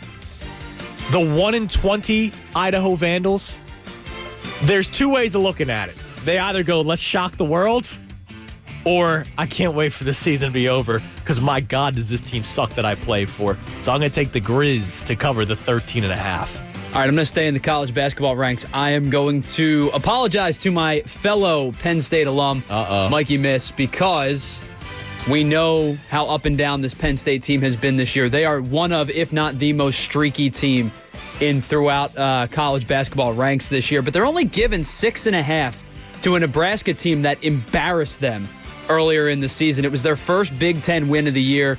This Penn State team, even though it was only a few weeks ago that lost to that Nebraska team, I think is better than the team that played Nebraska a few weeks ago. I will take, kind of grudgingly, Penn State minus 6.5. Okay. You have fun with that Which one. means I just doomed them. So for all my fellow Nittany Lions, I'm sorry. Probably. On the ice, the Minnesota Wild hosting the Vegas Golden Knights. The two of those teams just played each other on Monday. The Wild actually blanked the Knights, winning 2-0. I had the over in that game. I was shocked that it didn't hit.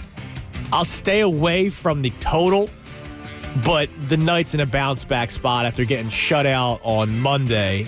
Still in Minnesota. I know they got the home ice, but I'm going to go with the Knights tonight. I like it. It's pick 'em right now. Minus 108 both ways. I'm taking the Knights. That's all I got for you. A little bit of a light night. Yeah, it is a light night. I'm excited for the Sixers to be back. That's not many people reacted to my Simmons and Embiid thing.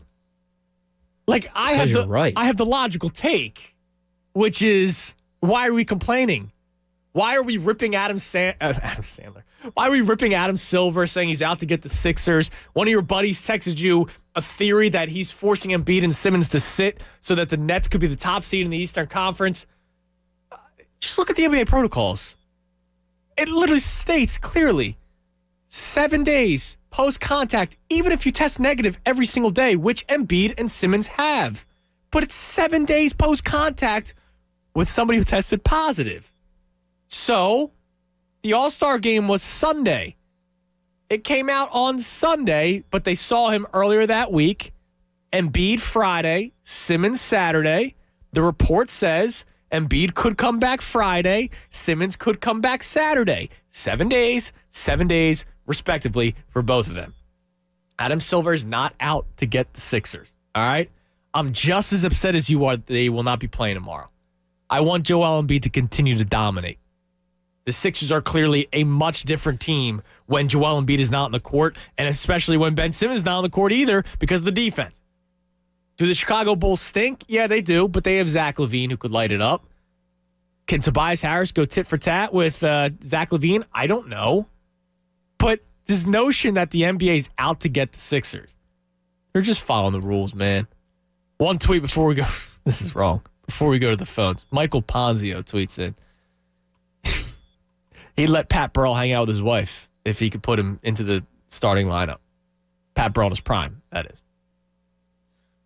All right. Let's go to Shane in Nazareth. Shane, you're on the Fanatic. Hey, what's going on, guys? Hey, Shane. Hey, so I wanted to call in and give a quick story, and then I have a quick question for you guys because I meant to ask it to Tyler the other night. So the quick story. So I'm going to go back a little bit. We got to the playoffs, and it was 2013-2014 season for the Eagles. And I went out with a few guys to watch the game at a local bar. And a family friend gave me a gift certificate for $100 to this restaurant.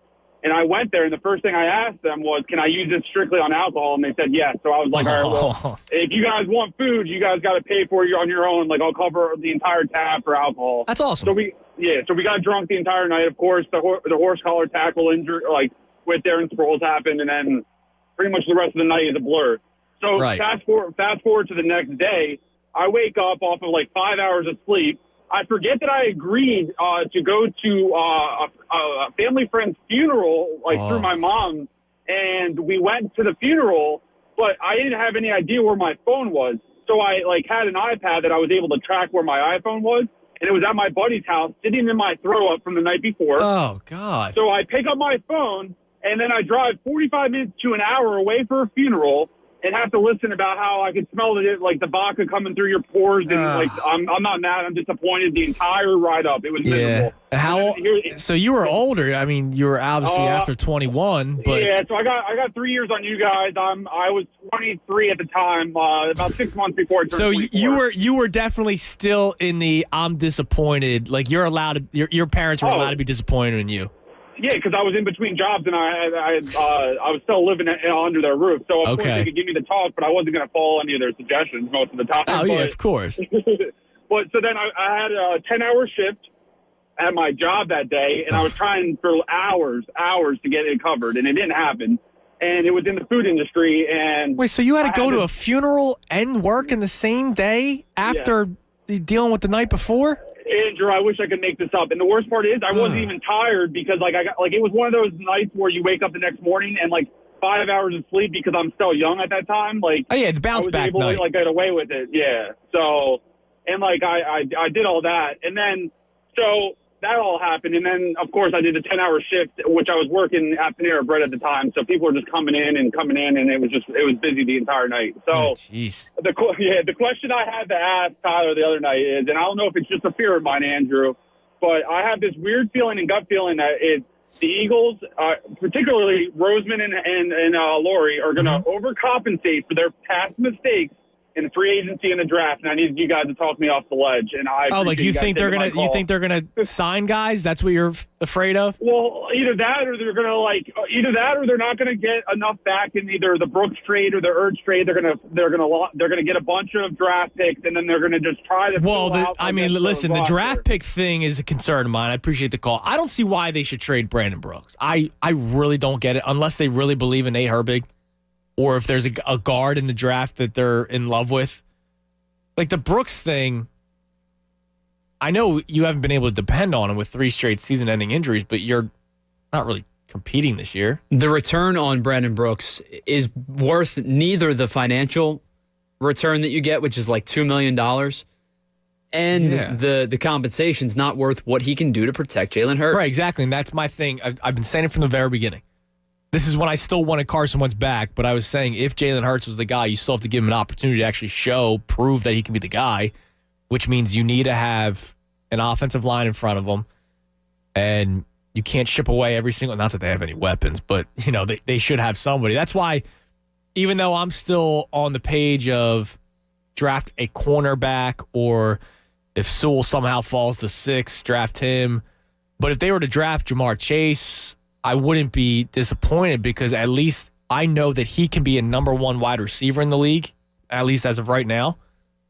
And I need Jalen Hurts to be able to show whether or not with a connection, which Carson Wentz never had.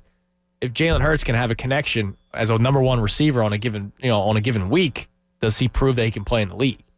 That's kind of where I've been from the very beginning. Yeah, I think that it's fair. My only difference with you is I am still in the party of trade down if possible. You have to accumulate assets. Yeah, you do. This team is void of talent in so many different ways. Well, I mean, if some of their top guys are off the board, then you trade back a few picks. But Jeffrey Lurie also being a moron by disclosing to the world that they're not drafting a quarterback.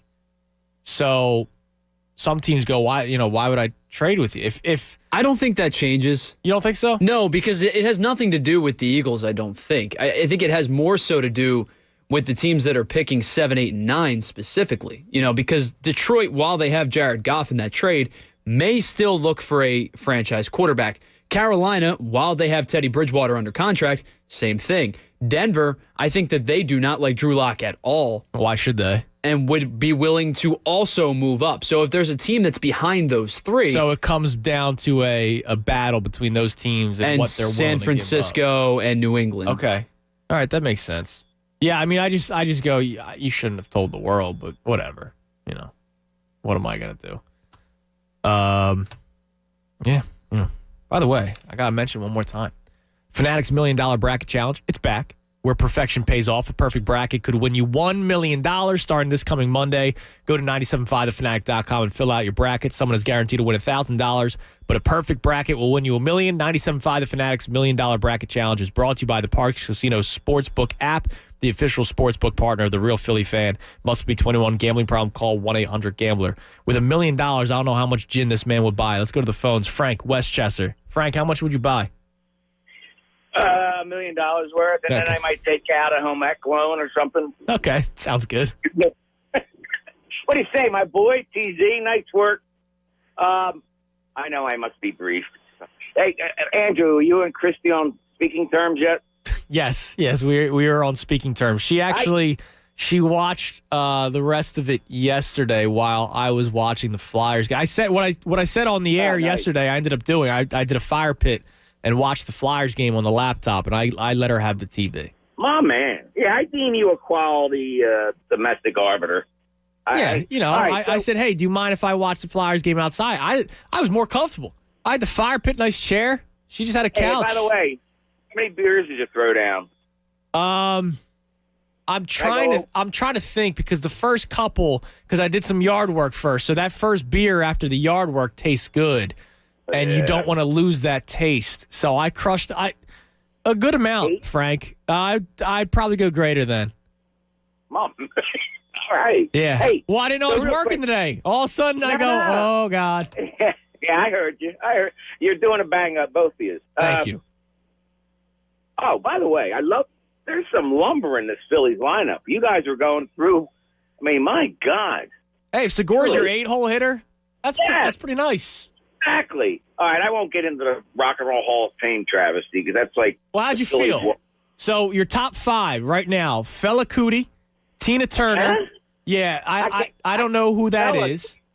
Sounds like he plays for the other team. But anyway, Tina Turner, I'm shocked not in it. Carole King, I'm shocked not in it. It's like the Phillies Wall of Fame. Oh, guys. Carole King's, let's see, 10,000 behind the Go-Go's. And fan votes, they can go by fast, and you have till April 30th. I just need to be commissioner of the world. So when I was your ages, guys, I didn't want to change. I loved everything about sports. I didn't want to change a thing. It got to, I'm with Ant that I do love the mid-range game in basketball. Okay, I coached AAU. Not at a high level, but all you did in practice was shoot threes, press break, and a zone press defense. There was hardly any half-court sets. So I would like to see less three-pointers, but I get it. Okay, yeah. See, I like the three-point shot, because I think it's some of these guys, listen, I don't want Rocco taking 10 threes a game, but if I'm watching Steph Curry take 10, and I'm pretty sure he can give me 4 to 5 a game, that's pretty impressive. Oh, that's an art form for him. Yeah. I'm on the fence. It's a balance. All right, Frankie. We'll enjoy the gin, all right? My man, it's vodka. What's the matter with you? Oh, I'm sorry. Ant does the gin. That's right. That's my fault. You don't want Uncle Frank on gin. No, I hear you, Frankie. Appreciate the call. Are you a gin man at all, Tyler? So gin is probably one of the 2 liquors that I will not touch. Is there based off experience, or? So gin is just simply because I don't like the way it tastes. Okay. I don't like the taste of gin. Listen, I'll rock a gin and tonic every once in a while. I will. Yeah, I'm out. I just don't like. I don't like the taste of gin at all. The other one is tequila. Tequila does not like me, and I don't like tequila. Every single time, it's bad. I'll mess around with tequila. I remember one Memorial Day weekend of freshman year of college. Somebody brought like the cheap bottle of tequila. Okay. And we were at a cheap motel, like a bunch of us, right? We had a bunch of rooms, and the fridges weren't working. So it was a hot bottle of, or not hot, that's gross. But warm bottle of cheap tequila. That was pretty nasty. Gin, first time I experienced it, I was 16. I was telling you, I was in Boston for the Lithuanian thing. And this one guy who was older than me, I think he's 3 years older than me. He goes, here, try this. And he gave me a double shot of straight gin. I was 16. I was taking anything I could get. I was, yeah, sure, mine, And I remember taking that, and I was like, this is disgusting. He laughed. I was like, thanks, man. So the problem with the tequila, by the way, so not only do I hate tequila, the fiance loves tequila. Oh, is that right? Loves it. Like her favorite go-to liquor. Margaritas, tequilas, all of it, right? So me, stupidly, because she always tries to, hey, let's get margaritas. No. Let's take a shot at tequila. No. What about at the wedding? Okay. And now for the last year, I've been trying to walk that back. Okay. No, I didn't mean it. You know what I mean? Because I'm dreading it just because I hate tequila that much. You gotta have a shot with your wife on the wedding. I'll literally do anything else other than that. Really? Yes. Not even one for celebratory? Nope. See, my wife didn't drink much during the wedding. There's just too much going on. Sure. I got, on the other hand, whacked. But, two different personalities, I guess. It'll be fun. Yeah, I've been trying to walk back that agreement for the last 12 months now. She'll have it in her vows and everything. Whatever. All right, it's been fun. Tyler, thank you for sticking around today. Mikey Missy's coming your way next. He'll be on from 2 until 6 with Tyrone Johnson and Natalie Eganoff. And I forgot to say it to him in person, but I know he can hear me, and I'll say it again. Happy birthday to Tyrone Johnson. According to the Fanatics Twitter account, it's his 25th birthday. So happy 25th birthday. Oh, that's awesome. Yeah. Happy 25th. Happy 25th birthday to Tyrone Johnson. Good to see him back. So he's coming your way next. By the way, the poll of the day, Marvin E. Cans Heating and Air Conditioning. Marvin E. Cans Heating and Air Conditioning is open and able to assist you with any emergency service, including installation of air scrubbers and other air quality products. Notice I read that off the top of my head because I've said it enough. We did the write-in poll today. We didn't actually do a percentage poll, but a lot of the changes that people want to make, it all comes down to the shootout. The majority of people want to get rid of the shootout. A lot of people want to mess around with the NBA. I love the NBA. I don't think there's much to change. Dimitri tweets in the NBA needs a serious overhaul on their flagrant reviews. They take too long, and most aren't even flagrant fouls. I get the length part, whatever. He's right, though. There's a lot of calls that they get called for a flagrant, and they weren't a flagrant foul. But I think they do it because they're trying to police the game as much as they can. He also says the charging call in the NBA is ridiculous. A guy moving his feet can no way take a charging foul. It used to be a lot more crystal clear. That's true, too. There's guys that are backing up on the break, and then they somehow take a charge. I think the worst one is the shooter jumps into the defender, creates the contact. Yeah, that's dumb. There's one. There's got to be Mitchell. The last game before the All-Star break for the Sixers, Donovan Mitchell pumped and then jumped to his side. It should be a basketball move. You can't jump to your... Whoever tried swatting the shot, I forget who it was, it might have been Korkmaz, jumped to the side of Donovan Mitchell. And Mitchell leaned to his right, drew the contact, and got 3 shots at the line. And I'm like, that can't be a damn foul call. Whatever. But you made somebody dry heave. Did you know that?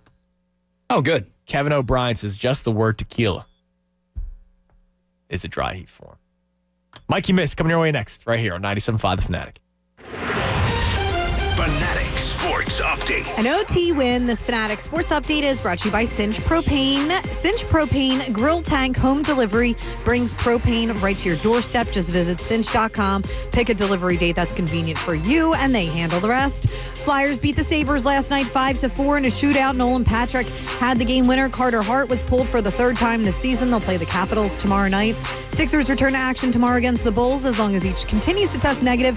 Joel Embiid will be available to play on Friday at Washington. Ben Simmons will be clear to return on Saturday. Delaware Bluecoats, the G League affiliate of the Sixers, defeated the Raptors 9-5 to advance to the G League Finals for the first time in franchise history. That game's tomorrow against the Lakeland Magic. Drexel won the NCAA championship and is headed to the NCAA championship tournament for the first time in 25 years. Nobody should have to pay for one-size-fits-all insurance. Liberty Mutual customizes your insurance so you only pay for what you need. Customize and save with Liberty Mutual Insurance. Stick with The Fanatic all day long for breaking news and updates. I'm Natalie Eganoff for 97.5 The Fanatic. Anthony Gargano, weekdays 10 to 2 on 97.5 The Fanatic. I'm John Morgan of Morgan & Morgan. Whenever I hear of an injured person hiring such and such a lawyer, I wonder, why'd they choose that law firm? Did they see the lawyer on a big billboard, a radio ad, or maybe an advertisement on television or the back of a bus? Maybe they just Googled it and clicked the first name that showed up. And then almost all the time, I worry. I worry if they know what that lawyer is really all about. Do they know when the last time that lawyer tried a personal injury case, or maybe if they ever even did? Does the lawyer have the resources to get the most for the client, or does the lawyer need the money more than the client does? And you'd be surprised to hear how many do. Here's my advice. Do your research. Results matter. Reputation matters. As the largest personal injury firm in America, there's really nothing like us. There's only one Morgan & Morgan. ForThePeople.com. Dial pound law on your cell. Pound law, that's all. Offices, Philadelphia. Hey, it's John Kincaid from my friends at Window Nation. That recent blast of winter, well, it's not being well received. Not in your cold, drafty house. This is the time that you need to be taking advantage of the virtual home show extravaganza that's going on right now with Window Nation. You get 2 free windows with every 2 that you buy, and there's absolutely no limit. Plus, you're making no down payment. There's no payments, and there's no interest for 24 months. So imagine warmth, security, cuddliness in your home.